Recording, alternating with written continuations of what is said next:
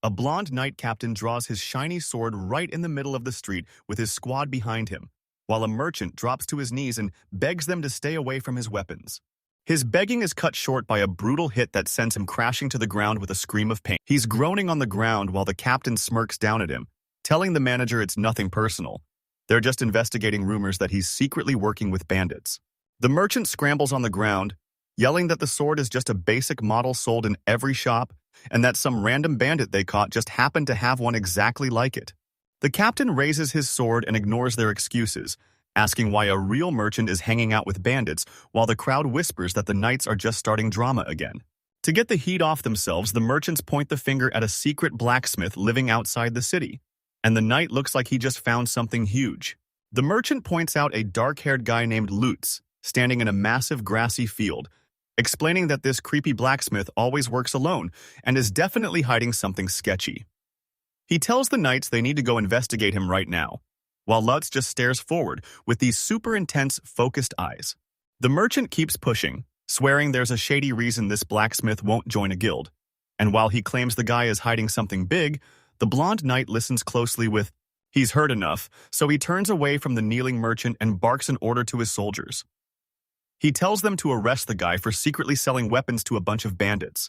The guards tie the merchant's hands and start grilling him about the illegal blacksmith, while a mean knight smirks and tightens the ropes, saying a guy like this will definitely sneak.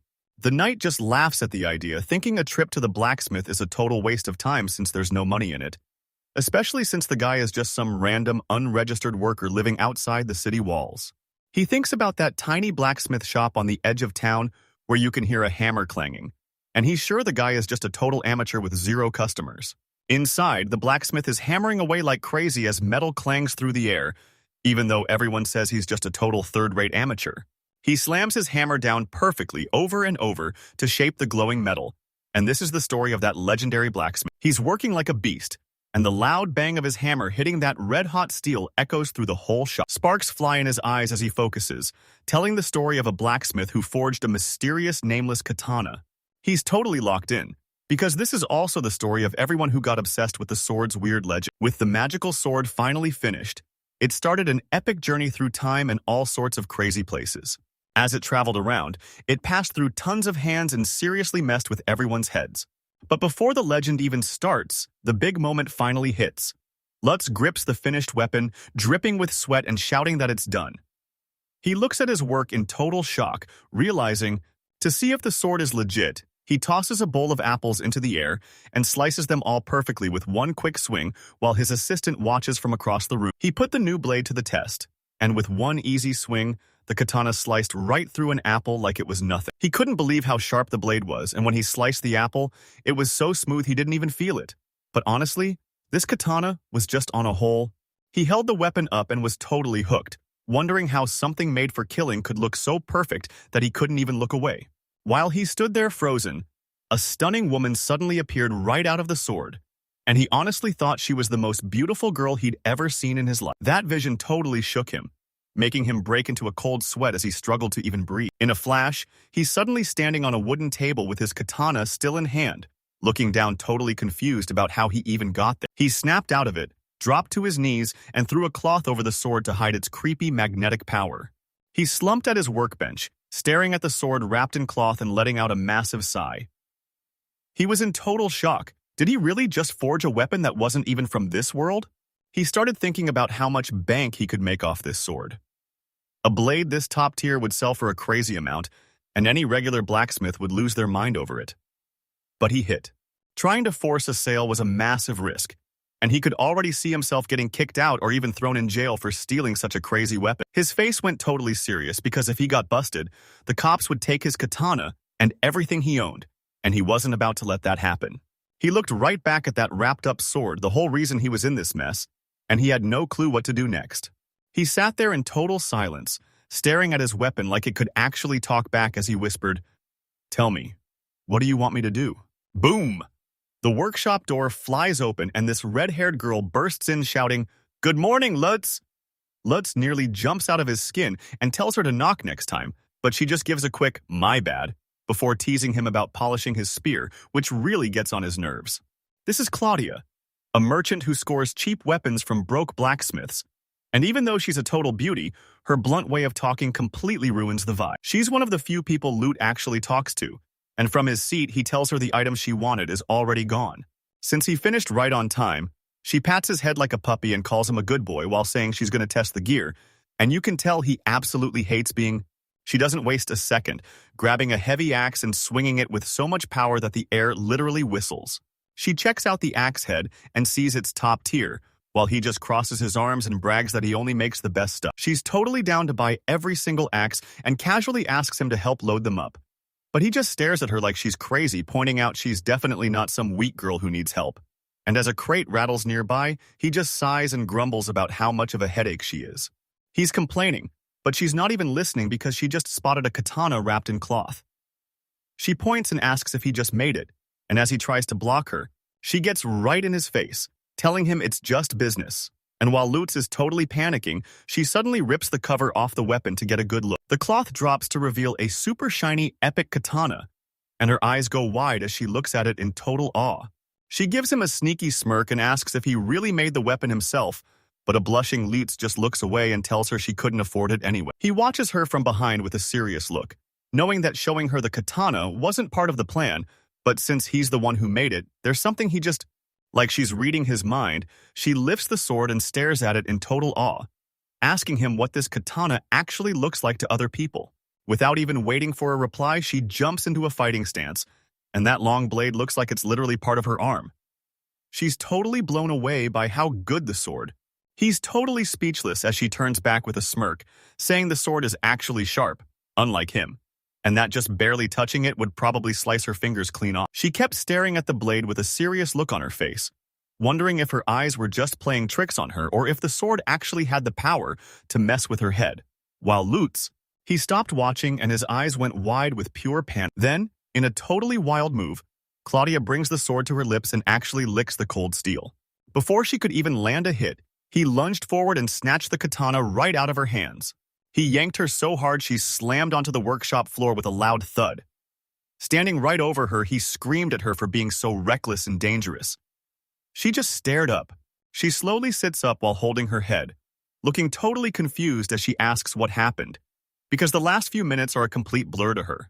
Lutz's face totally changed when he heard her confession, and he straight up told her she just tried to lick the blade. So when she looked completely lost, he knew his He walks with Claudia, totally stressed about the katana's dark secret, and when she asks what he'll do since he can't even sell it, he just stays quiet while that creepy skeleton ghost flashes in his mind, reminding him how the blade messes with your head. As they keep moving, she mentions that life is a total struggle for anyone who refuses to join the guild, but she figures he's got his reasons, while he just keeps pushing forward with that. She asks if he knows any buyers, but he shuts that down fast, saying almost nobody is rich enough to just drop cash on a sword this high tier. He sighs and gives in, telling her to just find a buyer, but then he nervously asks how much cash he'll get, making her smirk because she can read this broke blacksmith like an open. Her eyes sparkle as she asks for 50 gold coins, saying a real weapon fan might even pay 100, and the guy is totally blown away by that massive price tag. He slams the crate down with a massive thud, yelling that the price is totally insane. He realizes one sword costs as much as a whole house. So Claudia laughs at his shock and jokes that he should just give it to her in exchange for her body, but when he asks, Claudia thanks him for the help with the axis and waves goodbye, promising to return once she sells the katana, and telling him to just focus on his own business as her wagon rolls away. He steps back into his workshop, and the door slams shut, leaving him in total silence with nothing but the thought of those 100 gold coins on his mind. He realizes he and the sword are basically in the same boat, since he's a pro blacksmith who's totally broke, and the blade is a masterpiece that nobody will actually buy. He finally gives in and decides the katana will stay in the shop as its guardian, and he's totally cool if it never actually gets sold. A whole week passes while the sun just keeps roasting the town without a break. But as time went on, things didn't get any easier, and he was just getting more and more frustrated. He's wandering through town and, honestly, he can't get Claudia out of his head. She promised she'd be back in just a few days, but a whole week has gone by. His grumpy silence was cut short when his assistant walked in with a drink, casually greeting the sub-boss with a huge grin and telling him he looked like he was doing great. He just let out an annoyed grunt, and his face made it super obvious that he was feeling totally miserable. Lutz stomps over to the bar in a crowded tavern, complaining that he's literally dying of boredom, but the bartender just laughs and tells him his jokes are still trash. The bartender slams a heavy wooden mug of ale onto the counter, telling him he seriously needs a drink to stay hydrated. Lutz realizes he hasn't heard a peep from Claudia in a whole week, and starts wondering what she's been up to. But then the bartender leans in and asks if he's seriously. The bartender drops the news that Claudia's behind bars, making him spit his drink all over the place in total shock. He slams his hands on the counter and screams at the bartender, demanding to know if he's serious about Claudia being in jail. Cortanor calmly asks Let's if he's heard about the knights hunting down bandits lately, but Let's is totally confused about what that has to do with Claudia. An old merchant explains that after the bandits were tortured for info, they ratted out the local shopkeepers who were secretly funding them, leading to a massive raid where even Claudia ended up in handcuffs. Lutz is totally losing it, because he knows Claudia would never help bandits, so he calls the knights a bunch of lying thugs and demands to know why they're framing her. The tavern owner says he's heard the arrested merchants are finally getting out, but they've got to pay bail first. Their plan is super shady. These knights arrest innocent people on fake charges just to squeeze them for bail money, which is exactly the kind of low-life move you'd expect from these thugs. A terrifying thought hits him, so he asks what happens if Claudia can't pay and the tavern keeper gives it to him straight. She's going to be sold as a slave. Lutz gets this sick image in his head of Claudia in chains, being sold off to a brothel, and the thought of it is just straight up horrifying. He can't wrap his head around how someone could be this evil just for some cash, but as he slams his fist onto the counter, the bartender tells him it's all true. These guys are total scum with a never-ending list of crimes. Seeing Let's fuming, the tavern keeper leans in as it finally clicks and asks if he's actually planning to pay Claudia's bail. He stares back at the tavern keeper with a stressed-out look, asking if he seriously looks like a guy who's got that kind of cash. The tavern owner just cracks up and says no way, pointing out that Lutz is clearly broke and jobless since he's chilling at a bar this early in the morning. Cut to the prison, where Claudia is stuck in a nasty cell all alone, surrounded by cobwebs and a pathetic excuse for a meal. She's totally losing it over being stuck in this dump, wondering if being this pretty is actually a crime, and she's getting super frustrated because she can't even grab a drink with her hands tied so tight. She stops complaining the second loud footsteps echo down the stone hallway, and she looks up with a face full of pure panic. The cell door swings open and the blonde knight captain steps in with his squad, smirking as he tells her that since she can't pay the bail, they aren't keeping any freeloaders around. He gets right in her face and nastily tells her they're selling her off, saying she's lucky she's pretty, but they're going to test her out first. She tries to resist, but the knight captain grabs her face and whispers that he can have his fun without leaving a single mark, reminding her that nobody cares what a slave says. But even as he tells her to behave, she glares back and promises to kill him if he ever tries to bite her. Just as things are about to get crazy, a loud shout stops everyone in their tracks, and Lutz marches into the prison yard looking like he means business. Claudia screams his name through her tears, and the knight captain is totally fuming as he turns around to bark at his guards for letting someone interrupt them. He doesn't even blink as he stares them down, coolly telling them he's actually allowed to be there. He points right past the captain at Claudia on the ground and shouts to everyone that he's here to pay her bail. He quickly unwraps his bundle to reveal a legendary katana, leaving the guards, the captain, and even Claudia completely speechless. The captain goes from shocked to straight up laughing, mocking Lutz, because the bail is 20 gold coins and there's no way he has that kind of cash.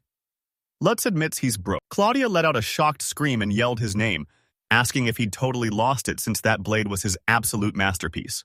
The knight captain just smirked and mocked Lutz, asking if he seriously thought that sword was worth a full 20 gold. He didn't hesitate for a second, and while Claudia begged him not to do anything crazy, Lutz pulled his katana out with a sharp metallic ring. He moved in a total blur and swung his sword. Everything froze and the whole courtyard went dead silent. The knight captain jumped back, totally spooked by the sudden move. He started stuttering, admitting he really thought Lutz was about to end them. But Lutz wasn't even aiming for a person. He just stood there, totally stunned, because the bottle didn't even move but the top half was sliced clean off. The captain couldn't stop talking about how crazy sharp that blade was. The knights are left totally speechless, and one guy even starts shaking as he admits the blacksmith was right. This sword is on a whole other level. The knight captain is sweating as he whispers to his squad, feeling a creepy power coming off the sword like it's been cursed. And his men totally agree since they're way too broke to ever afford a weapon that insane. He finally gives in and admits the sword is the real deal, so the captain accepts the trade and tells Lutz to hand it over right now. The knight clicks his tongue and reaches for the weapon, but the blacksmith yanks it back, demanding they let Claudia go first. the knight captain lets out a shout and shoves the tied-up woman right toward the blacksmith. She crashes into Lutz's arms as the knight captain reaches out with a smug grin, demanding the sword right now. But the blacksmith hesitates, looking totally heartbroken that he has to give his masterpiece to such a jerk. The captain grabs the blade, looking totally blown away by how perfect it feels, and with Claudia finally safe, he calls the debt settled. He points at the knights as they leave, giving them one last warning. It's not a sword, it's a katana, and they better get it right next time. He dragged himself through the market, totally wiped out from the crazy day, but then he realized that Claudia was still following him even after he just set her free. He stops dead in his tracks and turns around with sweat dripping down his face, asking why she's following him when his house is totally the other way. She flashed a huge, dramatic smile and threw her hands up, acting like it was no big deal that the knights had just snatched her carriage and every single thing she owned. She stopped hinting and straight up asked to move into his house, which totally broke Lutz's brain and left him standing there with the most hilarious, shocked face ever. She kept pushing, asking if he'd really leave a girl to sleep on the street, making him freak out and stutter that he didn't want that. But he wasn't sure if letting her stay at his place was a good move. She started teasing him, saying that if a hot girl lived with him, he wouldn't be able to polish his spear whenever he wanted, which totally caught him off guard and left him completely speechless. The fun vibes vanished instantly as Claudia got dead serious, demanding to know why he'd give up his precious katana just to save her. But Lutz just scratched his head and admitted he didn't even know the answer himself. He looks up at Claudia on the stairs and tries to explain himself, listing off how she's his boss, he had no other buyers for the katana, and he hated the knight's vibe. But when he offers to sum it all up, she shuts him down because he lost her a mountain of cash and she's not taking any excuses. Before he can even finish his sentence, Claudia suddenly dives off the stairs with her arms wide open, leaving him staring up in total shock as she plummets right toward him. She jumps right onto his back, making him stumble as he tries to stay upright. He yells at her for being so reckless since they almost fell down the stairs, but she doesn't even care, and she drops her voice to a whisper and shares her big theory. He only did it because he totally has a crush on her. He's completely losing it and can't even get a word out, while Claudia just giggles because she thinks his reaction is hilarious. He tries to pull himself together and wonders where their serious talk went, straight up telling her there's no way he likes her like that. He tries to argue, but she leans around from behind, cups his face, and shuts him up with a kiss. She pulls away, and they keep heading up the stone steps in total, awkward silence. The vibe between them is super intense right now, and they're both blushing hard while trying not to look at each other. Suddenly, she just turns around and heads down the stairs, leaving him standing there totally confused.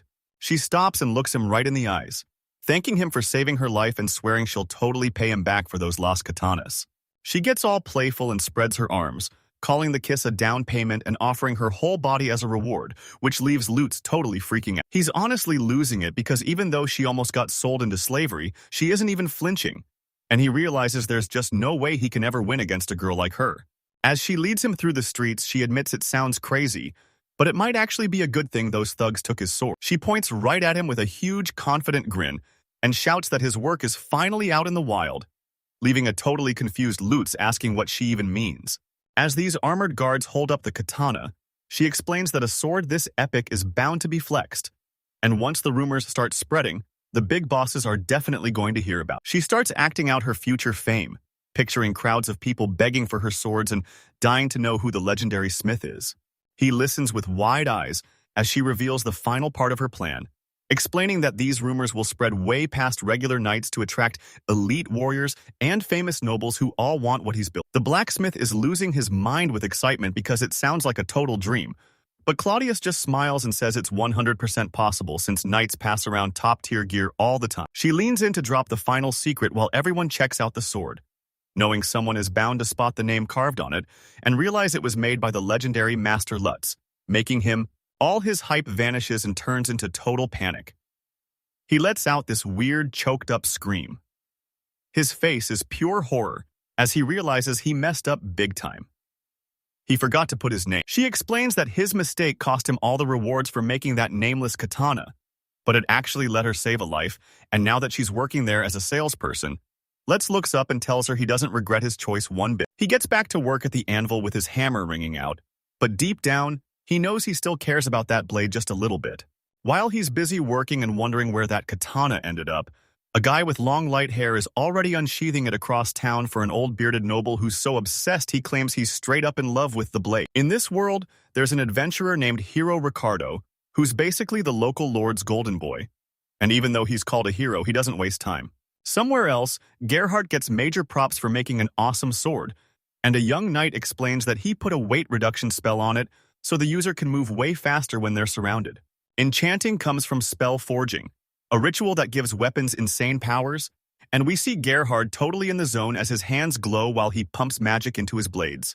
This elite knight named Josel starts flexing that his master, Gerhardt, is the Count's personal spell forger and one of the absolute best in the whole country. Josel shows off his skills as a glowing magic circle lights up the floor, finishing the ritual with a flashy flick of his hand while a totally wiped-out Gerhardt watches on, drenched in.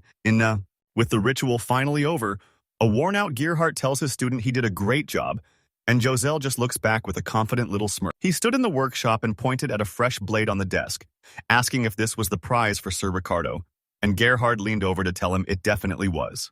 The young knight was totally hyped about the master's skills, so Gerhardt showed off his new sword to get his student's take, and Josel immediately knew it was another masterpiece with awe.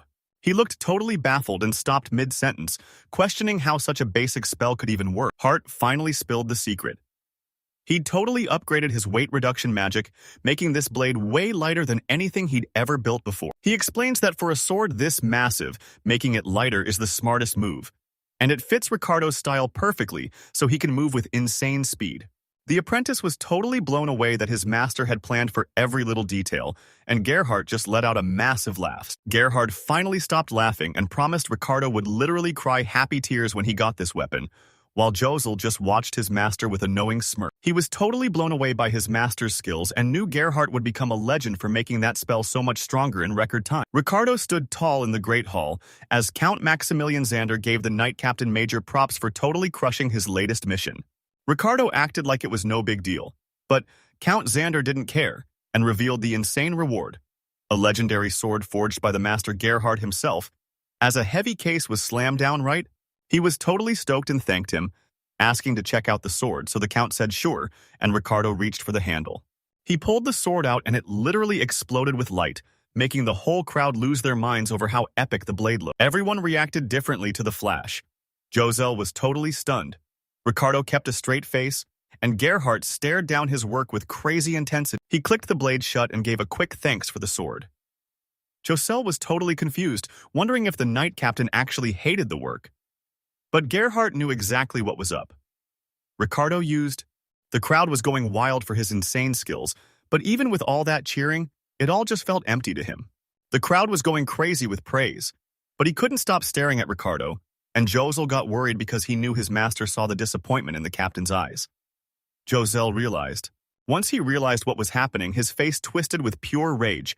He hated how immature he'd been, letting all that fame and praise turn him into a total jerk. But seeing the sword, he remembered the workshop where his magic was snapping swords like glass, and he could still hear Josel's panicked voice screaming that things were going south. The memories kept flashing back to all his failures, showing him one sword after another that just wasn't good enough. All those past mistakes are hitting him like a ton of bricks right now. He's grabbing his head and sweating bullets as he remembers the one rule he can't ignore. Your magic is only as much. Seeing his master totally stressed out, Josel stepped up and told him to stop being so hard on himself since those swords were actually fire, and any normal knight would love them, but Gerhardt just gave a super awkward laugh and he totally snaps and kicks a table of swords to the floor, screaming that a boring blade is garbage, and if you're okay with that, you'll never be anything special. Josel is sweating bullets while trying to talk some sense into him, stuttering that if you can always make high-quality gear, doesn't that make you a total pro? The master spellforger totally loses it and shuts that idea down, shouting that you're only a real pro if you make stuff that's never been seen before, but then he lets out a desperate roar, demanding a blade that'll finally spark his inspiration, because he's convinced that if he can just find the perfect sword, he'll be able to create his ultimate masterpiece.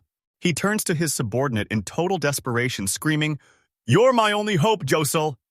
While the young knight just stands there frozen, feeling the massive weight of that request crashing down on him. He wanders the city streets with his master's voice stuck in his head, telling him he's their only hope, but he's totally clueless about what a legendary sword is or if it even exists. He stops doubting himself and locks in. He grits his teeth, totally convinced that it has to be real. A memory pops up. His master always uses swords from Mr. Borvis, the top blacksmith. He pushed through the crowded streets with his eyes on the prize, knowing that in a city this huge, a legendary master craftsman had to be hiding somewhere in the shadows.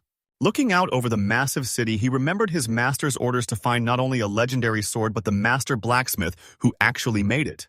He was totally locked in now, marching through the streets with heavy steps as he started his big search. He finally tracks down a weapons shop, but the owner is totally stunned because he can't imagine any sword being better than the ones Borvis makes. He stood his ground and kept pushing, but the shopkeeper just wasn't having. He got the same reaction at the next shop over, where a young blacksmith with a hammer said it was totally impossible, insisting there was just no way he could ever make a sword better than Borvis. The pressure was totally crushing him, and after getting rejected over and over, he started sweating as he realized his master's mission was basically impossible. Somewhere else, a guild worker was grinning in a room full of books, thinking that if a ton of pro blacksmiths showed up, the city's weapon business would absolutely explode. Josel searched everywhere but couldn't find a single craftsman, and as he looked up feeling totally crushed, the same thought kept hitting him. He was completely out of luck. He hit up every single blacksmith in town and searched like crazy, but he still came up empty-handed.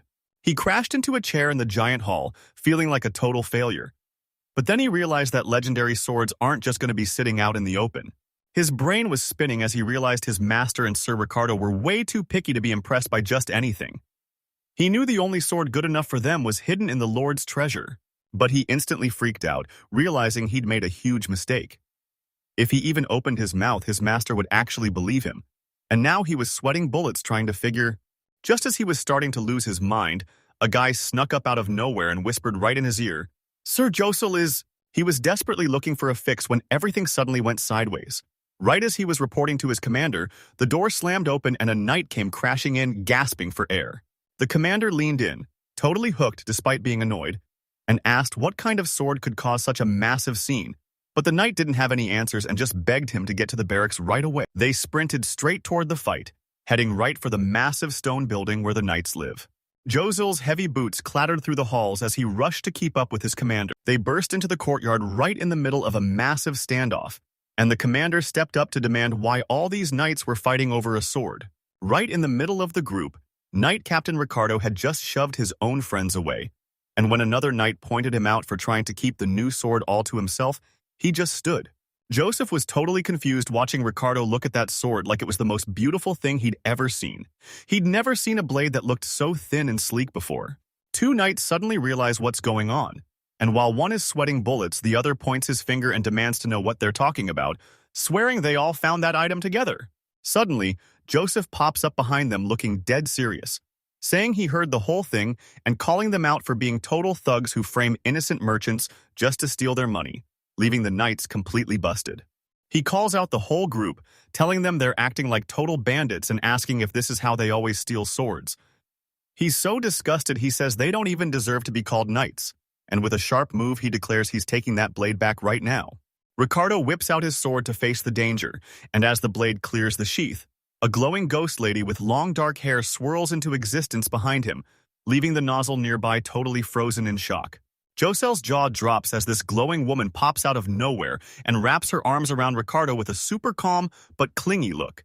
And while Ricardo holds his sword tight, Josel can only stutter because he's totally blown away by her sudden appearance. The other knights are screaming at Ricardo to snap out of it and calling him a total moron, but the captain just glares ahead and shouts that he's dead serious about not giving her up. The tension is crazy as Ricardo stands ready with a ghost lady's hand resting right over his on the sword, leaving Josel totally shocked and wondering if she appeared the exact second he pulled the blade out. He stood there frozen as the knight captain's eyes went totally wild, and all Ricardo could think was that there was no way he was ever giving up this sword. Seeing how obsessed he was gave Josel the major creeps. He looked at Ricardo and saw his eyes were totally blank and weird. Then, a super scary thought popped into his head. Was that? Before he could even wrap his head around it, things got way weirder when a ghost lady started swirling around Ricardo like smoke, and he just stood there with a creepy smile, asking if she'd stay with him forever. Instead of getting an answer, a lightning-fast strike smashed right into Ricardo's face, sending blood flying everywhere with a loud crack. That massive hit slammed him into the dirt and knocked him out cold, making the other knights watching from the sidelines freak out and scream when they saw all that blood. A bit later, Josel showed the nobleman Gerhardt the weapon he'd grabbed, and Gerhardt confirmed it was the exact katana they'd been talking about. Gerhardt grabbed the sheathed blade, his eyes lighting up as the metal let out a soft ring. He started geeking out over how this katana could actually make someone want to rub their face against it, and he thought the whole idea was totally wild. Joseph told his master he only brought the sword because it looked powerful, but now he's worried the whole thing is actually cursed. Gerhardt, this high and mighty noble, grabbed the katana and ignored Josel's warnings, bragging that the sword had zero magic and his special rings would protect his mind from anything anyway. He starts pulling his sword out, and the metal rings softly as the blade finally slides into view. His face lit up with pure respect because that weapon looked absolutely legendary. He took one look and immediately saw a problem. The blade was still covered in blood, and he could tell nobody was taking care of it. He ranted that total idiots shouldn't touch masterpieces, so Joseph apologized for not checking the blade after the fight, and a nearby craftsman explained that lazy cleaning makes swords rust instantly as he sat down to fix the mess. While the smith started working on the sword, Gerhardt stared at them like a total creep, his body suddenly shivering as his face twisted into a weird look that everyone definitely noticed. Josel watched from a few feet away as the craftsman got totally locked in, polishing the blade with super smooth moves that made it look way more intense than just a simple cleaning job. He knew that vibe coming off the maker. It was the same crazy obsession he'd seen in a guy who literally pressed his face against his own cold blades. His eyes popped out of his head as he wondered if this was another trick, because the guy wasn't even sharpening the sword. It looked like he was just gently petting. The image finally cleared up, and instead of a sword, the blacksmith was actually holding the ghost of a woman. A bit later, Josel walks up to Gerhard, who's holding the finished, super shiny katana, and asks if he's doing okay since he was acting way more hyped than usual. But Gerhard just brushes it off and says he honestly can't even remember what just happened. He held his sword up high as it flashed in the light, and with a super serious look, Gerhard announced that this feeling was love. His master just gave a cocky smirk while staring at his sword, telling Josel that even if he forgot the details, he'd learned something huge, which left Josel totally lost and stutter. He let out a dark laugh while gripping his sword tight. He knew he was finally about to finish his biggest masterpiece ever. He told the shocked Joseli exactly what was happening. This was a feeling. Gerhard's energy suddenly exploded back into him, and after thanking Josel for the sword, he shouted that it was finally time to start the ritual. Seeing his master power up like this, Josel felt a huge wave of relief because over in a stone workshop, the young blacksmith Lutz grips his brand new katana and stares into the shiny blade with total determination. In a workshop packed with gear, the old noble tells Josel to head home because he's forging the katana solo. And even though Josel begs to stay, the old man insists on. Joseph finally heads out, telling his master to watch his back while that sharp katana sits there glowing under the workshop lights. They leave the master blacksmith alone with the blade, and just as the noble warns that you never know what a scary weapon like this will do, the katana starts glowing with a wild magical aura because the awakened. The blacksmith leans over the blade as it explodes with crazy magic, and he's terrified that one wrong move will let the katana swallow him alive. Sweat pours down his face as he grits his teeth in total focus, wondering how long it's been since he had a challenge this exciting, before literally begging his sword to go easy on him. He grips the katana tight and decides that once this is over, he's going to give the blade the most perfect spell ever. He's barely keeping it together as he grips that glowing magic pen, ready to start a spell that's seriously dangerous. He holds up a tiny chisel and explains that even though it cuts iron, it won't hurt the blade. Instead, the symbols he's carving are going to give the sword a massive power-up. He grits his teeth and slams his hammer down, forcing the blade to take the hit as a blinding flash of light explodes through the whole workshop. Magic energy is spinning around him like a crazy storm, and he knows that if he loses focus for even a split second, he's going to pass out cold. He keeps at it, smashing the blade over and over with a steady, powerful beat. Sweat pours down his face as his mind starts to snap from the pressure, and he can't stop wondering what kind of person could have forged a blade this insane. He checks the base of the blade and realizes there's no signature, making him totally obsessed with why the blacksmith would want to stay a mystery. The air starts shattering like glass as he finally gets it, calling the sword spirit a total brat and explaining the runes are actually a gift, not an attack, before figuring out the perfect spell to make the blade look even more insane. I'll just say magic explodes. Asterisk. Final version. He finishes the ritual under the full moon, and a massive burst of magic hits the living sword, giving it a crazy new power. After that insane magic making, the city stayed super quiet for the next few days. Next, we catch up with the famous hero Ricardo, who just finished wrecking another monster and is heading to meet the Count with so much confidence that the whole staff is staring in awe. As he walks through the massive hall, the maids start gossiping about how he took down a wyvern without getting a single scratch, proving his skills are totally legendary. Everyone's hyped up talking about his big reward, wondering what kind of insane sword the Count is going to give him, while the Count himself waits with another one of Gerhardt's legendary blades ready to go. He turns to Ricardo and says that while he's always hyped for a new sword, the last one he got was honestly just mid and a total letdown.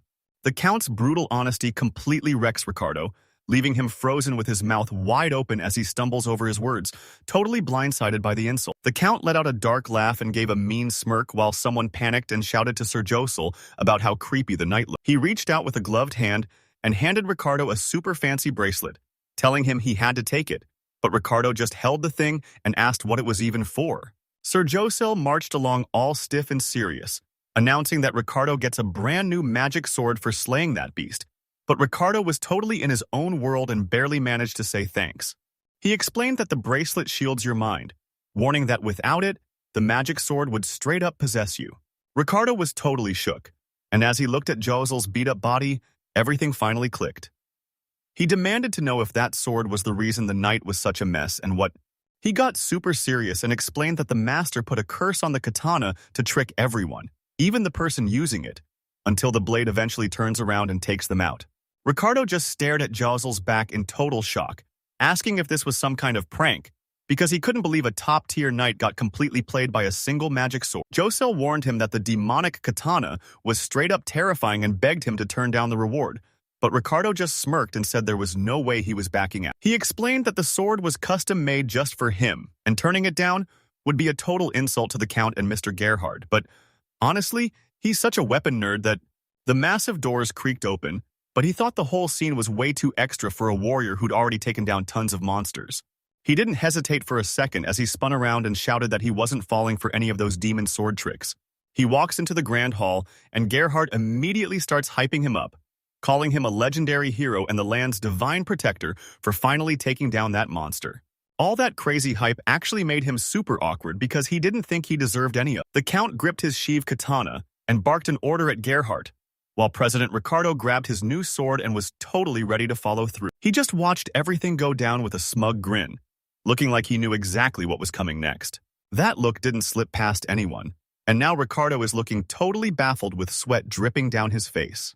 He felt like they were totally messing with him, so he kept glancing between Sir Josel and Mr. Gerhard, wondering what they actually saw in this sword that made it so special.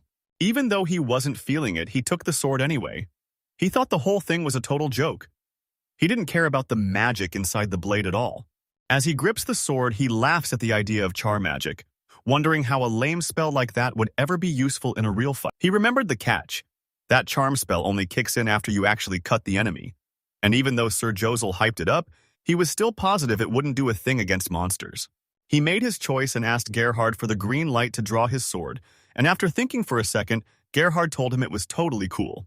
He starts pulling out the sword without expecting much, thinking it's probably just some mid-tier trash, but he tells himself to be a man and just be happy with the prize until, click, the second he pulled the sword out, a massive wave of energy blasted from the blade and totally caught him off guard.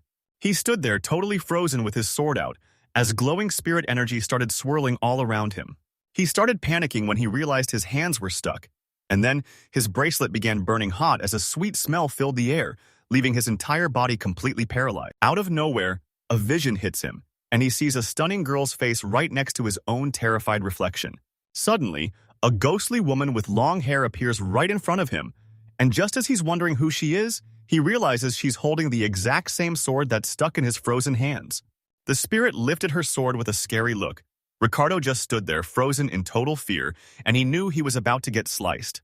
He braced for a hit, but the spirit's attack wasn't physical. Instead, he saw a quick vision of her ghost sword smashing into his and exploding into a spray of dark energy. The illusion shattered, and he let out a massive scream, his hands shaking as he snapped his sword back into its sheath, and the vision vanished just as fast as it started. His scream finally died out, leaving him gasping for air and soaked in sweat as the whole room went dead silent, with everyone staring while he shakily slid his sword back into its sheath. The Count cut right through the whispering crowd, his voice super calm but sharp as he asked Ricardo why he just screamed out of nowhere. He kept talking with a totally blank face, asking if the reward just wasn't good enough for Ricardo. The Count even offered to give him something else if he wasn't happy. But a panicked Ricardo quickly insisted he only shouted because the sword was just so insanely well made. He held up his hand like he was taking a serious oath, swearing with wide eyes that he'd never seen a sword that crazy in his entire life. He gripped the katana, and it felt totally weird in his hands, and even though it looked like a legendary blade, he had a massive pit in his stomach wondering what this thing actually was. You could see the panic all over his face as sweat poured down his forehead, and the Count's smug little smirk just made the whole night feel even more tense. Gerhard's cheerful voice totally broke the silence as he laughed about the reward being settled.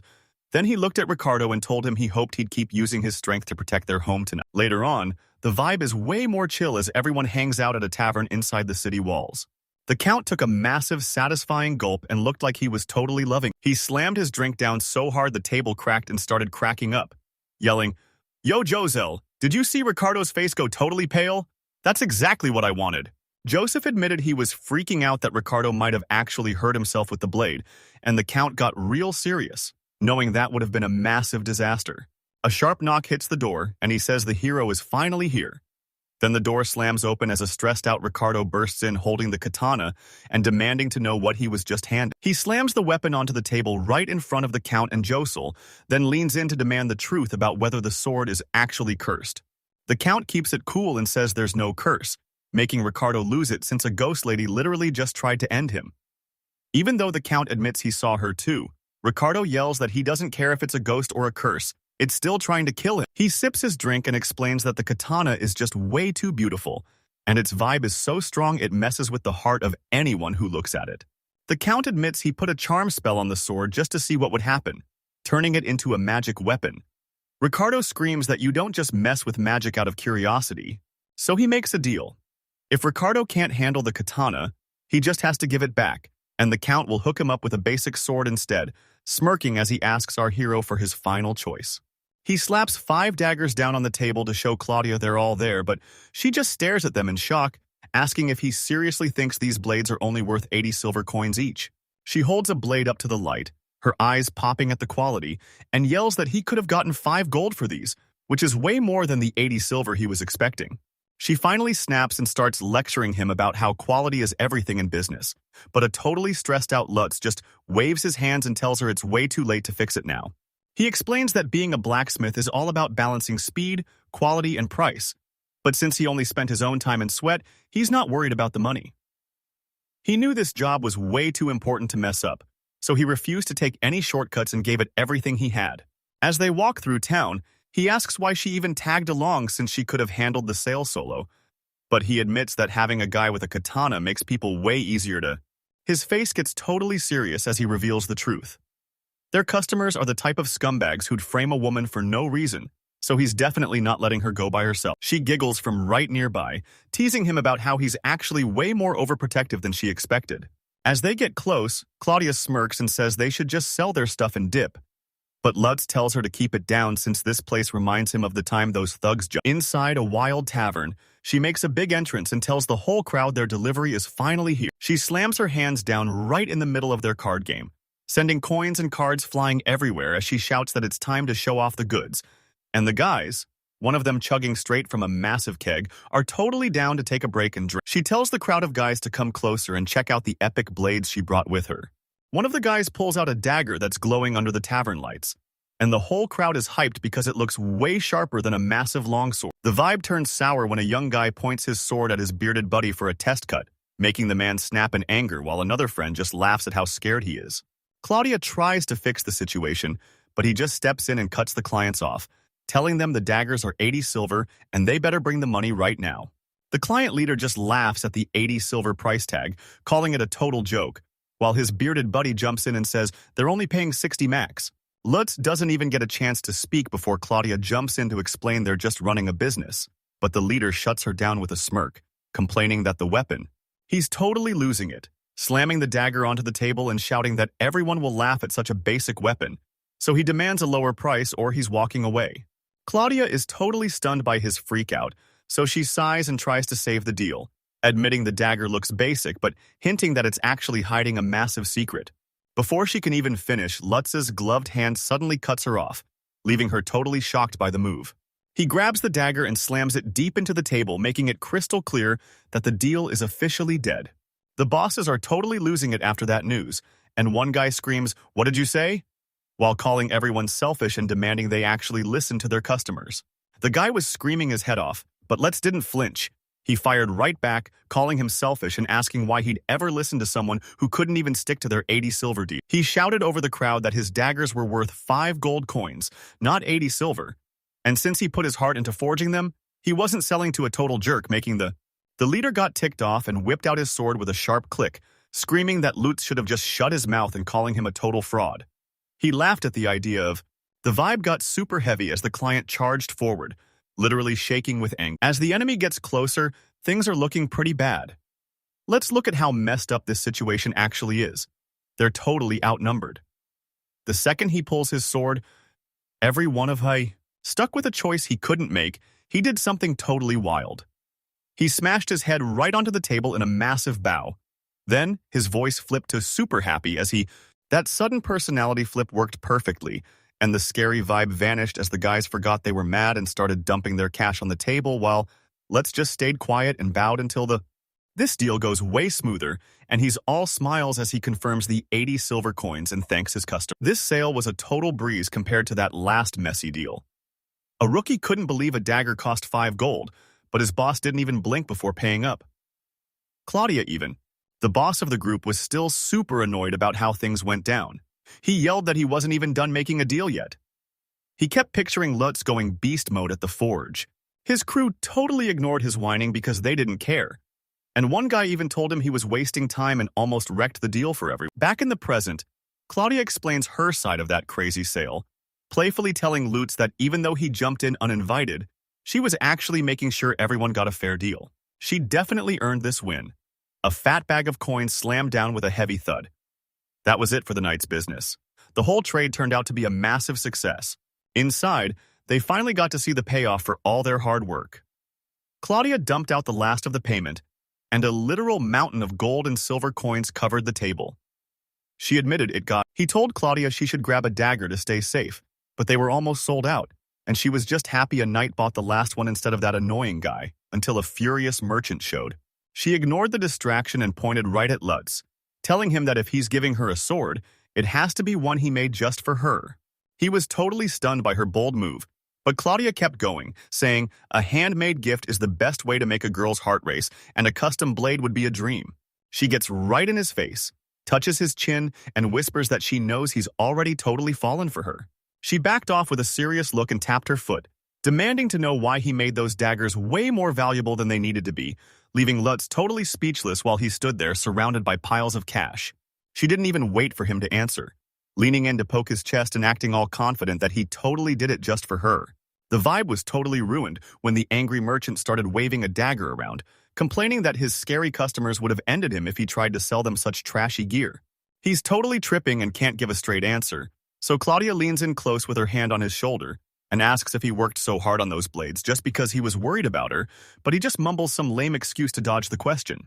Her voice drops as she looks at the stars, telling him he has no clue how totally powerless she felt trapped in that dungeon.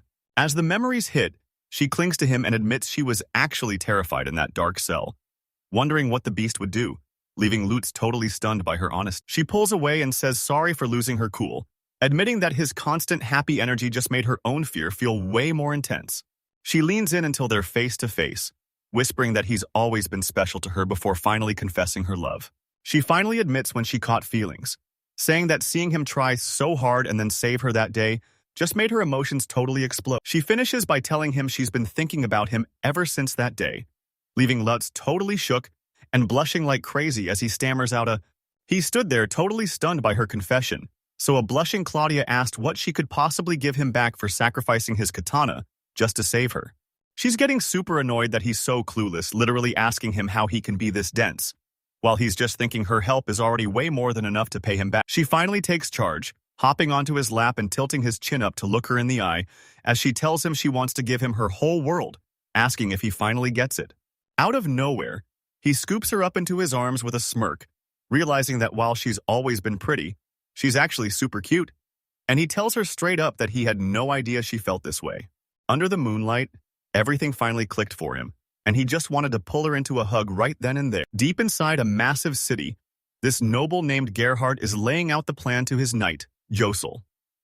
The Count's got a super sneaky look in his eyes as he starts talking, while Poser loses his cool and begs Josel to stop being so cold, since he can't even start his training without a katana. He's totally frustrated after searching the whole town and finding zero help, so he realizes his only shot is going back to the guy who gave him that creepy sword, Blacksmith Lutz. Josel's eyes pop wide open as it finally clicks, and he shouts that he knew the Count won, telling him to stop being so cheap. The Count finally admits he takes a good look at the blade and realizes it's definitely a katana. But it looks like a total toy compared to the other one, and the Count says he just bought it from some random peddler a long time ago. The noble explains that finding a katana in this land is basically impossible, and even a big shot like him can't get his hands on a top-tier blade, leaving Josel totally shocked as he asks if the Count is 100% sure he doesn't have one hidden in his collection. Josel stands there holding his basic blade in total silence, breaking into a sweat as he realizes this mission is actually impossible. He just stood there in total silence, trying to wrap his head around that heavy request, but the Count suddenly switched gears with a sneaky grin, saying he still needed to thank Josel for that sick. Out of nowhere, the Count shoves a heavy bag into his hands and demands he take 20 gold coins, making the knight stumble back in total shock. He totally flipped out and refused the cash, yelling that taking a whole year's salary would trash his honor as a knight. But the Count saw right through him and brought up his wife, who was... The noble then dropped a crazy deal. If Josel finds the guy who made the sword, he gets 10 extra gold coins. And if he actually becomes buddies with the smith, he'll... The Count kept the pressure on, asking Joseph what he'd do if his second kid was another boy, and promised that with all that cash, he could get the kid adopted by nobles or even... This deal was totally overwhelming. He was just a regular knight, but he couldn't deny the truth. He seriously needed that cash. He thought about his pregnant wife and his happy son. He was totally locked in now, heading straight back to the barracks where he first saw that blade to find some real answers. And as he turned to leave, the Count called out, telling Jossi. He walked through the city feeling the massive weight of his choice, praying that this risky deal would actually give his family a fighting chance. He thought about asking the guards at the barracks for help, but he quickly realized it was a total waste of time since those guys are basically brainless. Getting shut down only fired him up, and since he needed those answers for his family, he was totally ready to start throwing threats around, especially since these guards looked like they couldn't even remember what. He stepped inside and stopped dead in his tracks, his eyes going wide as he struggled to believe what he was actually looking at. One guy jumps in shock as someone barges in, but his long-haired friend just stays cool, holding up a shiny blade and asking if there's a problem with their daggers. Joseph wastes no time and lunges forward to grab the guy's arm, demanding to see the weapon while totally ignoring his excuses about it being legal. He grabbed the small blade and realized right away that this wasn't some cheap toy, but a legit, scary katana dagger made by a total pro. He looks closely at the dagger and man, this thing is a masterpiece. It's not as huge as a katana, but it's so stunning it could literally put a spell on time. He locks onto the guy and demands to know where they got that sword, making the dude freak out and stammer that they bought it from some lady just the other day. He keeps explaining that she actually asked for a weapon from the same guy who made the last katana, leaving Josuel so shocked he can only gasp out a stunned, "What?" He finally breathes a sigh of relief and explains that a woman showed up with a young guy to sell the gear, and since the quality was so top tier, they ordered 5 daggers right then and there. Josel is totally blown away when he hears the blacksmith is only in his 20s, and he can't help but blush as he imagines the girl standing right next to a young, dark-haired guy. He's absolutely losing it with joy because he finally found his target, and he can already see his family swimming in gold coins. He pumps his fists in victory, knowing his mission is almost over. He's totally losing it, grabbing the guy's shirt and demanding to know their names and where they live. But the dark-haired dude jumps in, claiming he knows nothing about the blacksmith, and he's totally cracking under the pressure of the interrogation, racking his brain for the name. He's positive it starts with Celine, but the rest is just a total blur, so he takes a wild shot and guesses Claire. The pressure was getting crazy, and his face scrunched up as he struggled to remember. He stuttered that he'd try his absolute hardest. Josel finally scored a lead and told his boss Gerhardt that the merchant girl's name is Clarissa, And even though he struck out searching every shop in town, he just laughed because Gerhardt wasn't feeling the hype at all. And when he asked if he was actually sure about her name, Josel's confident look totally crumbled. He explained that Clarissa is a super rare name in their land. And besides, you can't trust info forced out of terrified guys with bad memories, which totally crushed Josel's mood and left him in a sad silence.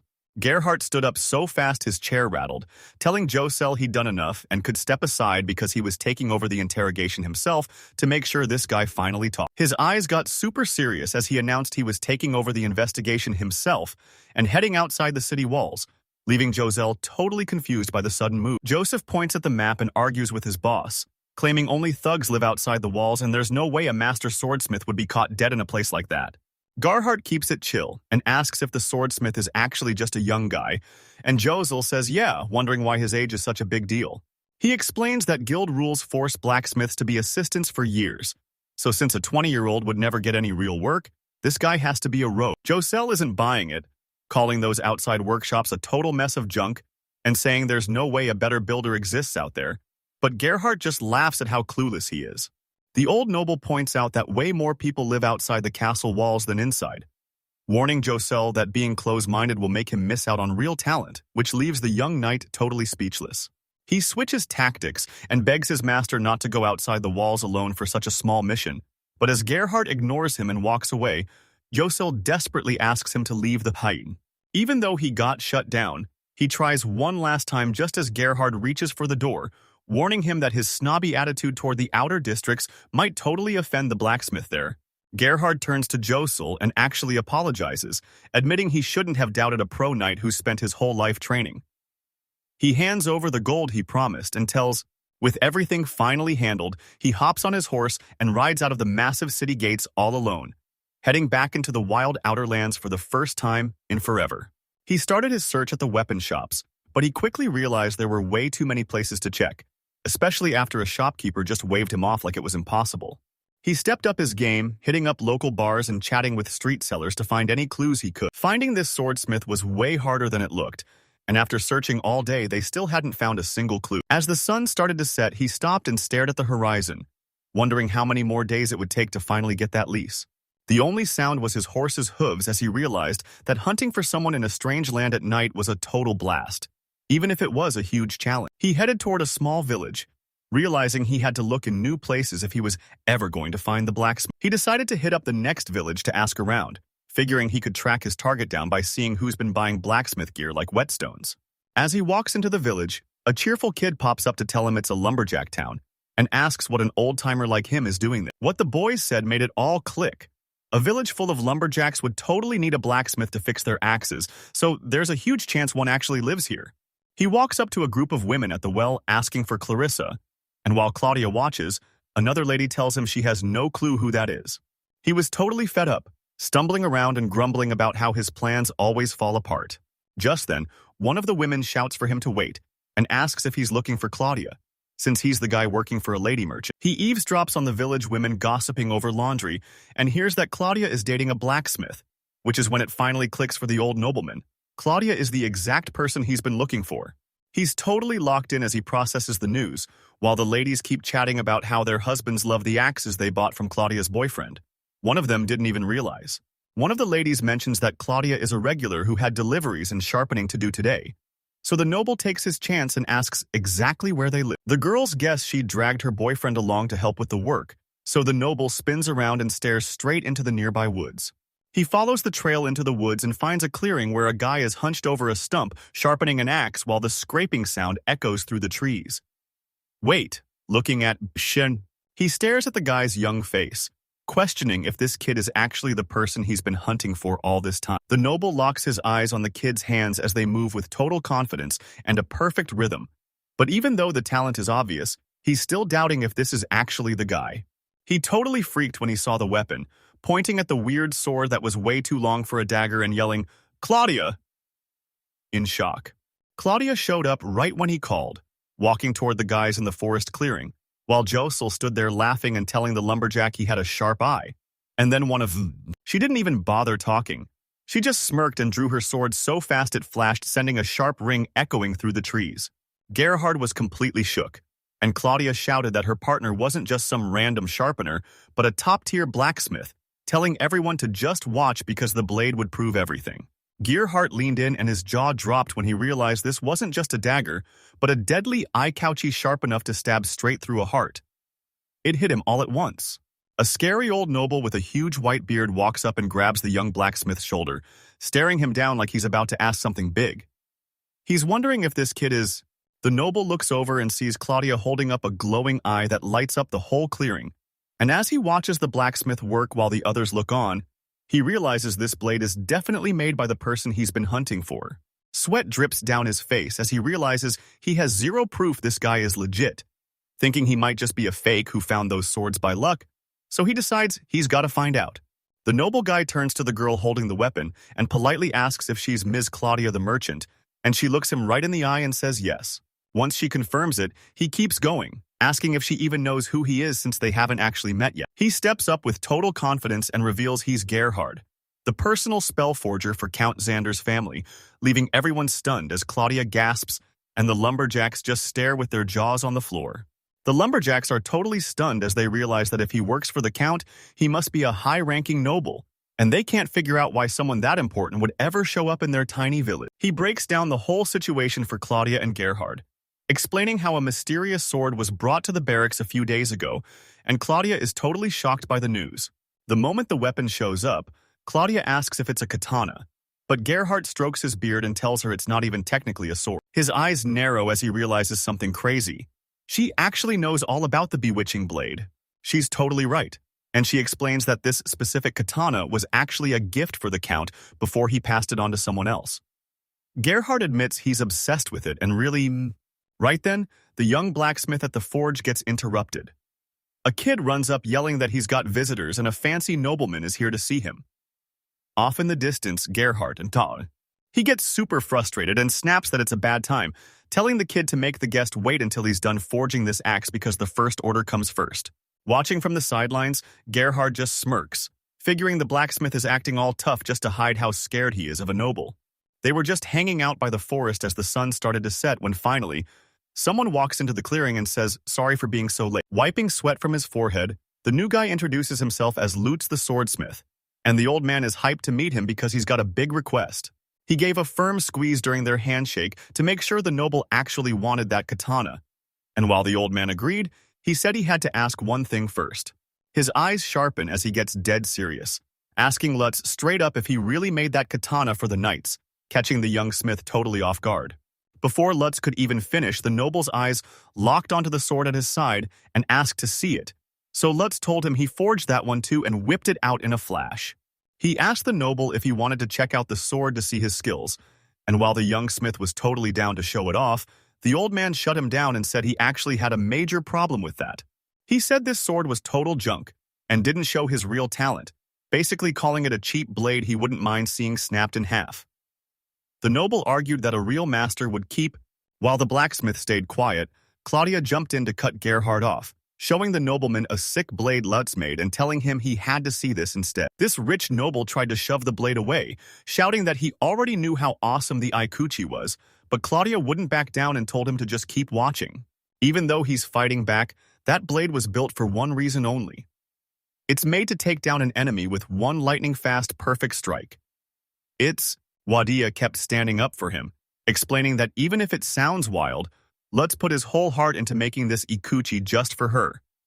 She looked at the blacksmith for backup while gaze.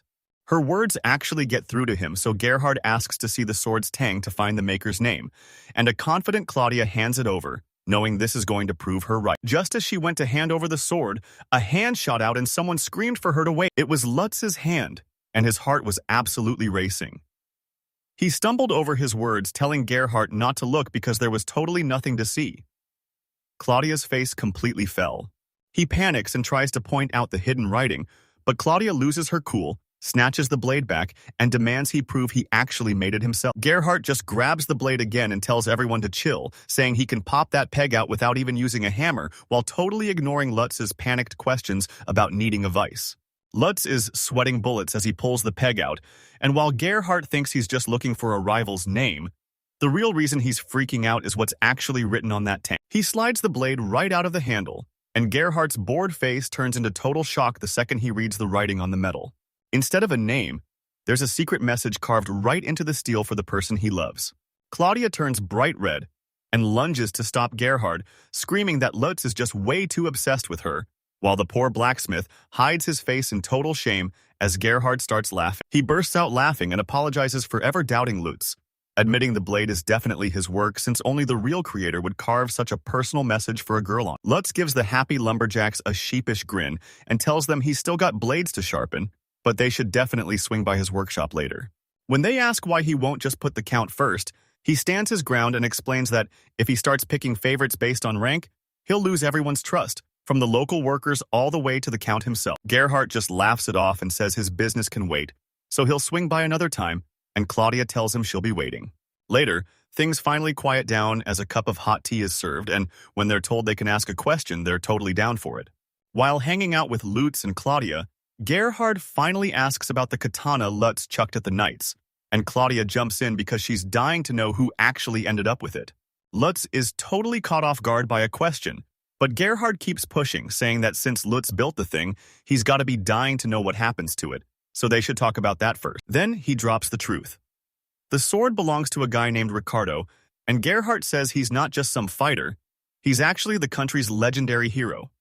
Leaving. He totally agrees, saying he's hyped to see such a beast using his work, while Gerhard takes a sip and adds that it would have been a total waste if some weakling was holding a masterpiece like this.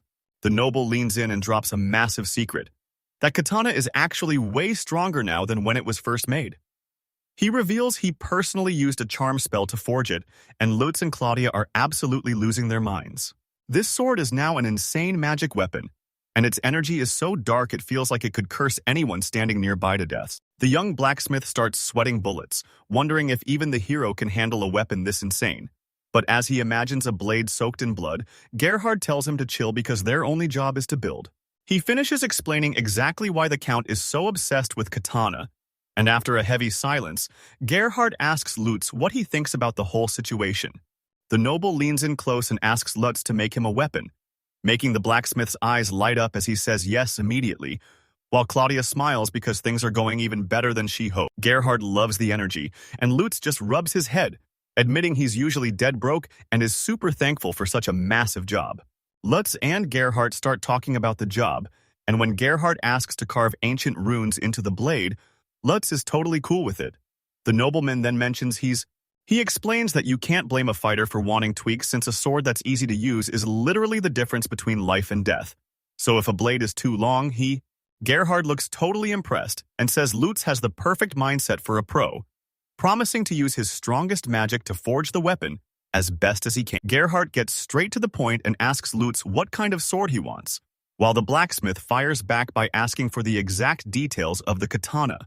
The Count's assistant spills the truth that his boss is actually trash at sword fighting and will never actually use one. So after seeing the guy struggle to even lift a blade, Lutz realizes he needs to make a weapon that's super light but still looks totally badass. He snaps back to reality the second Claudia starts yelling his name. She explains that sword-obsessed nobles like the Count always hang out together, so if he shows off a katana that's just for show, he's going to look like a total loser in front of all his friends. Tendon backs him up, saying it doesn't matter if the Count actually swings the sword or not, it still has to be totally functional. After hearing the plan, Lutz locks in and clenches his fist, totally focused on making a katana that's super light, looks sick, and is actually useful in a fight. The attendant leans in to ask if he can actually do it, but he just starts muttering and waving his hands while Claudia watches him, looking totally worried. He slams his fist down with a massive bang, totally startling the attendant who thinks the blacksmith is just zoned out in his own little world. The attendant is totally stunned by Lutz's sudden burst of energy as he shouts that he'll get it done in just 2 weeks, promising to find a way to make it work no matter what. Once the deal is locked in, the guy hops on his horse and says he'll be back in 2 weeks to see how that sword turned out. As they head out, the attendant turns his focus to Claudia, mentioning he spotted the sword calluses on her hand and asking if she's actually a pro with a blade or a cell. He doesn't even wait for an answer, just brushing Lutz off like it's old news while Lutz stays dead silent with a totally blank look on his face. The attendant finally heads out, wishing Lutz luck with the katana, but warning him not to make another creepy, cursed sword. And Lutz just laughs it off, saying he couldn't pull that off again even if he tried. Later on, All that confidence he had is totally gone. And when Claudia walks up, she can tell he's super stressed. She asks him what's wrong since he was just sitting there looking totally crushed by the new job. But Claudia couldn't believe he wasn't hyped since this was basically the perfect gift. He squeezed his fist tight, finally admitting he was actually pretty scared because his customer was a huge noble and this one sword could change his whole life forever.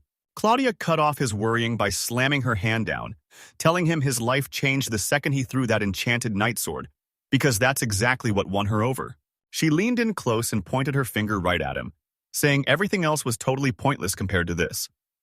She told him to stop whining and get to work, asking if he really doubted how.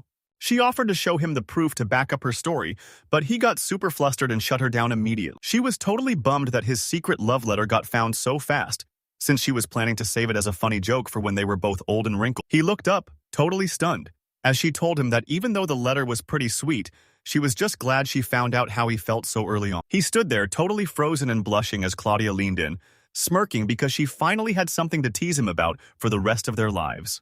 She heads out the creaky door, reminding him he's stuck there for a bit while she goes to bed, and he just scratches his head all embarrassed and tells her to go get some sleep. He yelled at her to go to sleep, but she peeked back through the door with a wink, teasing that she'd come help him if his head felt like it was going to explode. Finally, alone in the silence, he let out a massive sigh. He slumped into his chair as the truth finally clicked.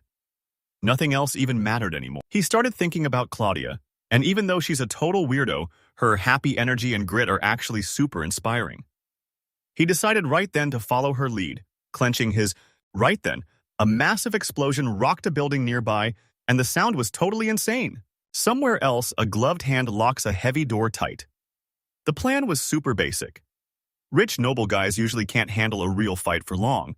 All the target had to do was, Lutz is totally locked in at his forge, knowing this katana has to be both a deadly weapon and a masterpiece, so he pours every bit of his strength into the glowing metal as it finally starts to take shape. He slams his hammer down on the glowing steel over and over, sending sparks flying as he perfectly shapes the blade with every single hit.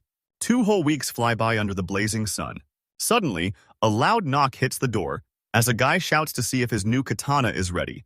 So Lutz greets Mr. Gerhardt and leads him outside to give the blade a proper test swing. The door bursts open and Gerhardt steps out holding the finished katana, his eyes popping as he shouts about how gorgeous the blade is while Lutz, Claudia, and the lumberjack kid watch his every move. He's totally hooked on the weapon and asks Lutz if he can give it a test swing, and the blacksmith is like, yeah, go for it.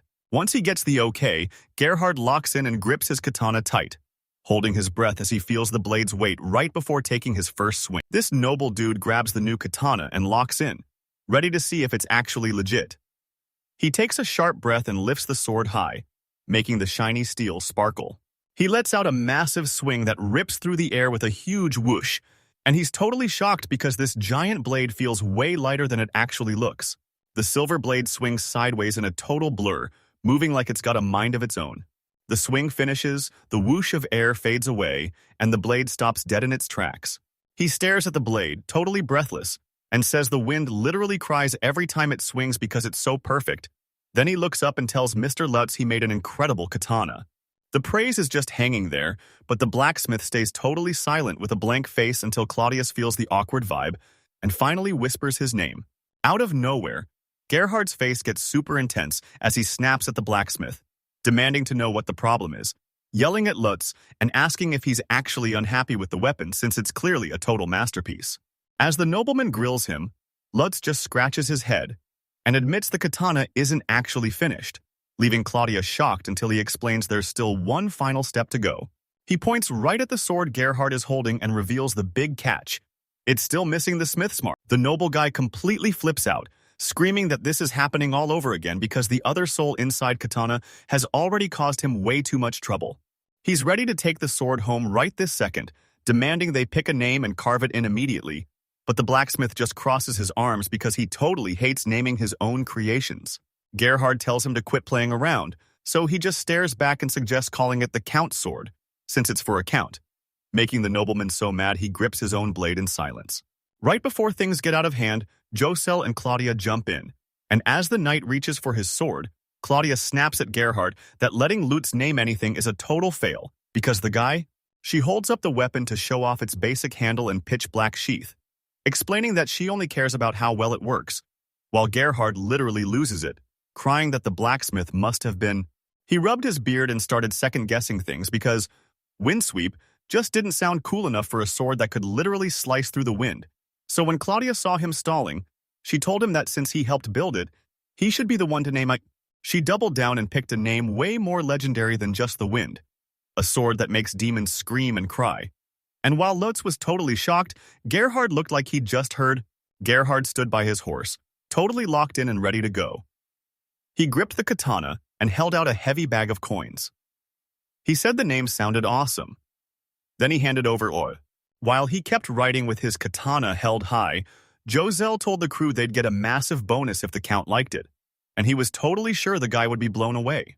Back at the shop, Lutz was totally stunned by everything that happened, while Claudium admitted the whole job felt like a dream since she never expected him to be making a weapon for the Count. She didn't waste a second before grabbing the bag off the counter, guessing it had at least 100 silver coins inside, and while she was begging him to check the pay, Lutz just wanted to soak in the wind for a little longer. She ignores him and rips the pouch open, but when everything spills onto the counter with a loud crash, she lets out a huge gasp.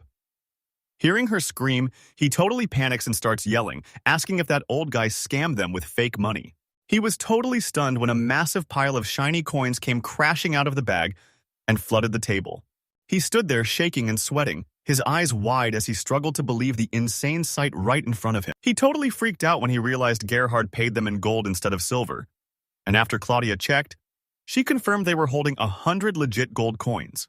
That number took him right back to the Count, calling this blade a masterpiece everyone would kill for. And he finally realized that the 100 gold price tag wasn't a joke at all.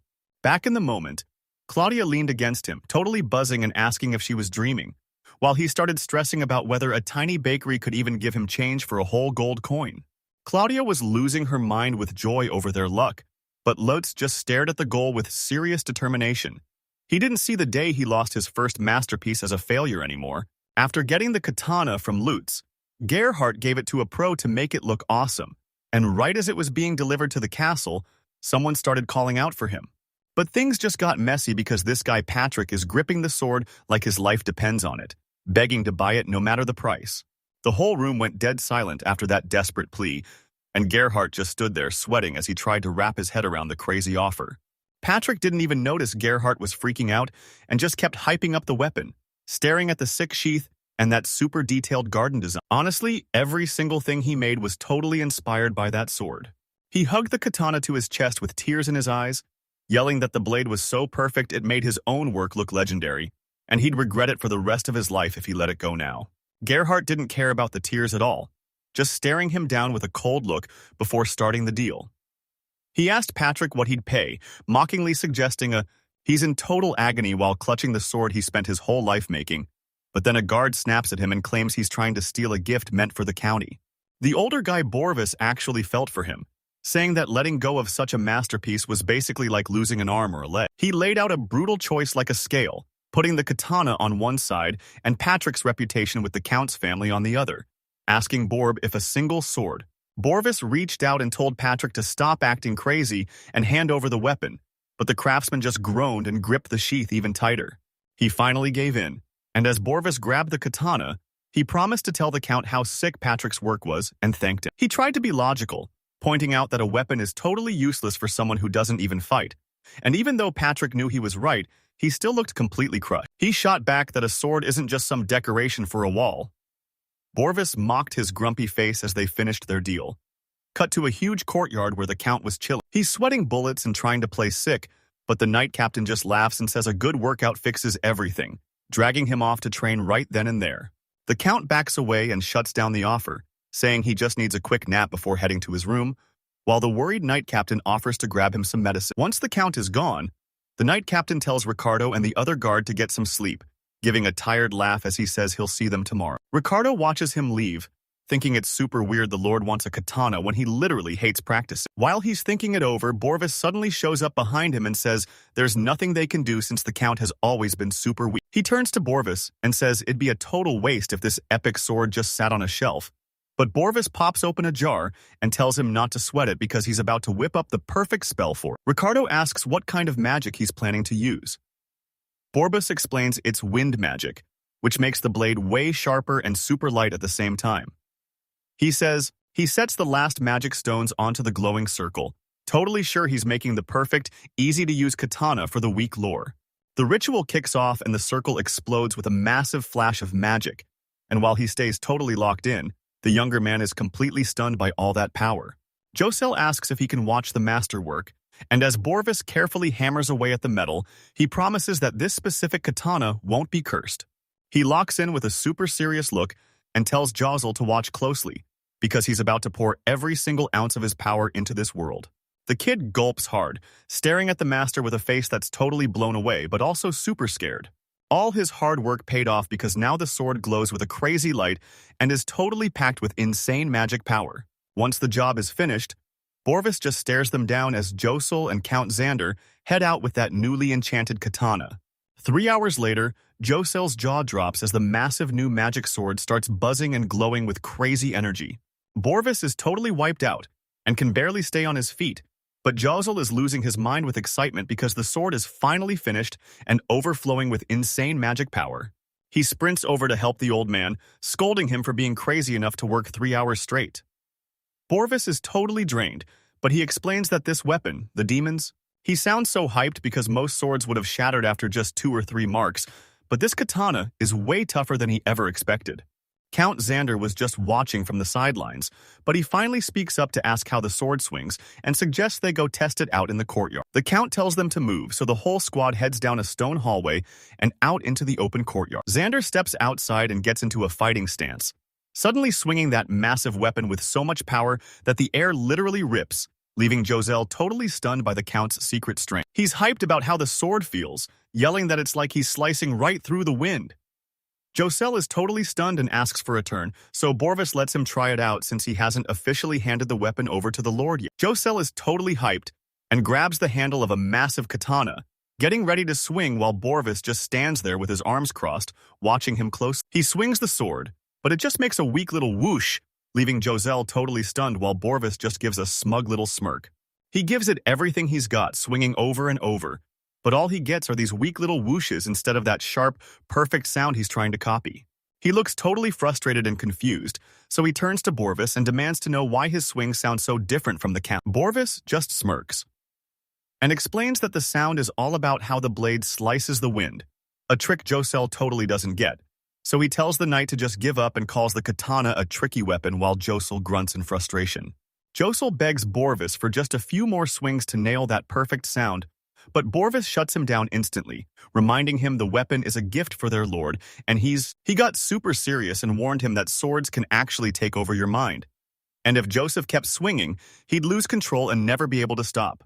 Borvis asks if he's really going to ditch his family and run with the sword, but Josel grips it tight and shouts that he lives for his lord, making Borvis just scoff and tell him to hand it over. He grabbed the katana and saw the knight looking totally crushed, asking what was wrong since Josel looked just like Patrick did when he had to give a weapon back, while Borvis chimed. Josel stayed quiet, so Borvis told him to quit pouting since Mr. Lutz would totally love the price. And then he dropped a huge idea. They should just forge their very own katana. The knight got super hyped and begged Borvis to enchant his new sword, but Borvis just shut him down instantly. Right then, Count Xander walked up after hearing the whole thing, and Borvis flashed a smirk and stared into the night, telling Josel he'd have to do it all on his own once he finished his training and became a pro spellforger. Joso's face turned dead serious, as he declared that since he's Borvis's student, he should at least be able to spellforge his own blades. Standing right there under the bright sun, he swore he was going to give this mission everything he had. Across the city, Count Xander stands in front of some massive doors and unrolls a scroll, his eyes popping as he reads the crazy news inside. The door swings open and Borvis steps out with a massive grin, showing off an epic longsword while Josel watches closely from right behind him. The Count grabbed the weapon with a massive grin, totally obsessed with how cool it looked, as he and his crew were led deeper into the room.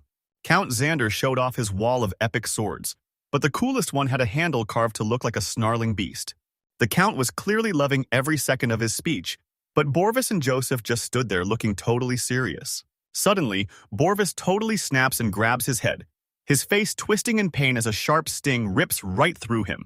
A bit later, he's slumped over in his workshop with blades scattered all over the floor, just staring into space because he's totally lost his spark and feels like he just can't do it anymore. He's finally finished his deal with the Count and thinks he can finally focus on his spell forging. But a huge problem just popped up. After making such an insane blade, regular swords just... Gerhardt slams his fork down in a total huff, feeling like a loser because even though he roasted Patrick and Josel for liking that demon whale, he's the one who's still... Count Xander cuts into Gerhardt's thoughts to try and cheer him up, telling him the Lord loved the weapon and it's time to move on. But Gerhardt just scratches his head looking super annoyed. The scene jumps to a fancy party where a noble spots Count Xander's epic sword. And Xander starts flexing, bragging that it's called the Demon's Whale and showing off its insane craftsmanship. Superman asks if he's ever been in a real fight, and a super flustered Xander shuts it down, explaining that fancy nobles like him don't usually do that kind of thing. He says a blade this gorgeous is really just meant to be shown off on a wall. The katana is sitting on a super fancy stand. All those crazy little details are right there on full display. He suddenly looks super guilty as he turns to Gerhard with the sword, admitting he totally ignored it for way too long and now the rust won't come off, so he quietly asks for forgiveness. Erhardt's face twists in pure rage as he screams that the Count is a total idiot, and there's no way he's getting forgiven for such a massive screw-up. He's pacing around like crazy, realizing that being stuck in his room is just making his dark thoughts spiral out of control. He storms down the stone hallway, looking for fresh air and a new mission to finally drown out that demon's scream and stop obsessing over the past. He locks in and stops looking back, focusing all his energy on planning the next epic blade he's gonna forge. As he walks, he starts designing a new weapon in his head, realizing he's not a kid anymore and needs something slim that's way easier to swing. He keeps tweaking the design, picturing a sword that's both sleek and totally deadly. A katana that looks terrifying even while it's still tucked away in its sheath. He stops dead in his tracks as it finally hits him. The perfect sword he's picturing is exactly like the demon's style. He just stands there feeling totally defeated, realizing that after trying so hard to move on, he's ended up right back where all his trouble began. Deep inside a stone fortress, Gerhardt jumps when a sharp slicing sound suddenly rings through the halls. The sound rings out again as a guy in a cloak heads down the hallway, and it's definitely coming from behind that massive door leading outside. He wonders what that weird sound is for a second, then realizes it's coming right from the courtyard. That whistling sound is a razor-sharp blade slicing perfectly through the air. Out in the courtyard, Count Xander is swinging a new katana so fast it's basically a blur, while Gerhardt and Josel watch their lord in total awe as the rest of the staff whispers. He puts the sword down and thanks Gerhardt, telling him he made an incredible katana, and Gerhardt just rubs his chin, saying he's honored to hear it. The Count can't stop staring at the sword with sweat dripping down his face, admitting it's a total masterpiece and wondering if he can just keep it as a trophy without ever actually using it. Gerhardt, the Count's right-hand man, asks his master for his take since he's a swordsman too, and he totally agrees that a katana isn't just some...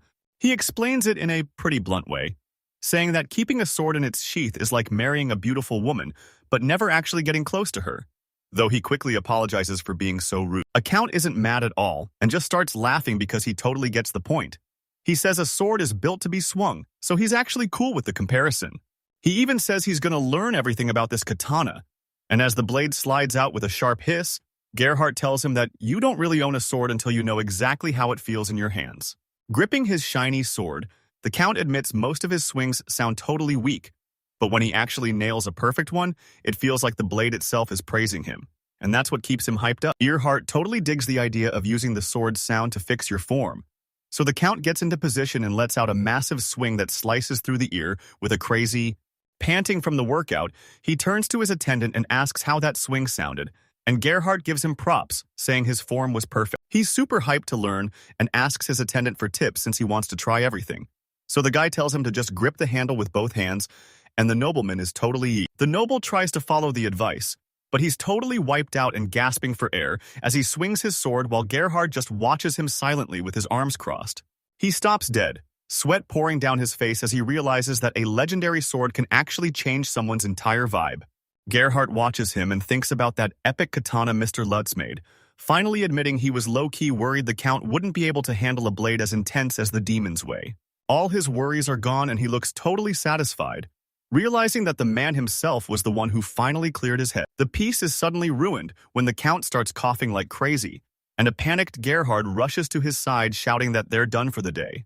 But the Count isn't backing down, brushing off the worry and pushing forward with a raspy voice because he needs that demon's wail to know exactly who he is.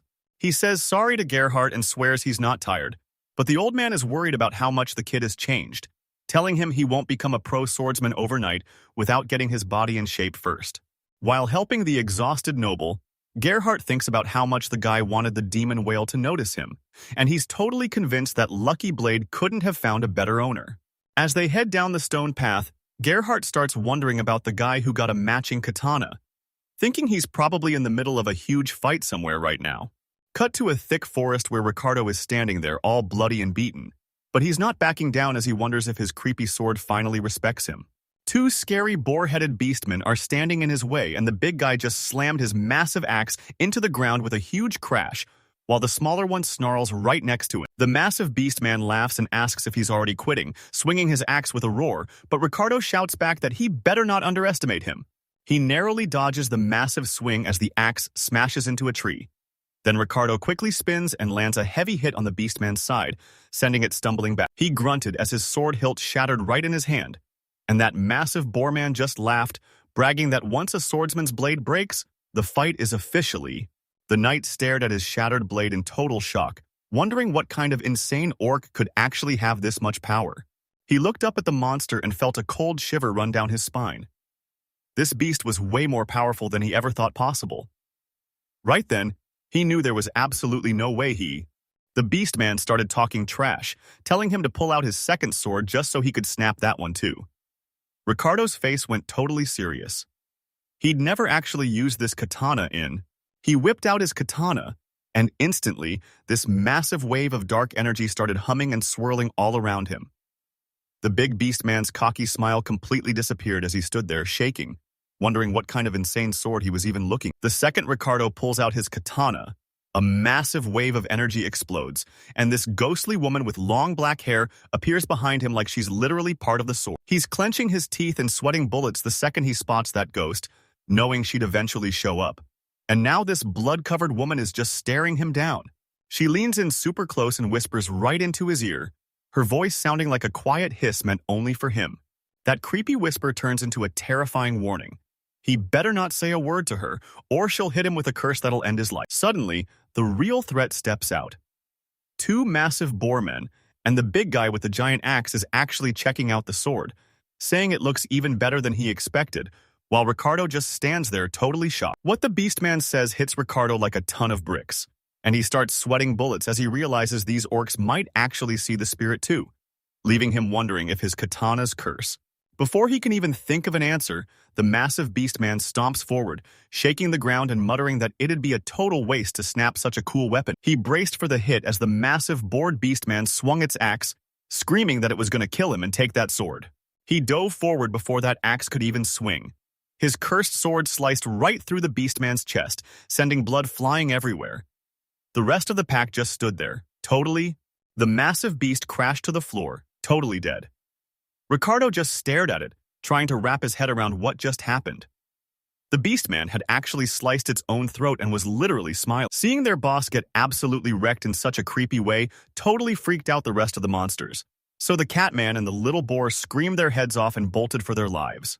They all scrambled into the trees, leaving the little boar man totally confused and wondering if the sword actually made his boss go insane, while Ricardo just stood there watching as the scary truth finally hit him. He looks from the dead body to the sword in his hand, gasping for air and totally freaked out.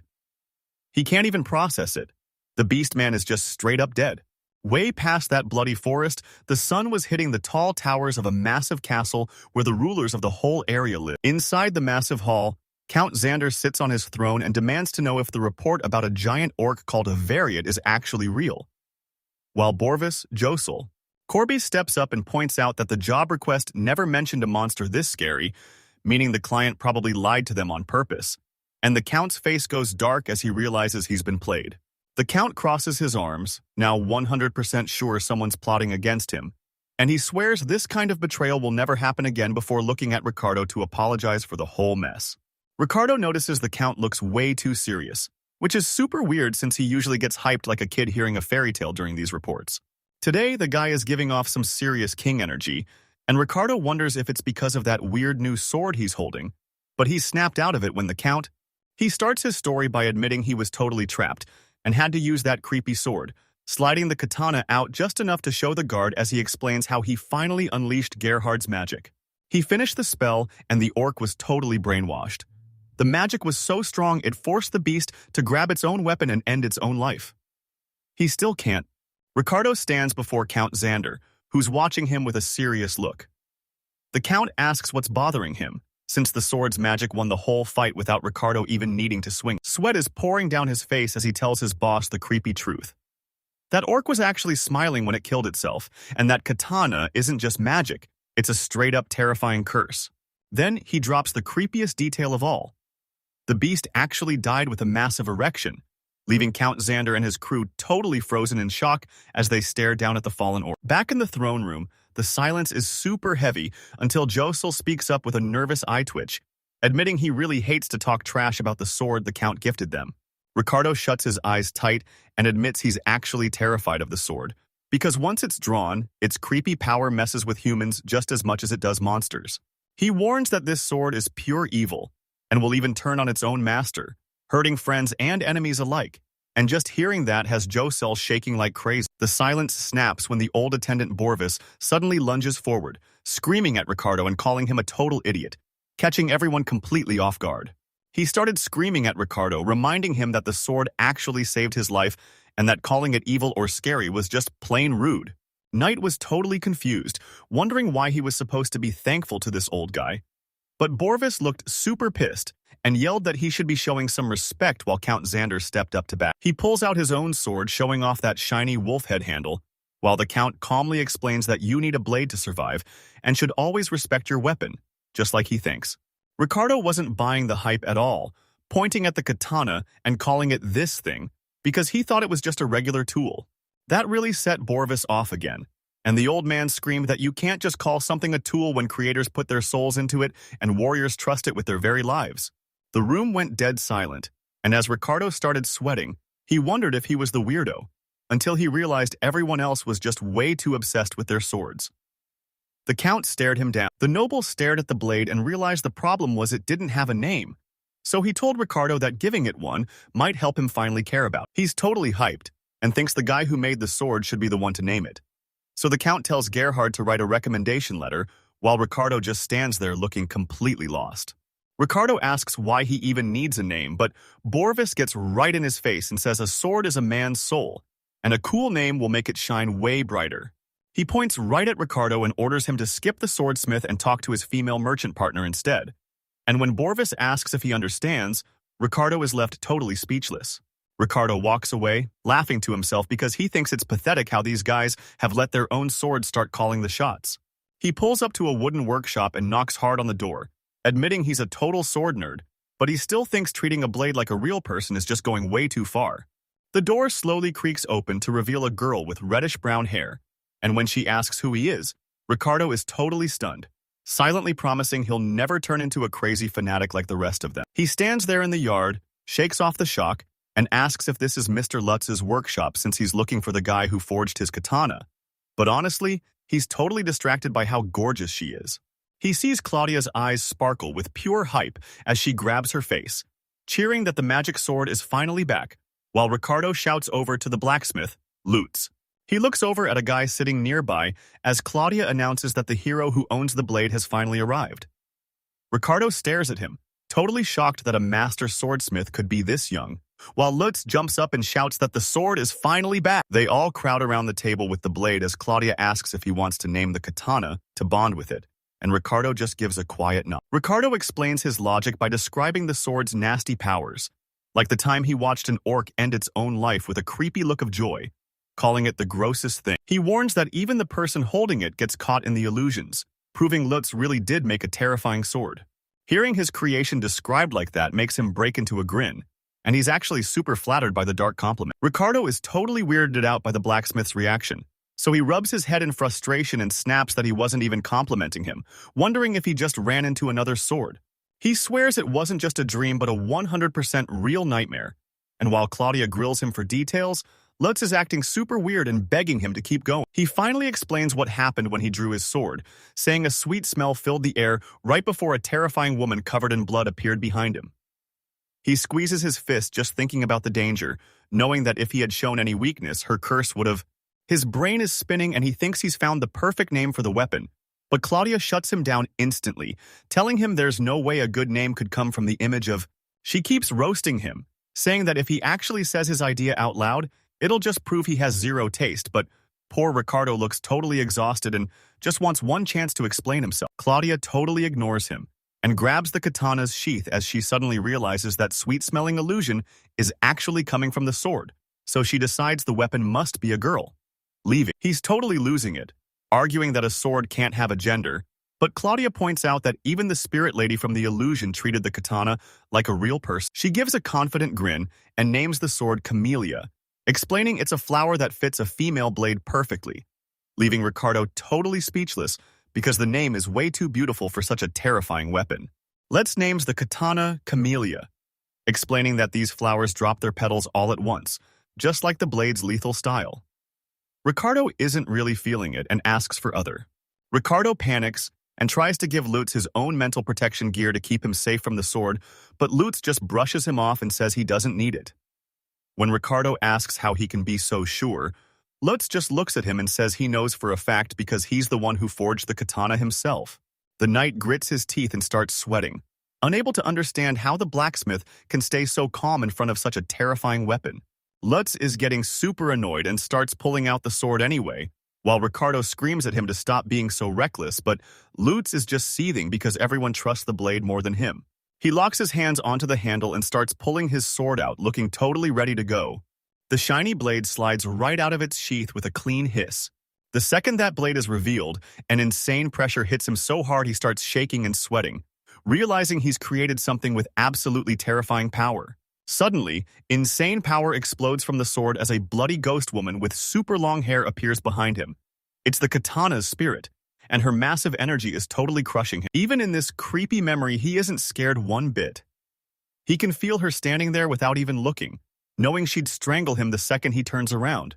But he's honestly so grateful because she's the reason he saved Claudia and met all these new people, all while his hands keep busy tapping away with a small hammer. The spirit leans over his shoulder looking way more chill now, and as he realizes she's the one who started this whole journey, he gives her a real, heartfelt thank you. After everything they've been through, he finally gives her a name to show how thankful he is, looking straight at the blade and calling her Camellia. The memory fades and we're back in the present with Claudia and Ricardo, where Ricardo asks if he's going to use that katana soon, and Lutz confirms he's actually here. Claudia gives Ricardo a huge smile, feeling totally relieved because she knows he's a pro, but when she tells him to treat the sword with love, he can only manage a super awkward and shaky nod. He's gasping for air while the blacksmith's words keep looping in his head. Treat her with love. But that sounds totally impossible to him. The flashback vanishes as he faces a real nightmare deep in the woods. Two scary werewolves are crouching right there, looking totally ready to attack. He slumps against a tree, his head spinning because one of the beasts sniffed the air and locked eyes with him, and as he stood there with a clenched jaw, he really hoped he wouldn't have to pull out that cursed katana. 5 of those monsters were closing in on him, and he knew taking them all on at once was going to be a total nightmare, so he gripped his sheath blade tight. His heart is thumping as he debates drawing his sword, worried it might just make things worse, but that split second of hesitation is all the werewolf needs to lunge at him with a massive roar. The beast's claws ripped right through where he just stood, and the massive impact sent him flying back. He slammed into the floor with a grunt and immediately rolled away to dodge the next strike. He scrambles back up only to find himself totally surrounded as the werewolves close in, their growls echoing through the dark forest. He's totally cornered and knows he's got to fight, so he slams back a lunging monster with his sheathed sword, shaking the entire ground while remembering that a real warrior always respects his blade. Suddenly, he remembers his old master shouting that a sword is a warrior's soul and a cool name makes it shine. But he's got to snap back to reality to block those snapping jaws with. He grips the handle but starts to second-guess himself, because unlike those crazy fanatics, he just can't bring himself to put all his faith in a piece of metal. He's got no choice left, so he knocks back another monster and goes all in, drawing the cursed katana and screaming, "Go, Camellia! Hit them with your curse!" The second that blade is free, this insane power explodes, making the werewolves scream as the curse twists their bodies and an invisible force rips them to shreds while Ricardo watches in total horror. The curse completely destroys the pack, making them go so crazy they even start ripping each other apart. And as the bodies hit the floor, Ricardo realizes one werewolf is still standing, so he holds Cam. He faces off against the very last werewolf and lets his cursed blade rip in a massive swing, slicing the beast's huge body clean in half. The monster's top half literally slid right off its legs. He just stood there, totally stunned by what he was seeing. That blade sliced the werewolf straight down the middle like it was nothing. Everything. His eyes nearly popped out of his head as he heard a creepy whisper and felt someone suddenly appear right behind him. Suddenly, the sword spirit appears as this beautiful girl with long dark hair, her voice echoing in his head as she tells him to say her name and then asks, "Ice?" She looked absolutely stunning, and her eyes were literally glowing with this crazy magical light while she waited for him to finally speak up. His mind was spinning because as a legendary hero, he always believed his wins came from pure skill and never cared about the weapon in his hand. But seeing his sword's beautiful spirit made him totally lose his nerve, and he just stood there blushing like crazy while holding his katana, completely unable to speak. Walking through the sunny halls, Borvis finally admits to Josel that he probably went way too far with Ricardo the other day. He keeps muttering that Ricardo isn't his student or his worker, but Josel just gives a warm smile and takes the blame, saying he was being too pushy and that everyone. He tells his master to relax, pointing out how much Ricardo loves that katana, and Borvis is totally stunned, asking if that's actually for real. Joseph tells them Ricardo just finished his mission and is chilling inside, so he suggests they head in to say thanks for all his hard work. Borvis is totally losing it over how much the night has changed, but Josel just gives a knowing smirk, thinking something massive must have happened on Ricardo's last mission. Back at the inn, Ricardo is totally knocked out, hugging his katana so tight you'd think he was cuddling with his girlfriend. He's dreaming with a massive grin on his face, whispering Camelia's name and promising out loud that he'll never let her go. While they keep moving under the hot sun, Borvis shakes his head and calls Ricardo a total sword freak, praying he never ends up like that while Josel just gives a super awkward laugh. The world is always changing, so when one person gets to be the star, everyone else just ends up stuck in the shadows. A heavy fist slams against the door as a guy with a long white ponytail screams out, demanding to know if Gerhardt is hiding inside. The door creaks open to reveal a totally exhausted guy with a beard and sweat on his forehead, and he sounds completely defeated the second he sees who's at his door. He stepped out with his arms crossed over his buff chest and demanded to know what Borvis wanted, sounding totally annoyed. Borvis pointed to a massive wooden crate he'd brought along, shouting that he finally had the daggers Gerhardt ordered straight from the smithy. Out in the courtyard, Borvis thanks the knight Josel for his hard work and tells him to haul the gear inside, and the knight gives him a sharp salute. Next, Borvis turns to another guy and hands over a heavy little pouch, telling him there should be 10 gold coins inside, but he should definitely double-check the count himself. Borvis tries to wrap things up with the blacksmith Gerhardt, telling him the deal is done, and it's time to head home. But even though Gerhardt is hyped about selling his daggers, Borvis switches gears and mentions he heard the hero Ricardo is totally slaying it lately, then looks straight at him and asks Gerhardt if the Count actually ordered a custom sword for the guy. Gerhardt just sighs and runs a hand through his hair, saying the hero did an awesome job and totally deserves a reward, especially since he's probably getting impatient for those swords he was promised. Borvis flips the script and tells Gerhardt that he's the one who's actually losing his patience. The attendant spills the beans that Ricardo is totally obsessed with a new katana, but Borvis thinks the hero won't need a new sword anytime soon, leaving Gerhardt completely shook. Everyone's wondering how long this love will actually last, whether it's 10 years, 20, or even for the rest of Ricardo's life. While in another spot, the knight Gerhardt totally panics and begs Borvis to help sell his swords since his shop is failing. But Borvis just cold shoulders him and walks away. He could only grit his teeth while Borvis chewed him out, yelling that he wasn't forced to hire him every single time a gift or reward was needed. Smith hung his head in total defeat while Borba coldly told him he'd only buy Gerhardt's gear when he actually needed it, and that was the end of the story. He just brushed him off and told Gerhardt to get lost, threatening to kick him out like some random intruder. Gerhardt started to head out, but he stopped to ask one last thing. Who was actually going to use those daggers, and were they meant for the castle knights? Morvis drops a total bombshell, revealing his own student is using those daggers for spell forging, and Gerhardt's jaw literally hits the floor. Then it hit him. If a student messes up their magic during this training, that dagger is definitely going to snap. Borvis slams the door shut, leaving the smith standing all alone in the hallway. It's a total gut punch because the daggers he worked so hard on are being treated like cheap. He just walked off into the dark stone hallway, his heavy boots echoing as the only answer, while Josel shouted after him, worried that being so blunt about the dagger totally ticked him off. Borvis slid the wooden case across the table, swearing he wasn't trying to insult the blacksmith. He just needed the toughest daggers he could find for his training. He popped the lid open, making Josel gasp in shock, while Borvis just stared at what was inside with a super serious look. Patrick, the decoration pro, leaned in for a better look and hyped them up, saying they looked amazing since he could totally see his own signature style in the gems and silver details. Gerhardt couldn't stop thinking about that deal, knowing the idiot should have charged 3 gold each and sold 10 just to make a profit. As he hammered away at his forge, he remembered he wasn't even doing this for the money. He just desperately wanted to impress the Count so he could land more work. Back in the present, Josel picks up one of the daggers and realizes it's top tier, telling Borvis they're super strong and that he should have given the blacksmith way more credit. Josel watches as Borvis totally flips out, but he's not mad. He's actually super hyped. The old man waves his hands over the daggers and shouts that Borvis asks Josel to remember what it felt like to swing the wind sweep, and the knight admits he was totally locked in during that moment. He grabs the sword and shouts that if a blade isn't this hype, it's straight up trash, leaving Josel sweating bullets over how insane this guy's standards really are. He leans in with a wild look, shouting that if a sword doesn't make you crave to slice something, it's not even a real blade, while a nervous Josel mutters that he, feeling totally creeped out by the guy's weird ideas, Josel switches gears and asks how Borvis and Gerhardt first met, since they clearly go way back. The old man stares at the daggers with a totally blank face and asks why Josel is so curious. So Josel just says he was wondering if they have some special connection, unless it's a secret. He thinks about it for a second and decides he's down to tell the story. But he admits that his past with Gerhardt is actually pretty cringy. One line out. The input is 2 sentences. I will combine them into one punchy line. He scratches his head and sighs like he's totally giving up, but Josset. He kicks off his story by asking Josel what pops into his head when he hears the words, legendary sword, talking about the hype of famous blades passed down for ages and asking if the knight ever dreamed of owning one, which totally catches Josel off guard.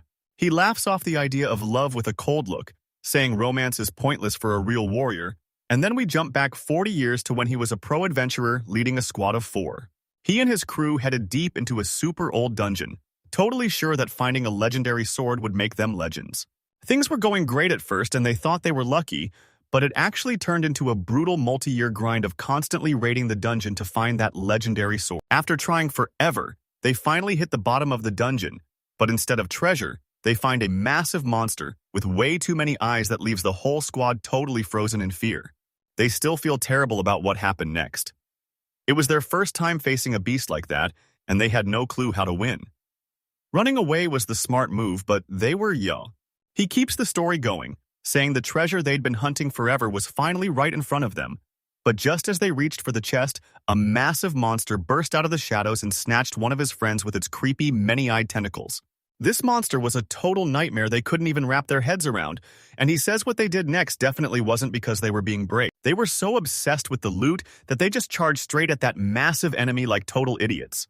The fight turned into a brutal, all-out brawl where they were both desperately fighting to stay alive. They actually took down the beast, but it didn't feel like a win at all since 2 of their friends were gone. And looking at the bodies, Borvis and the other survivor finally realized their reasons for fighting were totally pathetic. His last friend started breaking down in tears, but Borvis told him to keep it together and remember why they were risking everything. He pointed straight at the chest and yelled, reminding his friend they were there to grab that legendary sword and become absolute legends. Him and his last teammate were totally beat up, but they finally reached the treasure chest. They promised to become legendary heroes to honor their fallen friends and earn their own glory. With blood all over his face, the heavy lid creaks open, but instead of a glowing holy weapon, there's just a beat-up rusty sword sitting on some old rags. His eyes go wide and he completely freezes. That memory made him snap and he started yelling at the top of his lungs, still just as mad as he was years ago, screaming that the legendary sword in the chest. Everyone was stunned by his yelling. The Count leaned in and asked if their legendary guide was just a big lie. Borvis calmed down a bit and shook his head. He explained it wasn't exactly. Gerhardt starts breaking down the history of how people used to fight. He says that way back when, everyone just used basic clubs and stone axes. Then bronze swords showed up and everyone thought they were. He looks totally crushed as he remembers his younger days. He admits his old crew was obsessed with the hype of finding a legendary sword. He realizes that fighting styles are always getting better, so an ancient blade, His memories turn dark as he remembers the brutal price of their dumb mission. All their friends died, and after losing everyone, they totally lost hope. That memory hit him with a wave of pure sadness and rage, so he slammed the ancient sword into the stone, shattering the blade they had lost so much to get. Gerhardt thinks back to his old squad and his buddy Ricardo, explaining that Borvis was the only one who actually survived that dungeon as we return to the two of them sitting together today. After that total nightmare, they both quit the adventuring life for good, and Borvis ended up becoming a blacksmith. After that brutal nightmare in the dungeon, he finally reveals his next move. He's starting over as an apprentice spell forwarder and giving this new craft everything he's got. In a flashback, a young Gerhardt rants about how finding a legendary sword in some dungeon is totally lame, and basically just a pile of evolved trash. His young Borvis buddy is totally hyped, shouting that if they master their skills, they'll forge a sword so terrifying it'll scare people for hundreds of years. Standing together with the massive town behind them, they swear to forge their very own legendary sword with their own two hands. The memory fades away and we're back with old Gerhardt, who's just looking down and thinking about everything that happened. Ricardo snaps him out of it by saying he finally understands why the master is so obsessed with forging, making Gerhardt slam his cup down and realize he's totally overshared. Staring at a rack of identical swords, he realizes this dream happened 40 years ago, and Ricardo asks Borvis if he used to be that fired up too. He keeps thinking as he stares out the window at the workshop down below. Ricardo complains that Borvis has totally lost his spark, turning into a boring guy who just pumps out basic, unexciting. Gerhardt grinds his teeth, totally fed up that his dream of making a legendary sword is turning into a total nightmare. He thinks of the person who messed everything up, mutters, "That fool," and then his rage just explodes into a massive shout. Gerhardt totally loses it and grabs a guild member by the collar, demanding to know who made that sword, but the guy is shaking and swears even the masters have no clue who the smith is.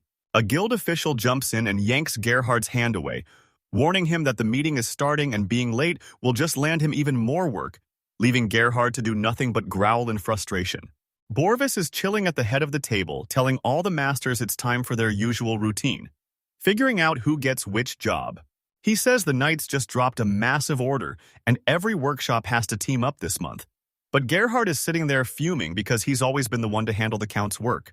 Meanwhile, Count Xander is grinning because someone stole all of Gerhardt's work, and he's sarcastically calling it a tragedy while clearly loving every second of it.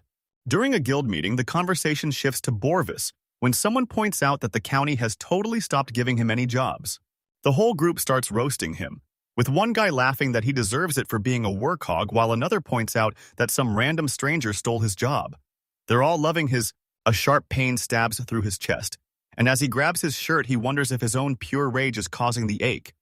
A thought that just makes him even angrier since he's clearly freaking out, and an older Jill member sitting right there notices, leaning in to ask why he's sweating buckets. He snaps that he's totally fine and walks out of the meeting, but his eyes are locked on a building far off in the distance. He pulls up to the workshop and is met by Patrick, a super chill guy with glasses who's all smiles and asks what's going on, while the crew in the back is going wild over a recent win. But Borvis isn't in the mood to party and tells him he's there to talk about that blade Patrick forged for the Count. Borvis demands the truth and says he's not here for their weird party, making Patrick turn bright red as he clutches his chest and admits that making a dress for a cute girl was actually a... He shuts Borvis down and refuses to give up the swordsmith's name because it's a secret, making Borvis clench his fists in a rage since the name isn't even on the blade.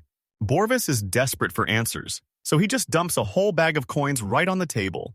He asks if that's enough cash, acting like he's just a pro who wants to pick another expert's brain. But Patrick doesn't even flinch and just whistles. After taking the money, he reveals the sword's secret name is Windsweep, made by a guy named Lutz. And hearing that name hits Borvis like a total punch to the gut. He's totally stumped because he's never heard of anyone named Lutz in the guild, so Patrick just casually rolls a coin over his knuckles and drops a truth bomb.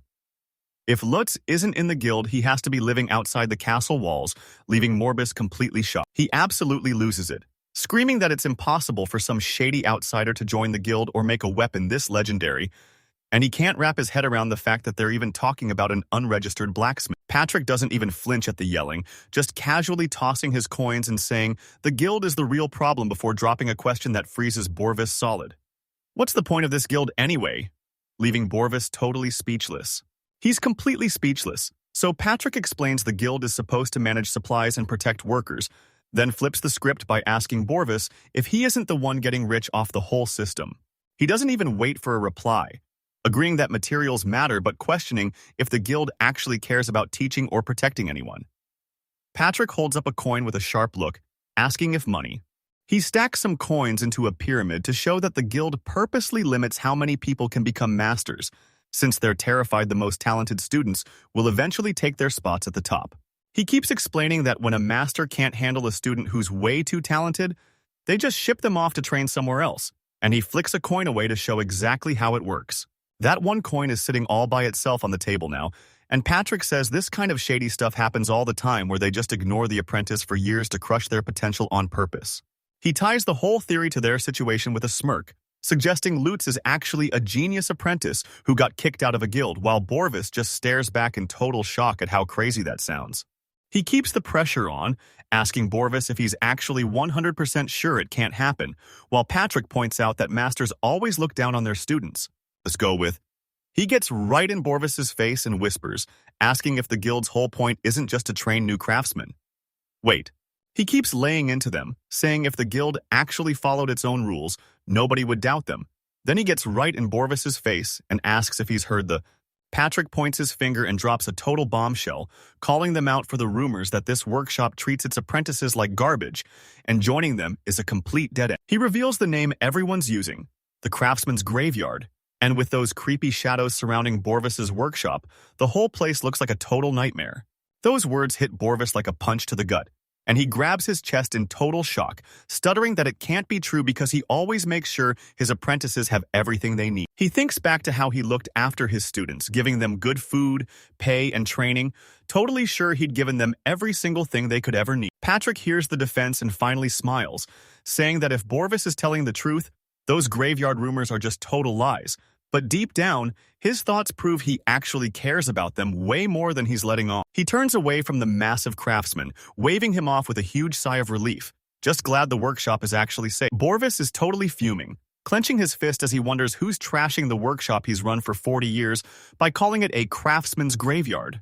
Standing in front of his massive workshop, he screams that he won't take these insults anymore and bellows for Wilson, then tells his best dark-haired student to pour every ounce of his skill into forging the ultimate sword. Wilson asks who the sword is for and if it's for sale, but Borba shuts him down instantly, so Wilson starts digging for more info on the order. Borvis crosses his arms and tells the whole workshop that this is Wilson's big test to see if he's ready for the master's exam, and the other apprentices are totally shocked. With his eyes glowing, Wilson jumps right into the challenge and promises to show them his absolute best work. He bolts out of the workshop humming a happy tune, while the other apprentices watch him go and realize the master is finally actually thinking about the future. The apprentices started whispering as the news sank in. One of them pointed out that Wilson was getting pretty old and wondered if the master had finally picked a successor. Another guy was just relieved because he seriously. Back at the workshop, Borvis stood tall, thinking about the 40 years he'd spent forging blades that felt like a part of his own body. And he was determined to pass every secret down to. Wilson felt the exact same way, gripping his hammer tight as he prepared to prove that his master's 40 years of hard work definitely weren't a waste. He's totally locked in now, and the steady ring of his hammer hitting the metal starts echoing all through the forge. While he's grinding away, the other students are busy gossiping about who's taking over, with some wondering if Wilson will actually get the job, and others sure the master will find an excuse to shut him down. He looked super doubtful, like he didn't think the fight over who's next in line would be over anytime soon. A few days later, the job was finally finished, and as the epic sword sat outside the shop, Wilson shouted that he'd poured every bit of his skill into this blade and wanted them to come check it out. Wilson holds his breath as Borvis lifts the epic new sword, and since the blade looks totally flawless, he nervously asks his master for his honest opinion. Borvis suddenly slams onto his knees without saying a word, making Wilson freak out and yell his name in total confusion. But his master just stays there with his head bowed over his sword like. His shoulders start shaking as a little giggle turns into a full-on roar of laughter, and even though tears are pouring down his face, you can tell Borvis is feeling super happy and totally heartbroken at Ayad. He's stuck on his knees, totally stunned by what he just saw, while Wilson wonders out loud if he actually won or just blew it. Borvis is literally crying as he tells Wilson he did an awesome job following his lessons perfectly, and while staring at the blade, he says with all his heart that the sword is truly The master's face totally twists in disappointment because the weapon is just way too boring, and he trashes it for being a basic iron rod that's just as lifeless as his own crusty prison cell. He hates that people call him the craftsman's graveyard just because his students end up being total clones of him. Borvis bows his head and says he's truly sorry for. He told his student exactly what to do next, explaining that Wilson had to forge one last sword for official approval to finally become a master, and the news completely blew his mind. The master blacksmith got dead serious, telling Wilson that if the Count gives the okay, he's officially the next boss of the forge, which left Wilson totally red-faced and completely blown away. He finally shouted a massive yes that echoed through the sunny workshop with pure joy. While the other students crowded around Wilson to celebrate, Borvis stood off to the side, finally admitting to himself that he never actually had what it takes to be a master. He watched them with a serious look, remembering how the second he reached that rank, he became totally obsessed with making sure nobody took his spot. But now that he's finally calling it quits, he feels totally free and realizes he's done just mindlessly banging on metal. Now, he's got a real fire in him to forge a legendary sword and push his skills to the absolute limit. Totally fired up, Borvis headed to the tavern for a drink, where a long-haired guy across the table just smirked and asked what kind of crazy mess he was bringing this time. He leaned way over the tavern table, looking totally serious as he gripped his hands together. He looked Gerhard right in the eye and didn't beat around the bush at all. He straight, inside a noisy tavern, Borvis tells the old master blacksmith he gave up his title way too fast, but the old guy just admits he was stuck in his ways and should have retired a long time ago. He takes a huge swig from his mug and explains that he isn't retired, but he's worked out a deal to use the forge whenever he wants, laughing about how much of a headache that is for his apprentices. Just as he finishes, a voice from the side calls out to Borvis, asking what kind of annoying favor he's brought this time. It turns out the guy talking is Gerhard, and Borvis gets straight to the point by asking for an intro to a blacksmith named Lutz, which completely shocks a master blacksmith sitting at the very next table. Looking totally furious, the master blacksmith gets right in their faces and asks if they're really going to snitch on the unregistered Lutz to the guild. He throws his hand up and yells that he doesn't care about any of that, and while Borvis stands there looking totally lost, the master blacksmith drops a massive bombshell. He wants to... The tavern goes quiet as Borvis pours a drink and calls out the master's logic, asking how he can just quit his job and then expect Lutz to teach him new moves out of nowhere. Since his friend was doubting him, Borvis the master blacksmith dropped a massive offer. He'd teach Lutz every single secret he knew if the kid taught him back, and he was totally sure Lutz would. His buddy thought it over, stroking his beard and admitting the plan was actually genius, while Borvis finally cracked a smile as he remembered how the old masters used to constantly yell at them back when they were just rookies. He slammed his hands on the table and agreed to go with Borvis to see Lutz, and the master blacksmith was hyped to have him on board. They set up a meeting at a massive workshop, heard out the plan to swap info, and with a chill smile, they totally agreed to. While they're hanging out, Gerhard gets worried and asks Lutz if he's rushing into this, since the deal might leak all his secret crafting tricks to everyone. He just flashed a grin at Claudio and told him that since he's an unregistered blacksmith who can't work in the castle anyway, there's no point in keeping his secret techniques all to himself. Then he turned to the two older guys and told them he was hyped to learn from Mr. Borvis's legendary skills too. Borvis is totally blown away and promises to teach the kid every secret he knows, but his assistant is just standing there looking way more serious.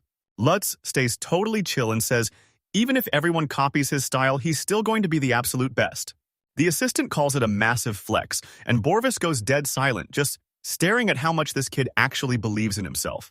Everyone's huddled around the table and the tension is through the roof, but then a loud crash breaks the silence as one guy leans forward. Borvis slams his hands down in total excitement, telling Lutz he's hyped to learn from him, and Lutz reaches out his hand, saying he's just as ready to team up. They shake on it, locking in a massive deal that's never been seen before between two absolute legends.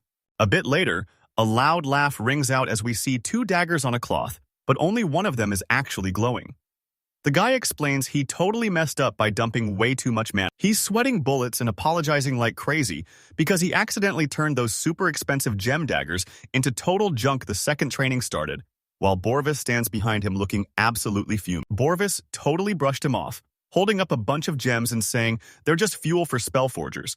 Then he tossed them into a crate and told Lutz he'd be turning way more of these into dust from now on. Borvis roared at Josel to stop being scared, shouting that materials are just materials no matter the price, and if he let fear win, he'd be stuck as a basic spellforger forever. He took the master's brutal advice to heart and stepped up to the workbench, repeating one thing over and over: stay brave, and don't you dare back down. After focusing like crazy, he just crashed onto the floor, totally drenched in sweat and gasping that he finally finished. Orvis grabbed the finished dagger and checked it out with a totally blank face, whispering, "Charm, what do we have here?" The test kicks off, and the moment the dagger touches the metal, it sparks with energy and slides right through the solid bar like it's nothing. He and Lutz watched as the dagger on the stand suddenly exploded into a massive ball of fire, leaving Joselle the Knight totally stunned by what he just made. Lutz looked totally hyped and finally spoke up, congratulating Joselle for actually pulling it off and making a fire dagger. Even though he pulled it off, Joselle wasn't satisfied, so he knelt by the flame and realized it took way too long to start to actually be useful in a real fight. Orvis immediately set his students straight, explaining that tons of adventurers would kill for a fire dagger since fire is the most useful power you can have. That really got Joselle's gears turning about the money, so he asked if he could sell it for 15 gold, wondering if he'd even make a profit. The old master just laughed and brushed it off, while Borbis told him to chill since he still needed a few more tricks to actually make bank from Spellforge. The fun vibes vanished instantly as Borvis locked in, announcing they weren't finished and were moving to the next part, leaving a tired Josel with no choice but to agree. Borbis watches Lutz hammer away with total focus, realizing that with this kind of dedication, the kid is definitely going to master Spellforge. But Borvis is totally distracted, thinking about this other guy who's way older than the young knight and wondering what his deal is. That's Lutz, and as he slams his hammer down with a massive clang and sends sparks flying, Borvis is left totally stunned by how much this blacksmith is still leveling up. To forge this katana, they start with a raw chunk of steel called tamahagani, heating it up and smashing it down until it's completely flat. They smash the flat steel into tiny squares with a mallet, using the soft shingane for the blade's core and the super tough kyogani for the outside layers.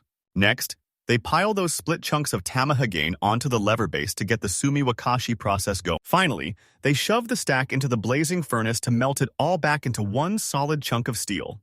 He keeps hammering the steel to knock out all the junk, cutting and flipping it to fold the metal over and over.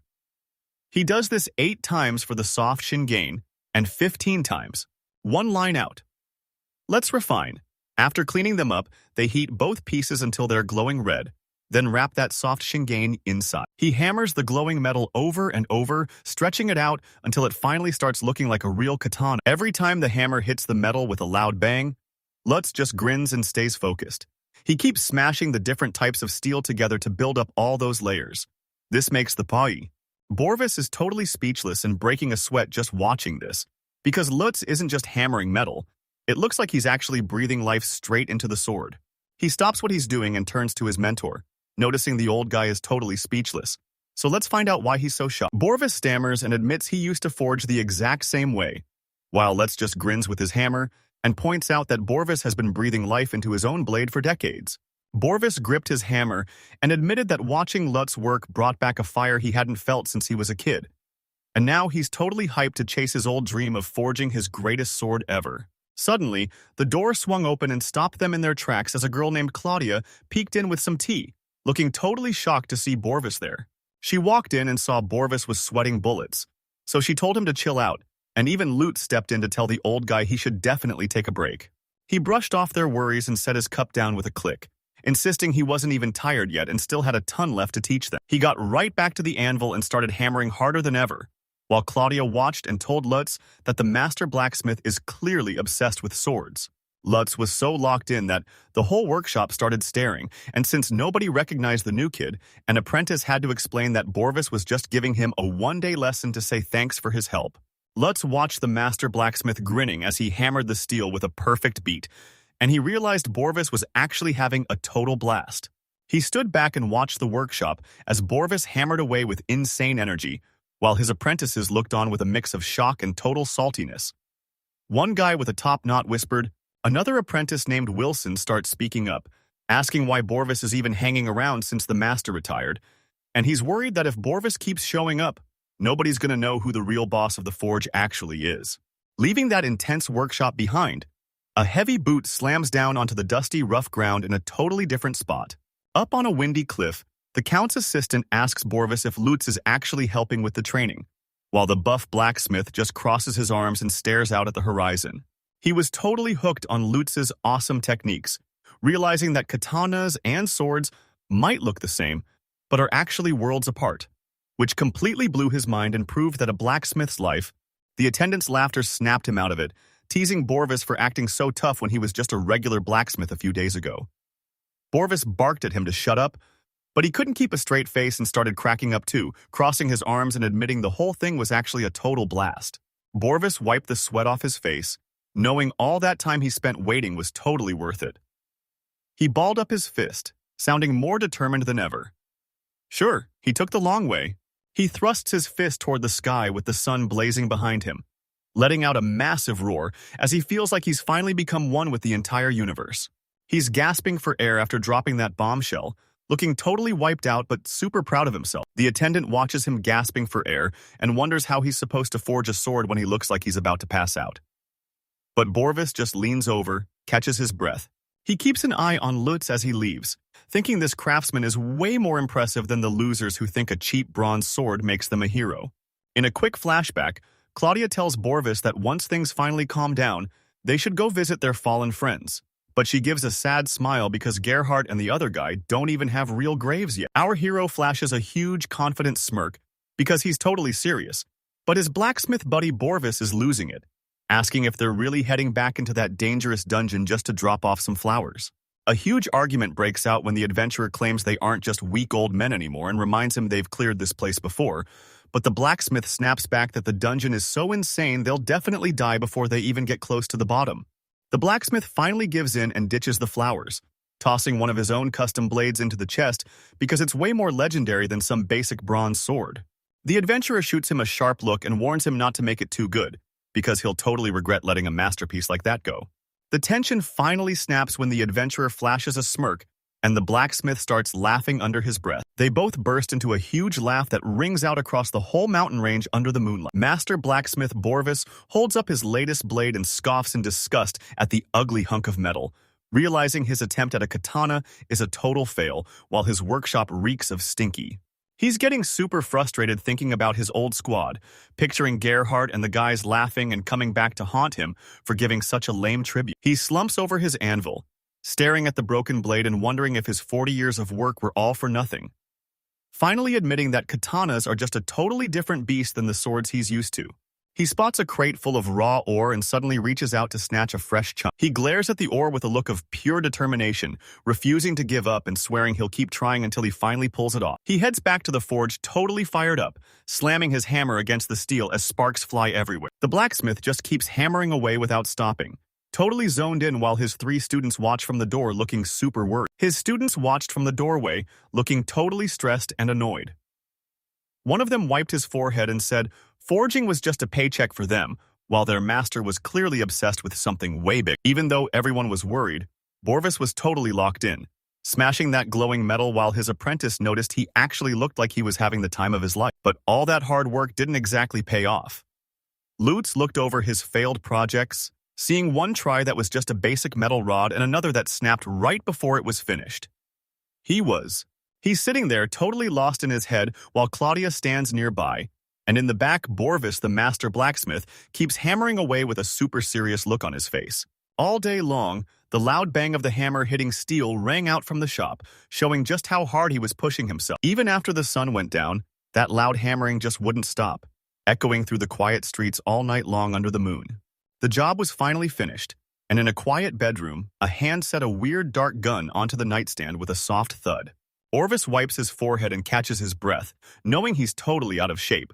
But he's ready to see if all that hard work actually paid off. He finds his answer when he spots a shiny, brand new blade sitting on the anvil, and as he picks up the katana, he realizes that even though it's just a prototype, it's definitely strong enough to take down a goblin. Holding that blade takes him right back to the first sword he ever built, and feeling more hyped than ever, he swears they're going to forge a legendary weapon with their own 2 hands.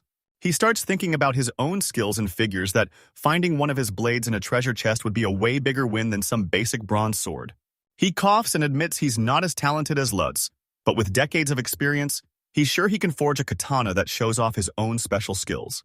Suddenly, he starts coughing like crazy and spits blood on the floor, But even though he thinks about resting, he shuts that down and decides to put all his heart into the sword for his 5th try. Under the crescent moon, the sound of Borvis slamming his hammer against red-hot steel rings out as he works through the night with a fire in his eyes even hotter than the forge. He kept hammering like a total beast, sweat dripping onto the glowing steel as the metal practically started breathing with every single hit. He paused for a second and held his sword up high as it finally hit him that the blade wanted to become the exact same masterpiece he'd been dreaming of making. This perfect flow gave him a massive rush he hadn't felt in forever. He couldn't believe he was getting this hyped at his age, but he knew for a fact he was pushing that hard really messed him up, making him cough like crazy while his heart started thumping out of control. But he actually loved the rush of his heart trying to jump out of his chest even as blood dripped from his mouth to the floor. Even through the stinging fear, his mind clears as he remembers Gerhardt and that old dream they shared to be the absolute best. His heart was pounding like crazy and it was beating so hard his whole body started to shake. And just like that, he was finally finished, crashing onto a stool while shaking from total exhaustion as he stared up at the blade and whispered one word: legendary. He slammed into the ground with a heavy thud that echoed through the silent night under the crescent moon. The night finally wrapped up, and the next morning kicked off with the sun shining super bright. But the next morning was a total downer, as a small group gathered at a mountain cemetery to say their final goodbyes around an open casket. Gerhardt listened as the crowd whispered about an apprentice finding the body in the workshop this morning, and everyone was saying he died right while he was working. He looked down at the master blacksmith resting in a coffin full of white roses. Gerhardt thought Borvis had retired, but the guy was clearly a blacksmith until his very last breath. Claudia stood nearby. Once the service is over, Claudia heads to the river alone, kneels at the edge, and lets the flowers drift away one by one. As the petals drifted off, she stood up and watched 2 guys leaving the riverbank, catching the long-haired one telling his friend that the old blacksmith actually died while forging a katana, leaving. Lutz, a young blacksmith, looks up in total shock as a guild elder suddenly shoves a long cloth-wrapped package right at him. The elder tells a tragic story about how the master blacksmith Borvis was found dead, clutching this item like it was pure gold, and he's actually mad the big idiot died before finishing. He asks if they're seriously picking him to finish Borvis's katana, and while Leitz thinks his own students should handle it, the old man admits he used to agree until everything. Somewhere else, a captain with slicked-back hair tells Mr. Gerhardt he's clueless about katanas, and Gerhardt gives him the green light to just dump the sword. The old man explains that Borvis never really clicked with his students, leaving the sword unfinished. But Gerhardt's respect for the blade and Borvis's wild lifestyle are exactly why things turned out.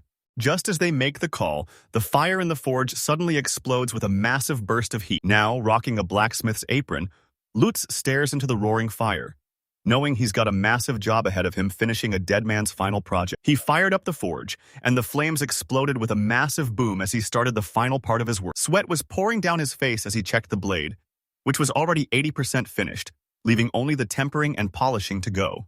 But he knew this was the absolute make-or-break moment. Tempering takes a crazy amount of skill and just knowing how it feels. One tiny slip-up or a second of not paying attention. Steam hissed everywhere as he slammed the red-hot metal into the water, swearing he wouldn't mess up like that ever again. Once the forging was done, he started polishing the blade and told the old master's spirit he could finally rest easy.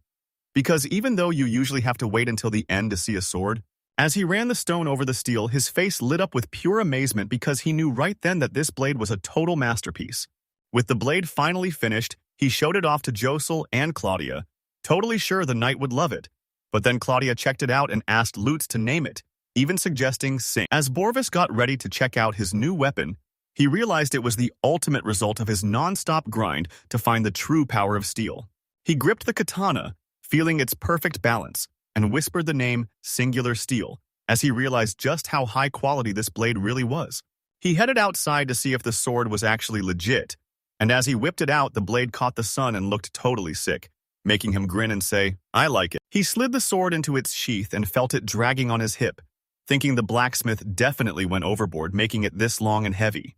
His buddy, the master blacksmith, saw his face and started laughing, teasing him that the sword was way too heavy for an old guy, and he should just ask Mr. Lutz to make it shorter, but the attendant just grunted and blew him off. He clapped his hands and shut the idea down for good, refusing to shorten the sword since he'd already magic forged it into his personal masterpiece, so he'd just change. He was totally locked in and kept moving forward, but then this massive, weird-looking boulder blocked his path, making him stop and wonder if he should just walk around the giant thing. He stood in front of a giant boulder as the master smith, Borvis, threw down a massive challenge. With a cocky grin, Borvis bet that the sword could slice the rock right in half and told him to prove just how sharp it really was. He dropped a heavy sack with a loud thud and flashed a sneaky grin. As the blade hissed out of its sheath, the blacksmith's friend totally lost it, calling the guy a fool and screaming that katanas aren't meant for stone. If he kept going, he'd definitely snap that final masterpiece in two. He ignored the warnings and swung his sword with everything he had, looking totally locked in. His katana hit perfectly, and the giant boulder split right in half with a heavy groan.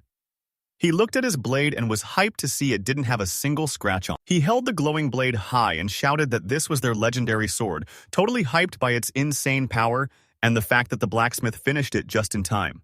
The master blacksmith just stood there with a proud smirk, crossing his buff arms as he looked at Borvis and asked, "Isn't that right?"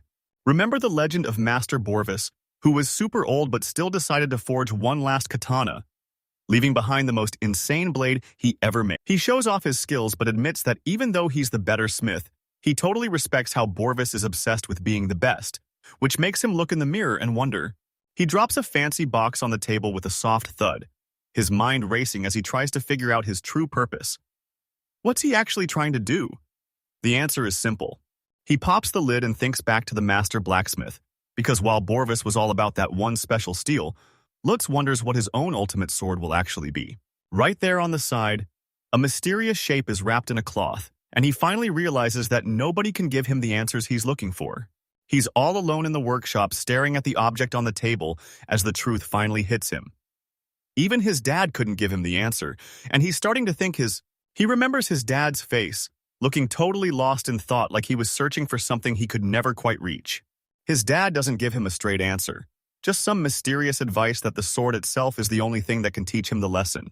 The piece was totally wrecked when the door slammed open and Claudia came charging in, shouting a loud good morning and teasing him for being up so early after he went so hard the night before.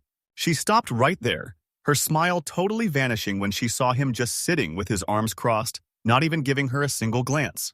She called out his name and asked why he was acting so serious, but he just kept staring ahead, totally blanking her. He was totally locked in on the object sitting right in front of him, a shattered katana that was glowing with a super weird light. Claudia looks over and her face totally changes when she feels the insane energy coming off that broken sword, so she nervously gulps and asks if she can actually touch it. Just as she reached out, Lutz screamed for her to watch out because that katana was crazy sharp. The warning was way too late, and before Claudia could even grab the sword, a sharp force slashed her hand open, making her scream as blood sprayed everywhere. He jumped up, knocking his chair over as he sprinted to her side and screamed, "Claw, are you okay?" While she knelt there holding her hand as a mysterious spirit suddenly appeared behind her. She looked up totally shocked, swearing she didn't even touch the sword, and insisted the cut just appeared out of nowhere before she could get close. So he told her to check the wound. She did exactly what he said and opened her hand, only to find the wound was totally gone. Not even a tiny scratch was left. She's totally confused, so he explains that this blade is so insanely sharp, you'll feel like you're being sliced just by standing near it. But he warns her that without serious eyeing. She grabbed the handle, her fear turning into total amazement as she realized this blade would be a national treasure if it weren't so damaged. He warned her the church would probably just call. He stared off into space while holding the sword and quietly dropped a total bombshell. His dad was the one who actually made it, leaving her completely speechless. He gets super awkward when this mysterious girl with a broken sword says she's dying to know his backstory, but before he says anything, he tells her she seriously needs to put some clothes on. Once they get settled, she asks him to talk about his dad, since he sounds just like hers, and he admits she's probably right. He starts the story at a basic wooden table with a broken blade between them, explaining how his dad Rufus was a legit citizen and guild member who worked as a blacksmith in a walled city. Rufus wasn't just some regular builder, he was a total legend who stood way above the rest, and honestly, only a master like him could have forged a katana this insane. Basically, his dad was told he had to head out on a massive journey to finish his training, which was just a normal part of leveling up in his career. But this tradition was actually a total scam, and a flashback shows a guild official admitting it was just a way to kick out talented apprentices who might take their master's jobs by pretending it was some war. Kicked out and on his own, Rufus finally made a choice. He knew that if he just wandered around while those old guys stayed in charge, he'd get weak and rusty. He decided. He stood right there in front of the crashing waves. He wasn't budging at all, looking as tough as the solid rock under his feet. Even with the wind blowing like crazy, he shouted. Camelia's ghostly body flickered in shock as she realized he actually went overseas, and she was totally blown away by how fast he was moving. It turns out she was right. His dad really did travel to a country in the East, where he made it big on his own and taught his awesome skills to everyone he met. He traded his own secrets to learn epic new sword-making skills from the Eastern masters, and he was totally locked in. His dad spent years scraping by fixing pots and sharpening blades, but he was secretly mastering the art of the katana the whole time, and after 10 years of training, Rufus finally headed back home, set up. Back in the present, Camellia is totally blown away by how much work went into this, and Led explains that his dad finally got the chance to show a katana to the Marquise, but then, this demo was way more insane than she ever expected.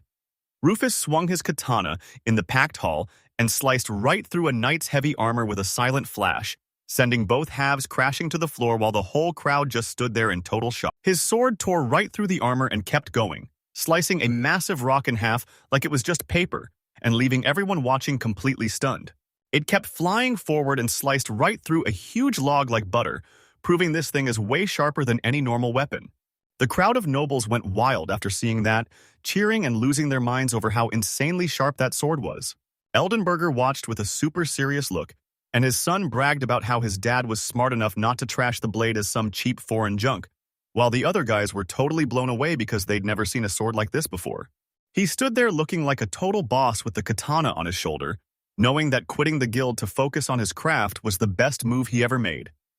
As the crowd cheered for, while everyone was still geeking out, the Marquis' son stepped up with a cocky grin and asked if he could give the weapon a try. His dad, the Marquis, looked right at Rufus. He gave the okay and told Rufus to let the kid give it a shot. Rufus knew right then that everything was on the line. He watched the nobles crowd around in a circle, whispering like crazy as the Marquis' son stood in front of some armor, ready to give that katana a real test. He looked pretty worried because the kid's stance was a total disaster, with shaky legs that didn't look like a pro fighter at all. But the noble's son still drew his sword with. The young nobles realized the blade was super sharp but way too fragile. So he just smirked, thinking one vertical swing could cut through anything, and told the crowd to watch him work. Rufus saw the kid was about to do something crazy and screamed for him to stop, warning that one tiny slip-up would be a total disaster. But the noble's son didn't listen. The katana completely shattered against the armor, sending the noble stumbling back while Rufus watched his warning come true in the worst way possible. The broken hilt spins through the air and slices right across the noble kid's face, making Rufus scream in horror as blood sprays everywhere. Rufus watched in total shock as the noble kid grabbed his face and screamed that he couldn't stop the bleeding, and that's when it hit him. His creation just seriously hurt the son of a powerful marquis. He stood there totally frozen while everything went nuts. The servant dropped to his knees, begging the young master to just chill and look at the broken blade, since there wasn't even a single drop of blood on it. The noble kid looked completely stunned but admitted he wasn't actually hurt anywhere. Everyone watching started laughing and whispering, joking that maybe the sword was so sharp he only thought he got sliced. Rufus was gritting his teeth through the pain when suddenly, everything finally clicked for him. The Marquis's son crashes to the floor and points a finger right at the blacksmith, screaming that the whole thing is a scam and the weapon is totally useless against armor, while Rufus he kept losing his mind, screaming that Rufus must have cheated during the demo because the sword worked for the blacksmith, but wouldn't cut anything when he tried it himself. He starts yelling about how that broken blade is a total death trap that could have hurt anyone, and he's losing it because some cheap scammer really thought they could get away with selling them. The crowd starts buzzing as they side with the rich kid, making Rufus's head spin. He knew the guy was wrong because his katana's edge was actually top tier, but the audience wasn't. The judgment was final, and as the Marquis and his beat-up son started to leave with their guards, one man turned back and shouted the blacksmith's name, Rufus. Rufus stood there in total shock as Marquis Eldenberger gave the final order, his voice sounding ice-cold as he told Rufus to grab his useless sword and leave for good. Kicked out of the spotlight, he walked away from the massive city all alone, knowing he'd just blown his only shot at ever making it big. Lutz tells the whole story now, explaining how his dad was totally crushed and just wandered around until he met Lutz's mom, and they ended up in a total dump of a house. Claudia looked pretty thoughtful and pointed out that the son is actually in that same house making legendary swords for the nobles using his dad's old skills, and she wondered if that finally helped him clear his father's regrets. Lutz stops to think, and his mind flashes back to his dad, Rufus, who was actually a super chill teacher. Rufus never pressured him to get revenge or be a mini version of. Thinking about that made him look super depressed, and Lutz realized the mess with the Marquis must have totally broken his dad, because now he walks around like he's completely given up on life. He remembered his dad Rufus saying that legendary sword wasn't even built to be useful, and that it was just a perfect symbol of how empty his own life was. He remembered his dad's final wish. As Rufus lay dying, he told his son to trash that failed sword the second he was gone. Back in the present, he admits to Claudia that he totally ignored those last orders because he didn't see the katana as a failure, but as his dad's ultimate challenge. And now, later that night, he was wide awake under the bright moon, looking totally stressed out. Claudia was right there next to him and noticed he was acting weird, so she asked what was wrong. As he's lying in bed staring at the ceiling, he tells Claudia he wants to forge a sword, and she's super surprised, asking if he actually means a sword instead of a katana. He can't stop thinking about the sword Master Borvis made, the singular steel, which looks totally basic but was actually built to slice through absolutely anything. He keeps talking, admitting he never thought Borvis could pull off something this insane, calling the katana the ultimate weapon, while Claudius just sits up and makes a bored noise like he's totally unimpressed. She playfully pinches his cheek and teases him for sounding like a quitter, asking if Borvis only ever made one legendary sword, which leaves Lutz totally stuttering. He makes a face as it finally hits him. The fact that a total rookie like Borvis made such a masterpiece feels like a massive slap in the face. He remembers Borvis's smug face, like the master blacksmith was totally calling him out, saying he could beat Lutz at his own game and daring Lutz to step up to his level. He pulls away with total determination, arguing that he has to try since he's built stuff like this before, but Claudia is super annoyed and thinks he's just making it all up. He clenched his fist with total focus, while Claudia couldn't believe he was making a sword that nobody even ordered. He knew he might not be as good as Master Bortis yet, but he was totally hyped to start until he realized he'd run out of iron sand. But seeing him freeze up, Claudia softened her voice and apologized, reminding him that they've never. She gave him a quick kiss on the cheek and told him to stay locked in, since she was sure this was all just part of the plan. That night under the full moon, her words stuck with him. She was 100% sure he'd forge a sword so epic it would blow Master Borvis's mind. The next day, a bright valley is echoing with the sound of a river crashing right through the jagged rocks. Lutz was down at the riverbank, sifting through the sand to find enough iron for his work. He took a quick break to wipe the sweat off his face, but his mind, he locked in. Realizing that since Master Borvis went way out of his comfort zone to make his masterpiece, he couldn't just give up, or he'd be the only one losing. The young blacksmith started thinking hard about what he should build next. You can use a sword in tons of different ways, but most katanas are meant to be held with both hands. He knew that. He looked right at Claudia and asked if there was anyone she wanted to chop up, making her freeze mid-bite because she was so shocked by the question. She asks a totally weird question during dinner, so he explains he needs a real reason to forge the sword, but he quickly adds that he doesn't want her actually fighting with it. They keep pushing her, asking who she'd take down if she could, and after thinking for a sec, she just smiles and says she's picking those boring deadbeat knights. She confirmed she was talking about the knights who wrongly arrested her, and she was so mad she described a dark plan to strip them naked and put their heads on display for everyone to see. He used her thirst for revenge to fuel his master plan. Since the knights usually hung out at the barracks, that was the perfect spot to ambush them. He knew taking on a whole squad alone. He tossed that idea out fast, knowing a longsword would just get stuck indoors. A brand new design started popping into his head. It needed to be short enough to stab and block with. He's totally obsessed with his new sword's dark power, picturing a brutal face-to-face fight and muttering that he'll keep slicing through them until every single enemy is gone. He snaps out of his dark thoughts and gives Claudia a creepy smirk, thanking her because he can finally forge an insane sword, but he's so intense that it actually freaks her out. She's getting seriously worried and asks if this is actually a good idea, pointing out that his weapon design is literally made for raiding the knights' barracks, and she warns him that he tells her to chill, because this is just how he's wired.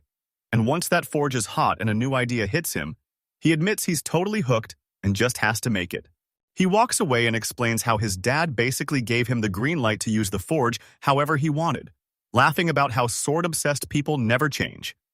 Even the legendary Master Borvis had to carve out his own path. He's totally locked in and starts forging under the bright full moon as every swing of his hammer echoes through the night. While he works, he thinks about Master Borvis finding his own path back. Once the fire cools and the hammering stops, he lifts the finished weapon high and stares down the edge, checking every inch to make sure it's perfectly straight and that both sides are totally flawless. This was seriously tough work because a double-edged blade is totally useless if one side is razor sharp while the other side can't even cut through butter. Even though this was a massive challenge, he was totally hyped, and every time his hammer slammed against the steel, he just got more fired up. He cracked a tiny smile, realizing that the frustration of failing and the fire of having a rival were things he never felt back when he was working all alone. While the forge echoed with his work, a crazy thought hit him. He was literally making weapons to kill people, but he was actually having a total blast. When Claudia finally saw the finished blade, her jaw hit the floor. She sighed and asked if he even knew how to chill, because he clearly went way too hard on this one. She realized it wasn't a good idea. She flashed a sharp smirk, realizing this masterpiece only turned out so well because he poured every bit of her bottled-up anger straight into the steel. She keeps going, saying the sword is so well made you can actually feel this creepy dark energy coming off it. She warns that if you even touch it, you'll get this. He scratches his cheek and says he's down to put the sword away, but he wants to give it a name first, so a curious Claudia asks if she's the one who gets to name her. Her eyes totally light up because she's already got the perfect name, and as she shows off her shiny blade, she calls it Night Killer. Lutz grabs the sword back, and Claudia admits she totally expected him to pick a goofy name like Mr. Night Chopper. But since she's on board, Lutz finally makes the name official. She finally admits the name is actually pretty cool, and he explains it was the only choice before he decides to part ways with the weapon for now. He stashes the newly named sword in a box right next to his dad's old keepsake, sliding the blade home with a satisfying click. The sound grabs his attention, and he spots Count Gerhard sitting nearby, looking totally annoyed as he mutters about what a huge waste it is. Lutz and Claudia jump out of their skins when he suddenly appears, shouting his name and asking when he even got there, while the Count just calmly tells them he literally just arrived. Claudia nearly jumps out of her skin when he pops up like a ghost, arriving just as Lutz finishes a new sword that looks awesome but is way too small. Lutz panics and tries to explain it's just a backup weapon for close-up kills, but Gerhardt shuts him down with a look that says he's already judging the blade just because it's short. He's still not buying it, and Lutz is totally panicking, stuttering that the sword is just for a surprise raid on the enemy's hideout. Gerhardt stares down the young blacksmith and calls out his lie, revealing the sword is actually meant for a surprise attack on Lutz's old enemies. Lutz is totally shook because the Count can see right through him, and Gerhardt says it would be a massive waste to hide him away like a beautiful girl who never leaves her room. His eyes lock in as he decides his student finally needs a top-tier weapon, so he gets straight to the point and asks to buy that sword. Lutz is totally losing it, and warns him the sword is dangerous since it was literally made to hunt down the knights, but Gerhard just shrugs it off and says most people wouldn't even understand. He listens as the Count drops his final offer of 50 gold coins and a promise to keep the deal a total secret, and after thinking for a second, he's totally down to, after the deal was done, Gerhard grabbed the sword and walked off humming a happy tune, while Claudio asked if his apprentice was actually a high-ranking knight, and Lutz confirmed he definitely was. Meanwhile, the apprentice Josel suddenly got hit with a massive wave of fear, and he started sweating bullets as a total sense of doom washed over him. His bad feeling finally came true when Gerhardt handed him a sick blade and told him to get hyped, announcing that this sword was called Night Killer, and Joseph had to use his magic to forge it into his ultimate weapon. Josel thanked his master even though he still felt a little uneasy, and he promised to make this weapon an epic blade that was worth every bit of the price. As soon as he grabbed the handle, a wave of pure evil shot out of the blade, and totally freaked out, he demanded to know why his master would give him such a cursed weapon. Looking down at the city, Josel begged his master to explain why he gave him this gift, but Gerhardt just told him there was no deep meaning behind it. While Josel was busy overthinking a simple gift from his master, things were heating up at a noble's castle that was packed with gold, jewels, and legendary weapons. Inside, the head of the house, Marquis Eldenberger, checked out a super fancy crown from his collection, but he quickly tossed it aside with a frustrated look. He spun around, his cape whipping as he marched through the vault and left his helper in the dust. His mind was racing as he walked, knowing that even after flipping the whole Eldenberger vault upside down, he hadn't found a single thing worth using to make a deal. He finally stopped because the search was pointless, his face twisting with rage as he screamed, demanding to know what those barbarians were even after. His advisor spoke up and explained that since their leader Beowulf is such a beast at fighting, the only way to negotiate with him is with a sword. The advisor's words sparked a huge idea, and as he gripped his sword, he realized their strongest weapon was actually the legendary heirloom passed down through his family. He walked silently through the massive hallway with his assistant following close behind, who sighed that if they could just find a legendary blacksmith to forge a perfect sword, all their problems would be over. The Marquis flashed back 20 years to when an official showed him a young blacksmith with a super sharp sword, and that clear memory was a total 180 from the nightmare he was in now. In the memory, a noble wonders if that guy is still around, and the official admits they treated him like a total scammer just to save his brother's pride, even though he now realizes the smith was actually a total legend. The leader suddenly had a huge realization. Even if that legendary smith had retired, could he still forge a sword that would blow the barbarians away? That thought gave him a tiny spark of hope.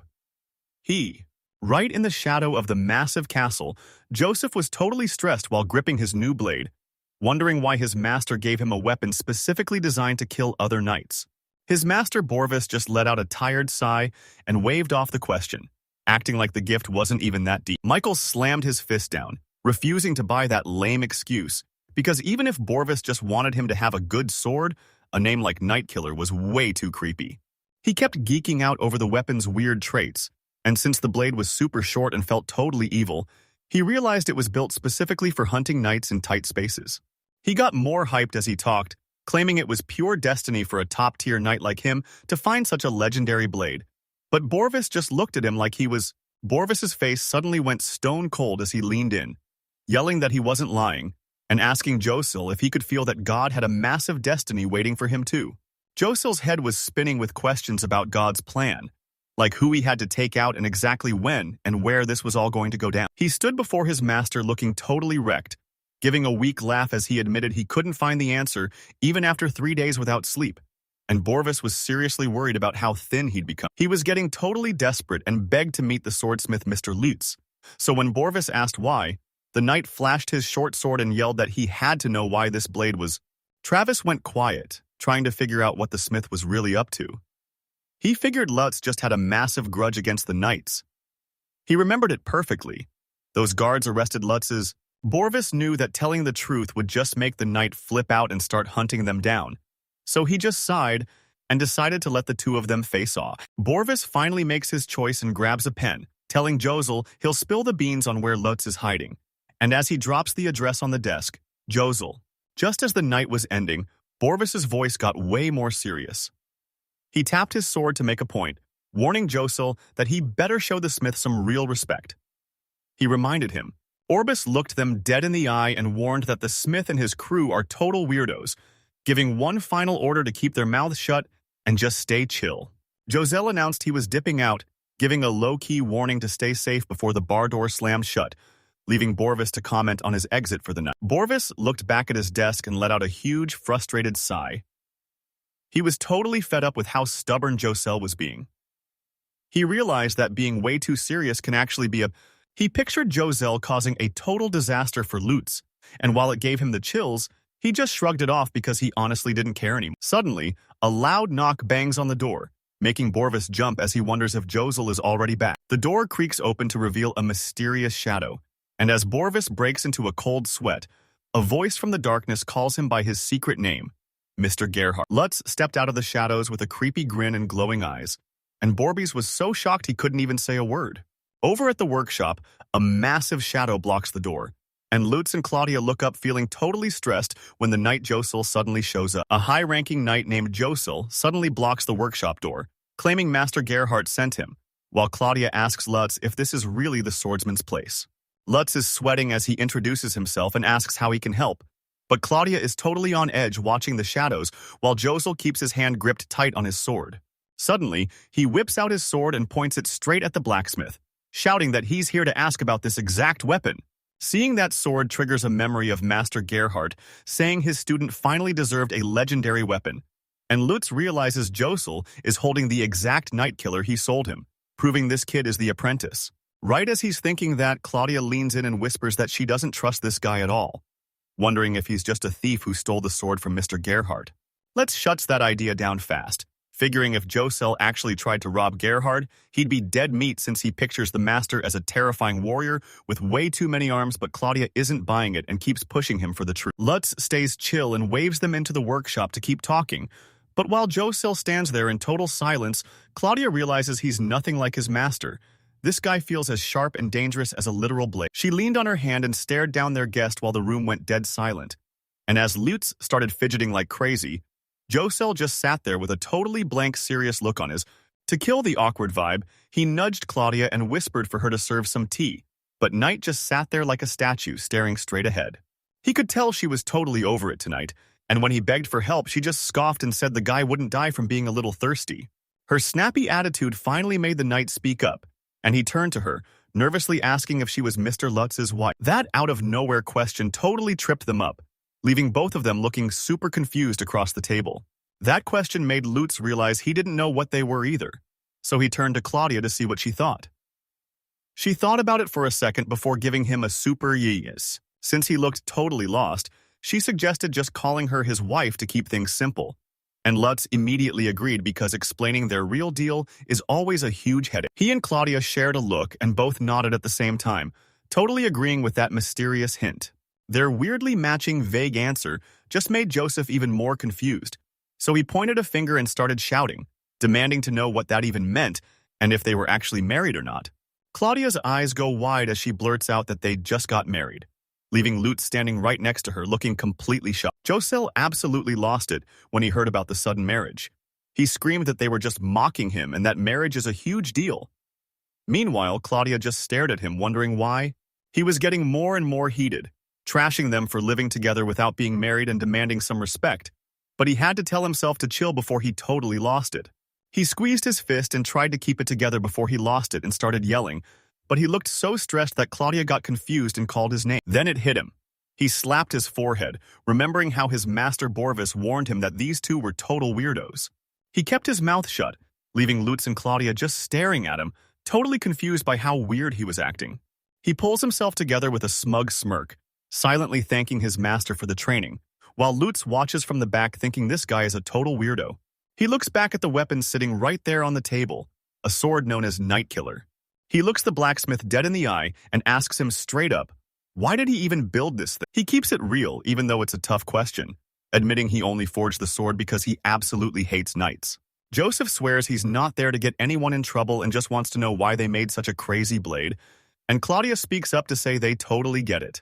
He looks over at the gear on the wall, thinking there's no way a sword named Nightkiller ended up with a top-tier knight like him just by accident. He shouts that it was definitely on purpose, and Lutz and Claudia are totally freaked out by how intense he's being. He gets totally serious and says it feels like destiny because now that he has this sword, he's desperate to figure out what he's actually supposed to do with his life. Everyone is totally stunned by his speech, but Lutz screams back and tells him to just live his life however he wants. He ignores it all, slams his hands down, and begs Lutz to tell him why the sword was even made, while Claudio just watches, totally weirded out by his reaction. The whole room goes dead silent while Josel leans against the counter gasping for air, leaving Lutz and Claudia completely stunned by what they're seeing. As it gets late, he's low-key losing it because this guy went from being serious to acting all lovey-dovey, and now he's just trying to figure. He looks to Claudia for backup, and she just gives him a confident wink, signaling she'll cook up a lie to get them out of there so he can finally go home and crash. He watches Claudia clear her throat to grab Josel's full attention as she starts explaining the wild story of how a night killer is actually born.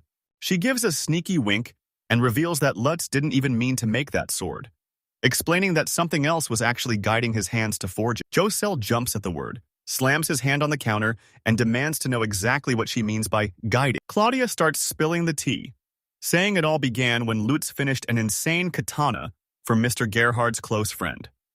She asks Josel if he knows about the masterpiece Borvis worked so hard on, and the knight proudly flexes that he was his master's very first apprentice.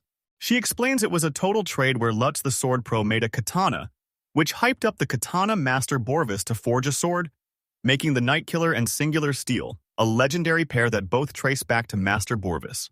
The knight finally puts the pieces together, realizing Lutz didn't actually have a grudge when he attacked, and Claudia confirms he's right as she watches his reaction. Joselle totally buys the fake story, while Lutz just smirks to himself, thinking that Claudia is the one who actually wants those knights dead, not him. He stood there totally stunned as Claudia told this wild story about how Lutz tried to forge a sword after being inspired by Master Borvis. But then he lost control like he was possessed, and suddenly the blade was finished and named Night Killer. That night, Joselle leaned in with his eyes wide in total shock, asking if the possession was actually for real. Lutz finally spoke up and told Claudia she was totally overreacting. But she noticed Josel's face change as he started to get really suspicious. She leaned in and whispered to Sir Josel, pointing out that the Night Killer didn't have a maker's mark, which was super weird for such a high-quality weapon. She dropped the final crazy part of her story. Lutz wasn't allowed to carve his name into it. She told them straight up that it was actually God's work. That news left both. The knight starts shaking as the truth finally hits him, picturing a glowing god forging the weapon right there. This Night Killer sword was actually made by God himself, and the whole realization is just blowing his mind.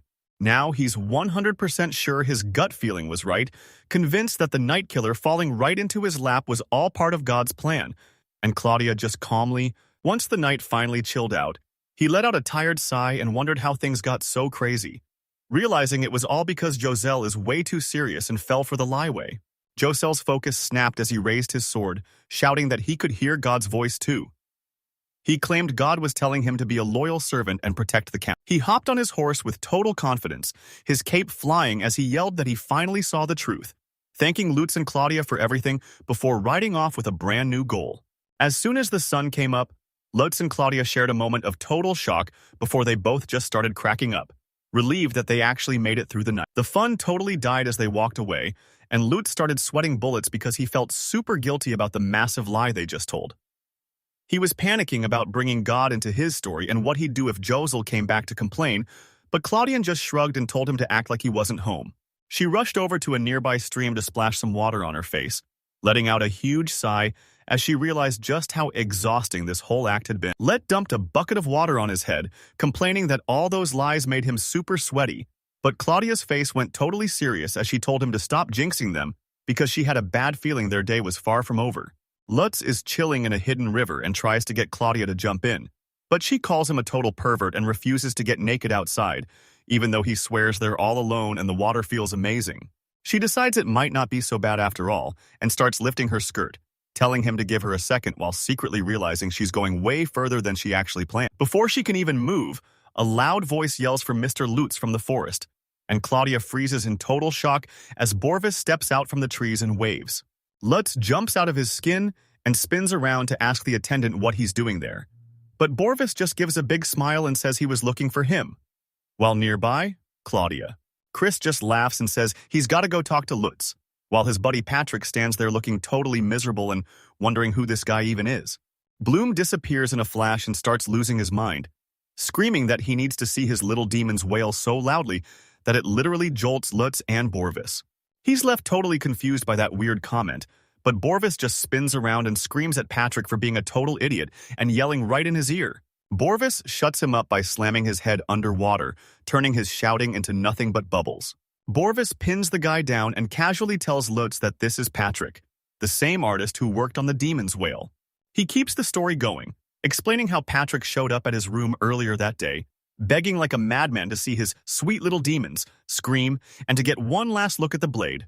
The memory fades as Patrick bursts out of the water looking totally insane. And while Claudia tries to hold him back, he screams that he has to see the girl again because that little demon's scream. He's fighting to get loose and yelling that it's a total masterpiece he just can't ignore. So a shocked Claudia tries to talk some sense into him, reminding him it's a gift for the Count, and he should just ask for permission to see it. She's talking to a brick wall because Patrick is totally spiraling, obsessed with seeing his angel again, while someone nearby watches with total annoyance, scoffing that they're the one who, as things go totally sideways, Claudia just sighs because she knew this would happen. They finally ditched one creep only for an even weirder guy to pop up. Patrick was totally losing it, kneeling in the water and splashing around while begging Borvis to help him out. He begged the Count's top craftsman to say something good about him, but he explained that the castle was already a total mess because of favoritism, and making such a huge request would just make things way worse. Even if the Count said yes, the other nobles would definitely freak out and make everything impossible. Borvis turned back to Lutz, tossed his cloth aside, and broke down the whole mess, asking the blacksmith if there was any way for Patrick to see the demon's wail again. Patrick stopped begging and got a scary look in his eyes, muttering that Borvis owed him big time, and he was going to make sure he paid up. He yelled at Borvis, demanding he tell the Count that he was the one who decorated the sword, because he knew this credit would land him way more jobs. Let's splashes water on his face while watching the scene unfold, thinking Borvis really picked the wrong person to owe a favor to, even as Patrick keeps screaming in the distance and Borwa. He explained how he was dying to see the sword's final look after all the upgrades, and Borvis just flashed a huge grin and totally agreed to show him. He tells Borvis that after the decorations were finished, he used his own magic forging to make the sword even more powerful, leaving Patrick so shocked he literally screams in disbelief. Patrick finally snaps and points his finger, demanding to know why Lutz is messing with him, but Borvis just roars that he sounds like a guy crying over his first love getting even more gorgeous. He just points and tells the guy to stop being so gross, and while we can laugh for a second, he gets dead serious about how hard it's actually going to be for any of them to see that katana ever again. Down by the river, Patrick tells Claudia he's worried, wondering how they can even pretend to like that demon's wail when it's coming from someone so high.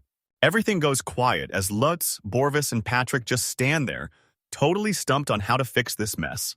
Claudia cuts right through their thoughts with a smirk, asking if they're for real because the answer is so simple a pro should have seen it coming a mile away. She explains that since they can't get a meeting the normal way, they should just try a different trick, making the other guy ask if they're really going to lie to the Count. Claudia flashes a confident smirk and drops the plan. If the Count won't show them his sword, they'll just have to make up their own reason to get a look at it. Borvis finally catches on and mumbles that he gets it, but Lutz is still totally lost and asks what she's even talking about. Claudia answers him by showing off her big plan, and Borvis, standing right there in the river, totally gets it and suggests they offer to fix up the katana. Everything finally clicks for Patrick, and he shouts that he totally gets it. They'll just pretend to do maintenance to get a look at the demon's wail, and Claudio's all hyped up. But Lutz kills the vibe by pointing out that since the Count never actually fights with that katana, it's probably in perfect shape and doesn't even need. Borvis stops to think and admits the maintenance plan is actually a great idea, but they still need a legit excuse to sell it to the Count. Patrick's brain suddenly clicks when he remembers the gatherings, those wild parties where rich nobles flex their weapon collections. He realizes this is the perfect opening because the Count will definitely want to show off that demon whale blade at the next event, so getting it checked out beforehand is the perfect excuse. Inside the castle, Borvis is totally stressing out to Claudia, wondering if that super picky Count would ever actually hand over his favorite katana. But she's not worried at all and says they're just waiting for him to say yes. She's totally got the right to be confident, and while Lutz and Patrick are chilling in the river, she stands on the bank and swears they'll win, because she knows exactly how to get the Count to say yes. The plan finally kicks off at the Count's massive castle, where all those giant towers reach way up into the sky. Inside, the noble listens with a totally blank face, repeating their request to tune up his blaze. Xander's doubt totally disappears and he flashes a huge grin, telling his assistant Gerhard that he's officially on board. He says the sword needs to be in perfect shape for a big party he's attending, so he gives them the green light to start. Once they get the green light, the legendary katana is finally brought out, and as Lutz, Patrick, and Borvis crowd around the table to see the demon whale, they can instantly feel its massive, heavy energy. You can see how much this means to all of them. Borvis has this huge, proud dad smile like he's finally seeing his long-lost daughter again. Lutz looks at the katana and admits he's never cared for flashy decorations, but Borvis gazes at the sword like a proud dad, calling it his dear daughter and saying she looks more alive than ever. He thinks back to all those flashy, useless swords he's seen before and reminds himself that the only thing that actually matters is how sharp the blade is. But as he picks up the legendary sword, he's actually blown away by how insane the sheath looks, and he's so amazed that he says he'd want it even if it... Borvis starts cracking up because the blacksmith actually liked the fancy decorations, and he tells Lutz his vibe has totally changed while checking to see if Patrick heard it too. Patrick is absolutely losing his mind with joy, shaking all over because a master blacksmith actually likes his stuff, and as he grips the blade, he whispers about how amazing his deer is. Borvis jumps in to hype up the sword's perfection, pointing out the glowing green runes and the wavy pattern on the silver edge, while saying that calling it beautiful is a total understatement. Patrick is a total mess of tears and sweat from all the hype, calling the sword a total princess while Borvis tells him to back off so he doesn't get the blade dirty with his breath. Lutz held the sword and watched Patrick get all worked up, thinking the guy was a total weirdo. But after seeing how incredible that sheath was, he finally understood why the creator was so obsessed with his work. Patrick's crazy drama totally ruined the moment as he bragged about being a master craftsman, waving around a sword named Little Demon's Wail and crying, while begging the blade to cut him until Borvis. The order was super intense, but now the sword is just sitting on the table without a single scratch on. The room went dead quiet as the three guys stood around the table, staring at that insane weapon after all the drama that just went down. Patrick breaks the silence and suggests they team up to forge a katana so insane it'll totally outshine the demon's wail, making Borbus laugh with pure hype, while Lutz gets all emotional because he knows they're the ultimate dream team and hates that they have to part ways. He stared at the demon whale's perfect blade as Patrick's offer finally hit him, realizing that making a katana even stronger than this masterpiece was absolutely mind-blowing. Patrick's hype was totally killed when Borvis asked who was actually going to pay for everything, and Patrick cringed remembering that the gems for the demon's wail alone cost a literal fortune. He admits that all those fancy decorations cost a fortune, and they definitely need a sponsor to pay for it. So Lutz gets serious and asks if they even have a plan to start making the ultimate. Borb just calmly puffs on his pipe and predicts they'll get a job after the next meeting, which totally shocks Lutz, who asks how he knows for sure. He sets the scene for a massive weapon expo, where the demon's wail is guaranteed to steal the show, and as nobles like Count Xander lose their minds over the blade, Borvis asks them. Patrick finally puts the pieces together and realizes that the demon's scream is their ticket to landing a sponsor. But while we're doubting if a noble would ever sell something that rare, Borvis, he explains that for these fancy nobles, these parties aren't about business. They're all about making powerful allies. If they don't make the right friends, their whole land. As the whole messy situation finally clicks, he just scratches his head and groans that it's all just a bunch of annoying politics. Borvis watches him and calls him a kid, but Lutz just leans against a shelf and says he's sick of his blades being used for dirty politics. He admitted he was holding back because he was sick of being used and didn't want his hard work to feel like another way for people to walk all over him. Getting totally fired up, he turned to face them and shouted that he just wants to make swords without any of this annoying drama, while Borvis just watched him with a completely blank face. Borov puts a hand on his shoulder and tells him to loosen up, while Patrick throws an arm around the young blacksmith to remind him that the future is still a total mystery. He leans in with a sneaky look and asks if it wouldn't be crazy if their new sword was used for politics, thinking it'd be a total win to make a blade so epic it could actually change the outcome of a massive deal. Borvis flashed a massive grin and asked what could be more fun. And as the idea finally clicked, a slow smile spread across his face because he knew they were totally right. Lutz finally got his head back in the game and felt more fired up than ever. He shouted that they were going to craft the ultimate sword together. Patrick was totally down and promised to give. Now that she had a mission, they finally hit the road, the heavy wagon wheels thumping against the bumpy ground. Inside a fancy carriage, Count Xander grips his katana while his assistant is just glad the sword is okay, but when asked if he's scared, Xander breaks a sweat and admits he's actually pretty nervous. While the carriage bumps down the dirt road, he starts thinking about how he even got here. He knows he didn't really have a say in the matter. That guy invited him to his castle. He knows that getting on the host's good side is the ultimate power move at this party. We cut to a massive hall where a bunch of high-ranking nobles have gathered, right? Under a massive full moon, the Marquis of Eldenberger's giant mansion is glowing as he hosts a super flashy party. Inside, the whole place is buzzing with music as all the fancy nobles dance around in their most expensive outfits. While the main hall is popping off, a few guests start sneaking away to a different room, and Count Maximilian Xander is right there with them. He slips away from the party and heads down a quiet hallway, joining a few others who are all after the exact same thing. He looks totally on edge as the guard unbolts the massive door to let him inside. The door swings open to a private room, and instead of a party, it's a bunch of sword-obsessed nobles like Gerhard and Borvis, all huddled around tables checking out some. The Count starts sweating as he realizes these fancy parties aren't just for fun. They're actually where all the serious business goes down. For the rich, these massive parties are about way more than just fun. They're the perfect spot to pick up new hobbies, see what's trending, and gossip with their elite friends. By making all these smart connections, they become besties with the other nobles, which totally locks in their power and lets them rule over even more land. This weapon festival is one of those huge events, and while the crowd is buzzing, Count Xander looks completely overwhelmed by all the flashy sword skills and massive egos. He catches another guest losing it over a crazy sword, and it reminds him that a pro blacksmith has been getting famous lately right in his own backyard. He knows he's not the best at talking, but he totally loves these hangouts and wonders what everyone really thinks about that sword they're discussing. Suddenly, a loud noble ruins the moment by shoving a shiny sword in his face for him to check out. The guy brags that he dropped a massive 100 gold on it, laughing about. The chubby noble thinks the count is actually impressed, so he calls him Lord Maximilian and offers up the sword, while Xander just smiles and says he'd love to get a closer look. He ended up back at a familiar party full of rich nobles flexing their expensive swords, and even though he's not great at small talk, he knew that just hyping up their blades would be a. This big noble guy shows off his weapon, while a dude with glasses brags about how loving swords is the perfect icebreaker for making friends at these parties, before asking Lord Maximilian if he brought a blade to show off too. Xander watched closely as the big guy Maximilian bragged about his new sword, claiming it was finally cool enough to show off as he held it out for everyone to check out.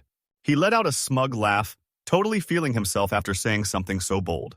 He leaned in to check out Xander's new sword, saying that even though the beast head handle looked sick, the blade was way too thin to actually trust. The guy with glasses agreed, saying you can't judge a weapon just by how it looks. Lord Maximilian kept talking trash, wondering if a skinny sword like that could actually handle a reel.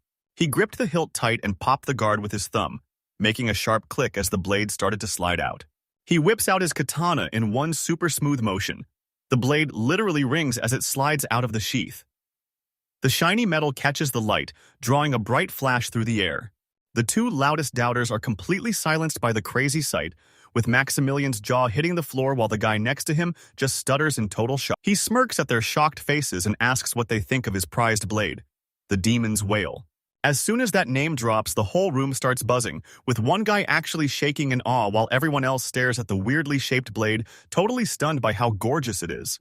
They go from being totally shocked to completely blown away, with Lord Maximilian calling it lovely while Count Xander stares at his sword and says, "It's so perfect it's actually kind of." Ilian panics and rips out his sword, but looking at it now, he realizes his blade is basically trash compared to that insane katana. Let's try one more for maximum team. He drops to his knees right in front of Count Xander, his voice shaking as he admits he's never seen a real one before and says it's so beautiful he wouldn't even mind dying by its blade, making the Count laugh as he looks down at the kneeling lord. He gave a sorry smile and said the sword wasn't for sale, but Lord Maximilian's eyes lit up with greed as he demanded to know the price anyway. After getting rejected, Lord Maximilian looked totally defeated and admitted he wouldn't sell something that awesome either, no matter the price.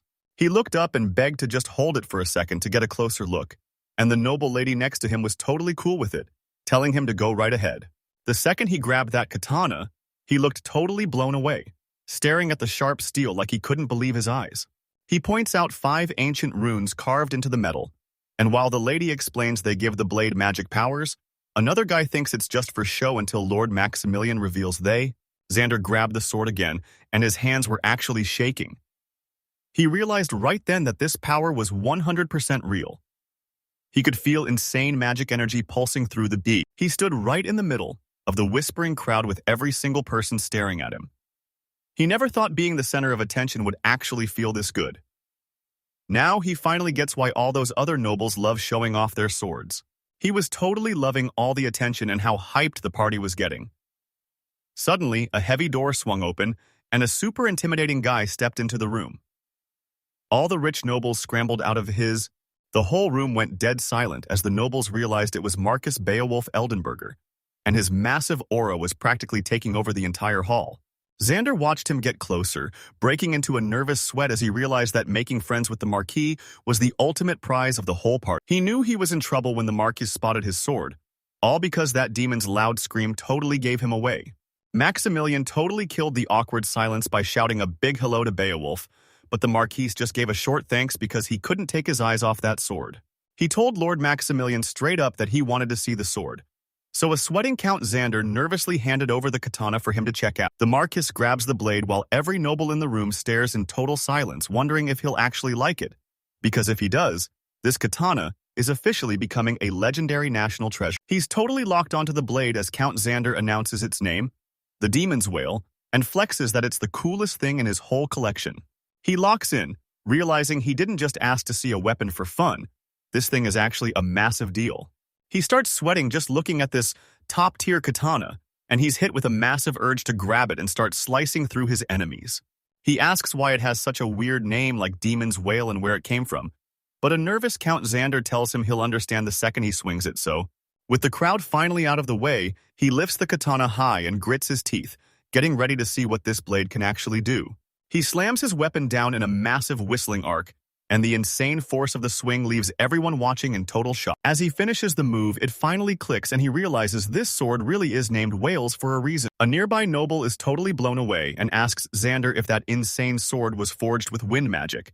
So a super nervous Xander just sweats and goes along with it.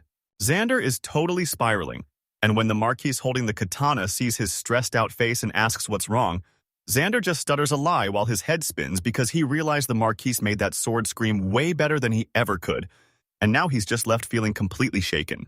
This vibe hits him with a super embarrassing vision where he sees his wife with another guy, looking way happier than she ever was with him, and it leaves him shaking like a total loser. While he's totally torn up inside, the Marquis shouts out with fire in his eyes, begging Xander to name any price for the sword, even a whole castle, leaving the Count standing.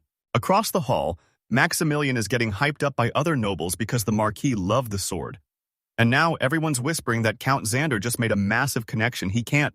Everyone's staring at Count Xander waiting for an answer, but he stays totally silent with a dead serious look on his face. After a long silence, his face gets super serious as he looks the guy right in the eye and tells him straight up that he's not selling the sword. Archie Beowulf looked totally stunned by the rejection and could only let out a confused noise. While the Marquis stood there in total shock, Maximilian turned to Xander and asked why he'd throw away a chance to get close to a big-shot noble just for a sword called the Demon's Whale. Once he calmed down, the Count explained that the sword was custom-made just for him, with its size and weight tweaked to fit his weak grip and wind magic added to make it feel weightless. Beowulf gave the sword a test swing that whistled through the air, and when he mentioned how crazy light it felt, Xander started giving him some advice. He suggested the same blacksmith who built that demon whale could forge a custom katana made exactly how the Marquis wanted. Maximilian leaned in and whispered that Xander should use this drama to make some powerful allies instead of losing his sword, but the Marquis caught them and gave them a total death stare. But just like that, his bad mood was gone, and the guy flashed a huge grin while telling Xander his idea was actually genius, tossing his sword over his shoulder and totally agreeing to the. He clicks his sword back into its sheath and locks eyes with Count Xander, asking what's wrong before telling Lord Maximilian to just wait a sec. He stops to think for a second, rubbing his chin, so Xander tells him there's totally no rush and they can set up the deal whenever he's ready. The Marquis flashes a huge grin as he takes the deal, telling the crowd he's a bit buzzed and needs some air. He tells everyone to keep the party going and heads out, letting, a bit later on a quiet balcony under the moon, Xander taps his fingers and leans in close, telling the Marquis that what he's about to say is a massive secret. Staring off into the distance, the Marquis explains that they've been fighting these barbarians for 10 years straight with no end in sight, and Xander stays quiet, realizing just how serious the situation on the southern border really is. He turns to the Count with a dead serious look, announcing the war is almost over because he's already making secret peace deals with the barbarians. This old high priest is looking back at the war, remembering how the church was dead set on forcing their religion on everyone until the fighting dragged on forever with no winner, leading both sides to just give up and call a truce. This peace deal actually made things super messy, and Beowulf is breaking the bad news to a very nervous Count Xander. Xander is terrified of saying anything that sounds like he's dissing. He explains how these barbarians trade gifts to make peace, and after the Marquis bribed one of their leaders, he found out they're handing over a legendary diamond called the Overlord. Alexander's totally down for the diamond at first, but he starts sweating the second he realizes this isn't going to be easy at all. The Marquis confirms his worst fear. They have to offer a gift that's just as good or even better, or their whole kingdom will look totally weak. He perches on a window railing overlooking the land, stressing that if they mess this up, the news will spread everywhere, and their whole kingdom will be totally humiliated. The pressure is totally crushing him as he flops onto a bench, admitting to the Count that he's been losing sleep for weeks trying to find a gift that can actually top that diamond. But even with ideas like fancy vases or legendary swords, nothing feels good enough. Robelman, with his long braided beard, wonders if they really have to go all out just to give their rival ruler exactly what he wants. Xander listens with a serious look, realizing that since his kingdom started these peace talks, they're stuck following the other side's rules. Xander's generals warn him that this gift is actually a dirty trick, the enemy alliance always uses to mess with their heads. They explain that these rivals will find any tiny excuse to complain about the offering just to bully them during the meeting. This sneaky move has helped the enemies grow stronger while slowly breaking down the kingdom's defenses for years. Xander clenches his fist, realizing that picking the wrong gift could give them the perfect excuse to destroy everything. Realizing things just got serious, he stands up in a thick fur coat with his katana ready and tells Marquis Beowulf he's taking the demon whale, making it clear that nobody better try to stop him. Marquis smirks with a look in his eye, totally surprised the Count actually asked for something in return, and that's exactly why he thinks the guy is so cool. Xander realizes he totally misjudged Beowulf, seeing that he's not some weak little sheep but a dangerous wolf who was just hiding his teeth. So he flips the script and asks what. Mark isn't surprised, since that's just how nobles roll, and he tells him straight up that he only works with people who have some real bite. So for the sword, he hooks Xander up with a VIP pass to the palace and a favor he can use whenever he wants. He just smiles and tells Count Xander to stop with the scary talk before he decides to get even right now. But the Count just smirks and says this second offer is actually a total win for both of them.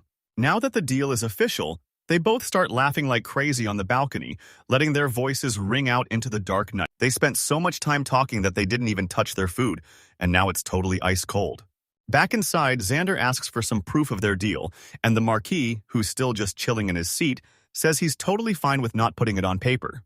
He wonders if this is all just a test, and if he can even trust a guy he barely knows, but he decides that sometimes you just have to take a huge gamble and hope for the best. To show he totally trusts the guy, he pulls out his sword and hands it over, explaining it's the legendary Eldenberger family blade that everyone's seen on the battlefield. He tells the Count that if he ever breaks his word, he should use this exact sword to take him out. Xander is totally shocked because he recognizes the blade as a legendary family heirloom passed down. Sweating and totally panicking, the Count shoves his own sword forward and begs Beowulf to take it, tripping over his words while trying to pay back such a huge favor. Out on the moonlit balcony, Beowulf starts second-guessing everything, but Xander stays cool and tells him straight up that this is just a trade. He flashes a confident grin and suggests they just trade back when it's all over, which finally makes the Count relax and agree to the deal.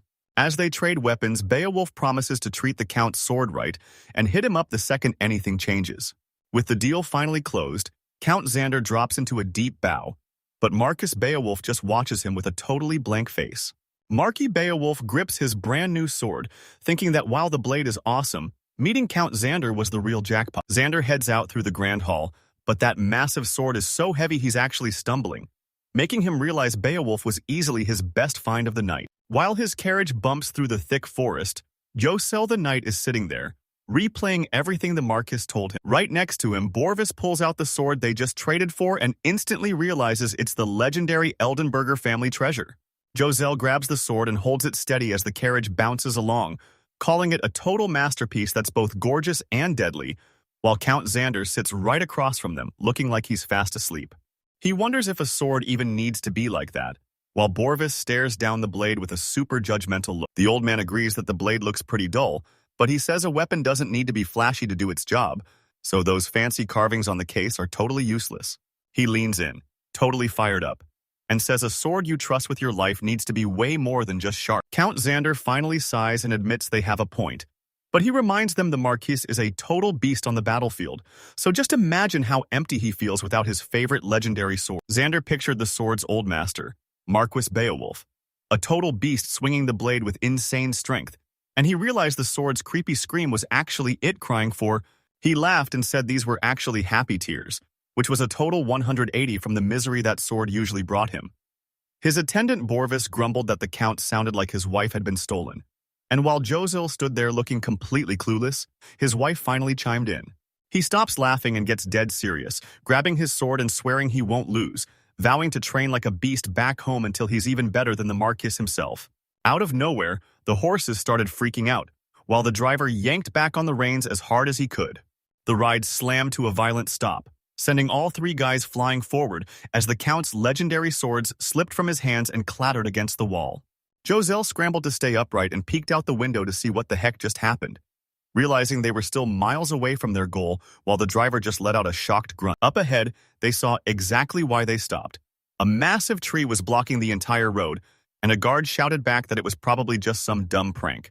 Inside the carriage, The vibes are super tense, as Borba wonders if this ambush is linked to their secret meeting, while Xander stays dead silent and a sweating Josel desperately hopes it's all just a prank. Outside, the driver tries to clear the road, but Josel screams for him to stop just as the knight realizes it's all a massive trap. His warning kicks the guards into gear as they surround the carriage, and Josel screams for everyone to stay inside because he's sure bandits are waiting to strike. Inside the carriage, Count Xander says he totally trusts his captain, so Josel locks in and promises to crush any bandits that show up. Right as the door swings open and Marquis Beowulf steps out, the Marquis lands with a heavy thud that breaks the silence, his eyes scanning the area with a super sharp look. He whips out his sword with total confidence, the blade flashing in the light as he lets out a massive shout and tells Ricardo to stay on high alert. The Marquis smirks and promises he'll definitely earn his pay, making Josel feel super confident now that Ricardo has become such a reliable bodyguard. He and the other guard draw their swords and get ready while Beowulf signals for total silence, everyone listening closely to the sounds of the forest. The tension is insane as Josel feels a wave of bloodlust coming from the trees, and Ricardo agrees, saying he can totally feel the killing intent even though he can't see where the enemy is hiding. Out of nowhere, a spinning metal blade zooms out from the trees and shatters the silence.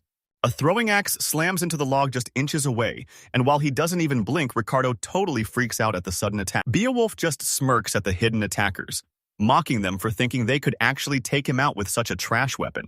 Suddenly, a gang of bandits jumps out from the trees, led by a bald guy with a massive axe who shouts that they're here to steal the Count's legendary sword.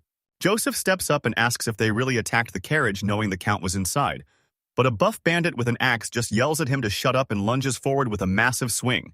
He yells at his two friends to guard the carriage while he takes on the bandits from a distance, but the bald leader just sneers and asks if he really thinks he can take down the whole he. Before the bandit can even finish talking smack, Ricardo explodes forward like a silver blur and gets right in his face. He dives right into the chaos, and while Josel is worried about him being alone, the Marquis just tells him to relax, because it would have been way more dangerous if Ricardo actually started swinging his. The Marquis looks like he's won as he holds his mace high, but a dark line suddenly slices across his chest and he lets out one last scream before Ricardo blurs past, leaving his body. Watching the beatdown, Joseph realizes his boss was totally right about the Night Killer being a monster in a straight-up fight. He's standing right in front of the last four bandits with his back turned like they're not even a threat, and one guy is so freaked out he asks if he really thinks he can take them all on at the same time. Ricardo looks back with pure disgust, but the bandit leader just smirks and calls him Mr. Hero, mocking him by saying he's about to learn that being brave is actually just being stupid. Ricardo froze as a chilling thought hit him, because this guy just used a secret nickname only people from his home should know, and a bead of sweat rolled down his face as he realized he was in trouble. The bandit leader kept acting all cocky, pointing out Ricardo's high-quality sword and mentioning how weird it was that random bandits knew this was the Count's carriage, confirming the exact same shady feeling Ricardo was already having. He knew he was right, and suddenly, Ricardo's sword lit up with scary dark energy. He gripped his blade tight with a super serious look, wondering if this whole fight was actually a setup, and a bearded bandit roars and takes a wild swing. But Josel is way too smooth, ducking under the attack and landing a quick upward slash as he zips past. The bandit freezes in total shock as blood sprays from a massive gash on his chest. Josel turns his back and calmly tells him he didn't just dodge, he actually sliced him. He doesn't even slow down, spinning around with a massive swing that takes another bandit's head clean off, while the guy just watches in total shock. Josel stands in the middle of a total bloodbath as Borvis and his wavy-haired buddy walk up to check out the mess. Borvis notices every single guy was taken down with just one hit and asks why he went so overboard. He points out that a quick slice is all it takes to kill someone, so there's really no reason to go crazy and chop them clean in half. His buddy apologizes for doing way too much extra work, and while Borva says they're finally finished, he notices Josel is getting way too hyped over those clean cuts, so even though he's sure the hero Ricardo will win his battle, he's already cooking up a backup plan just to be safe. Ricardo is standing there totally locked in with his hand on his sword, making a silent promise that if this guy is actually a challenge, he's definitely taking that blade, Camellia, for himself. He grips his sword and draws the blade, staring down the bandit leader and his massive long axe. Ricardo knows he's in a tough spot because that axe has way more reach than his katana. He throws his head back and roars a command, but he's not talking to his enemies. He's shouting at his own weapon, "Wake up, Camellia!" Suddenly, massive energy bursts out of the sword and a beautiful ghost woman with long dark hair appears. It's the spirit Camellia, swirling into existence right behind him while the bandits just stand there totally stunned. The bandit leader's eyes pop and he starts sweating bullets because he can feel a creepy, massive power coming off that thin blade that definitely isn't just normal metal. Ricardo knows she's right there, catching a sweet scent as she looms behind him like a super powerful secret ally. The bandit leader sees the fight turning south and screams at his crew to stay sharp because that sword is definitely not normal. That warning was totally useless because Ricardo moves like a blur, stabbing a bandit right in the throat before he can even blink. Blood sprays everywhere, but the guy actually looks happy, gurgling about how good it feels while his friends watch in total horror. Ricardo goes totally berserk, grabbing an axe to crush a bandit's skull, but his rage leaves him wide open for the leader to slam a poleaxe into his side, forcing him to his knees in pure agony as the boss just keeps stabbing him over and over. He was totally stuck while the bandit leader just laughed, slamming that poleaxe into him over and over with a sick grin. That victory was a total fake-out, because suddenly the bandit leader was flat on the ground with a broken sword, surrounded by his fallen crew while Ricardo stood over him like a total boss. He stared at the guy on the ground as a creepy thought hit him. He hadn't actually killed any of them, because they'd all ended their own lives with these weird, happy looks on their faces. The bandit leader finally realized what was happening when he looked past Ricardo and saw the dark-haired spirit of the katana, leaving him completely paralyzed by both fear and wonder. Ricardo catches his breath and looks at the last guy left, but the bandit leader isn't even fighting back anymore, instead yapping about how much it hurt to be teased by something so beautiful and literally begging Ricardo to finish him off with that katana. Before he can even process that weird request, a crossbow snaps, a bolt zips past his face, and a bunch more slam into the bandit leader, ending his screams with a final gurgle. He whipped around and saw another guy stepping out of the trees with a crossbow ready to fire. One look at the distance made his heart drop instantly. The dude was a solid 10 meters away, which meant he lunged forward with his teeth gritted, knowing that getting in close was his only shot at staying alive. The crossbow guy was already reloading, so Ricardo knew he'd never get there in time and just chucked his sword with a massive roar, praying Camellia would finish the job before that next bolt could fly. Right in midair, the katana releases its spirit as Camellia bursts out like a ghost woman and flies straight at the crossbowman, who just freezes in total terror as she dives right. She went totally savage, blowing the bandit's head wide open as he slumped to the ground, and Ricardo finally caught his breath, so glad he actually made it in time. Suddenly, a familiar voice breaks the silence as Borvis, the Count's right-hand man, steps out from the trees looking totally shocked to see him alive. And Ricardo just gives a tired smile because he knows he wouldn't have made it without his partner. Once the danger was gone, Ricardo totally wiped out and slumped against a bush from pure exhaustion. Borvis gave him a quick thanks, saying they only won because of the spell-forged camp. He took a closer look and got dead serious, realizing that fancy crossbow was way too expensive for a regular bandit, which had the knight next to him sweating as they both realized something big was going on. That's when it clicked. This wasn't just some random bandit raid. It was a total setup where someone had actually tipped them off and armed them just to take out the Count. Ricardo gripped his pricey crossbow and looked at the fallen guy, wishing they'd kept someone alive to grill for answers.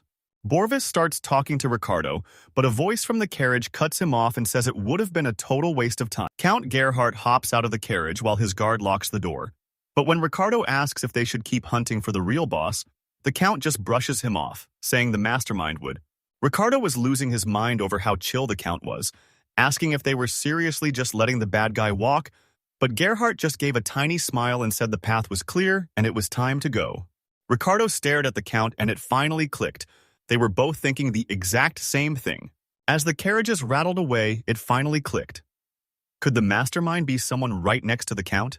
Lutz and Claudia are totally blown away by the finished masterpiece, which looks insane as it shines with that epic phoenix carved right into it. The artist Patrick fixes his monocle with a smug grin and asks what they think, bragging that he turned their cute love letter into something way more beautiful. Back at the workshop, Claudia is totally hyped as she checks out the blade, seeing that Patrick nailed the phoenix engraving just like she wanted. She asks why he put 2 phoenixes on the sword instead of just one. And Patrick just flashes a smooth smile, saying he didn't want the poor bird to be lonely. Flashback to 1 week ago, when Claudia and Lutz hit up Patrick's workshop to get him to decorate their sword's handle and sheath. Patrick is totally blown away by the blade Lutz forged, asking if he made it for his wife since it looks so perfect and clearly made with love. He's totally right, and as the sword catches the light, we see a glowing message carved into the metal that says, For you, my beloved East. He's turning bright red as Claudia gets all hyped up, telling Patrick the ornamentalist that her husband loves her so much, he literally had it carved into the sword's blade, leaving Lutz so... He didn't care that the guy wasn't a psychic, just gripping that blade handle in his gloved hand with total respect as he whispered the word, precious. Patrick suddenly loses his mind and gets super dramatic, throwing himself back because he thinks the art is just too beautiful and full of love. He literally shouts that he wants to stop being human and turn into a... Patrick fixed his glasses with a cool glint and announced that this blade was all about love. So why wouldn't they just put two immortal lovebirds on it? Let muttered to himself, totally dying of embarrassment, while Claudia just watched him with a smirk like she knew exactly what was going on. Then the craftsman tells Claudia to pull the sword out, and as she reaches for it, she thinks that even though Mr. Patrick is a total weirdo, he's a master at his job, and she's so glad she trusted him with her love letter. When she draws her sword, you can see two phoenixes on the sheath that get split apart, but they perfectly link back up the second she puts the blade away. The sheath snaps shut with a satisfying click, and the phoenix heads line up so perfectly it looks like they're actually kissing. Patrick is totally geeking out because he loves the design so much, calling it the perfect smooch, and Claudia is right there with him thinking it's super precious since that phoenix kiss. But he's got bigger things to worry about, so he gives a sneaky grin and asks Patrick how the noble meeting went, and if his sword, the demon's wail, was a hit. Patrick says it was, but things ended up getting pretty messy. He leans in and whispers the insane news. The Count was just attacked. They're both totally shocked, but Patrick keeps going, revealing that the person behind the attack was actually a servant working right inside the Count's own castle. He explains how the Count was already spying on a servant who got rich out of nowhere, only to find a man hanging from a rope. Patrick explains that the Count let the suspect run loose just to see where he'd go, but now that the servant is dead, their only lead to the big boss is totally gone. Things are getting dark, and it looks like the Count might be too scared to stop the killer if there's someone powerful. He's probably just staying quiet to avoid a mess, and as Patrick finally hits his limit and face plants onto the table, totally losing it because he can't believe people are actually dying just from a demon's scream, and he's just so over how depressing this whole mess has got. He forces himself back up, looking totally stressed, and tells Lutz and Claudia he never thought things would get this crazy, asking them what their game plan is for whatever happens next. Inside this massive hall, a nobleman slams his fist onto a giant round table, looking completely fed up. He's convinced that the demon's scream will decide the fate of their whole country. King Radwal Walshide watches the tense crowd from his throne and gets straight to the point, announcing they're here to handle the big peace talks with the allied nations. A negotiator steps up and tells the council that the allied nations are offering a massive pink diamond called the Overlord. That's literally the size of a fist. And since he saw it himself, he swears it's the most insane gem on the planet, which totally sends the whole room into a frenzy of whispers. Everyone's losing their minds over the gift, and an old noble shouts that he's never seen a diamond that huge, crying that their kingdom has nothing even close to it. He throws the idea out there, but things get real as the truth sinks in. The kingdom is basically broke and out of cash. That realization hits hard and shuts everyone up instantly.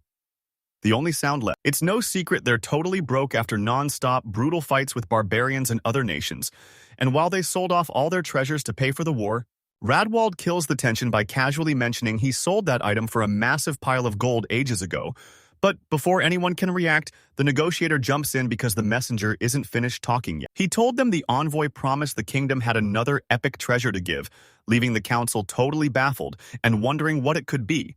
But the negotiator just confirmed those were the exact words. Turns out the treasury was actually a person named Lady Ristol, the third princess, and she's being shipped off to be a king's fifth wife just to seal a friendship deal.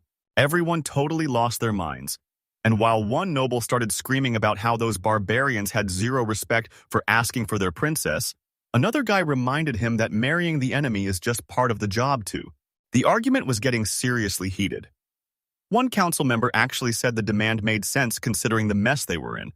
That made someone else snap, asking if they were really just going to hand over. After that massive argument, everyone stared at the throne, but King Radwald didn't say a word and kept a total poker face. Everything went dead quiet. But his face showed he'd already made a brutal choice. He realized he couldn't risk everyone's lives just to save his own kid.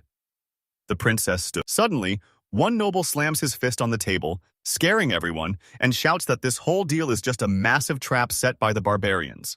He doubles down on his claim and asks the council if they even know how old the foreign king is.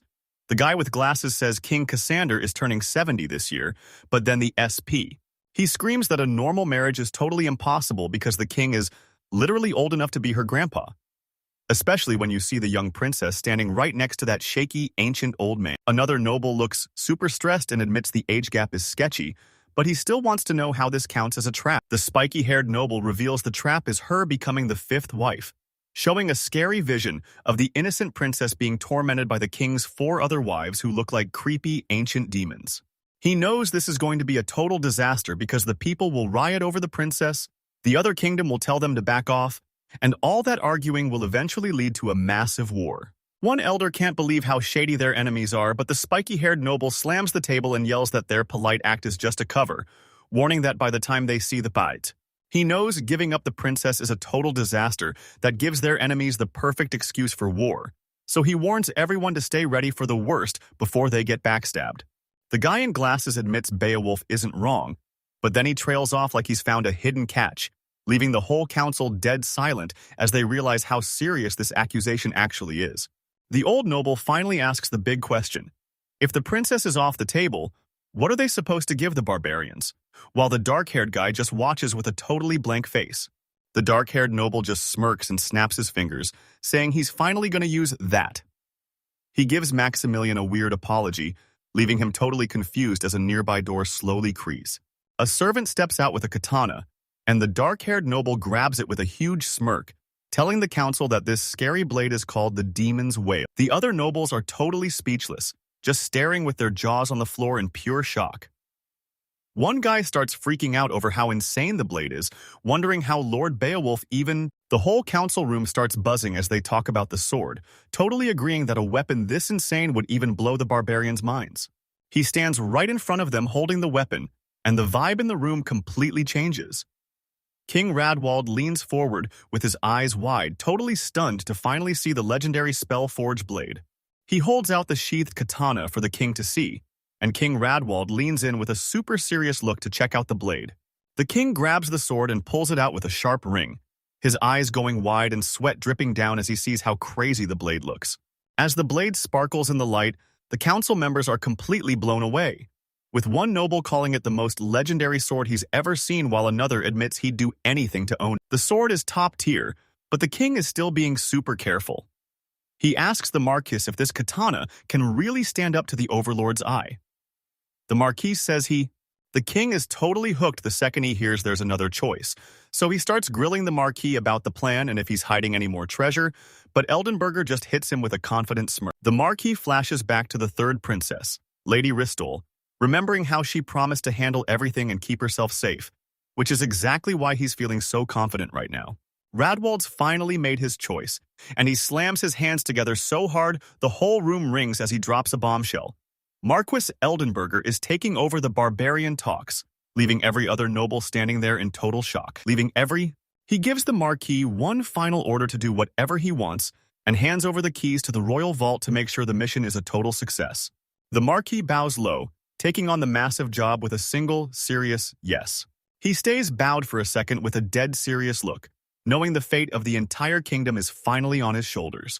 The king's voice gets quiet as he drops the royal act, showing he's just a dad who refuses to sacrifice his daughter and is putting all his faith in Beowulf. Beowulf Eldenberger clenches his fist and swears he won't fail, promising to live up to everything the king expects from him. A bit later, at a royal army base near the border, everyone is waiting for him to show up, while a super stressed-out guard calls his name. He pulls up on his horse with a super serious look, muttering that it's finally time, while his helper points toward a tent and confirms the other guys are already there. He looked out at the intense standoff where the royal army and the allied forces were barely 5 kilometers apart, with a single tent sitting right in the middle of the danger zone. He knew the messengers were being totally bold, picking this spot just to pressure everyone into making a deal while both massive armies were ready to charge. He shoved the tent flap aside and stepped in, and a super confident voice from inside thanked him for showing up. One line out. Strictly, I should provide 5 lines? Or is the original text block considered 1 line of input? Usually in these prompts, line, his assistant leans in and whispers that this guy is actually Arzamens, the second prince, and Beowulf is instantly annoyed. Looking at that smug, smiling face, Beowulf seriously, everyone sat down at a basic wooden table, and Prince Arzame kicked things off with a big smile, suggesting they double-check all the gifts before the official signing day. Beowulf shows off his nation's gift, pulling out a long, dark katana and calling it the Demon's Wail. The prince checked out the weapon and confirmed they were handing over the Overlord's eye just like he promised, while his servant stepped up to reveal the goods. The cloth was ripped off the gift and Beowulf's eyes nearly popped out of his head as the messenger told him to take a closer look, totally sure he'd love it. Right in front of him sat a massive glowing diamond called the Overlord's Eye, and it totally lived up to the hype. This gem was on a whole different level compared to anything else. He knew for a fact this wasn't just a nice gift, and they were actually planning to use Lady Ristel's royal status to get something way more valuable than any diamond. As Beowulf wondered what they were really up to, Prince Zames checked out his new gift, holding up the sharp katana known as the Demon's Wail, and realizing that with a weapon he didn't say a word, just whipped the sword through the air in a crazy fast swing that cut right through the silence. Zame was completely blown away by the sword skills, feeling like one swing could literally slice the sky open while the blade hummed with power. And that's when Marquis Beowulf asked him if he was having fun with that epic katana. He turned back to Marquis, holding his katana steady with a confident smirk, and told him that while those blades were cool, they still didn't quite match the Overlord's iron value before asking Beowulf if he agreed. He brushes off the gifts and gives Marquis Beowulf a cocky smirk, telling him they should just go back to the original plan of sending Princess Ristal to his kingdom, since his dad would. Prince Zames sees them panicking and asks if they have a better sword, but the negotiator just stammers that they're out of luck. Marquis Beowulf jumps in, admitting he stares the prince down and asks what he thinks of the plan, and Beowulf promises that even though they don't have the weapon right now, his smiths will forge a blade that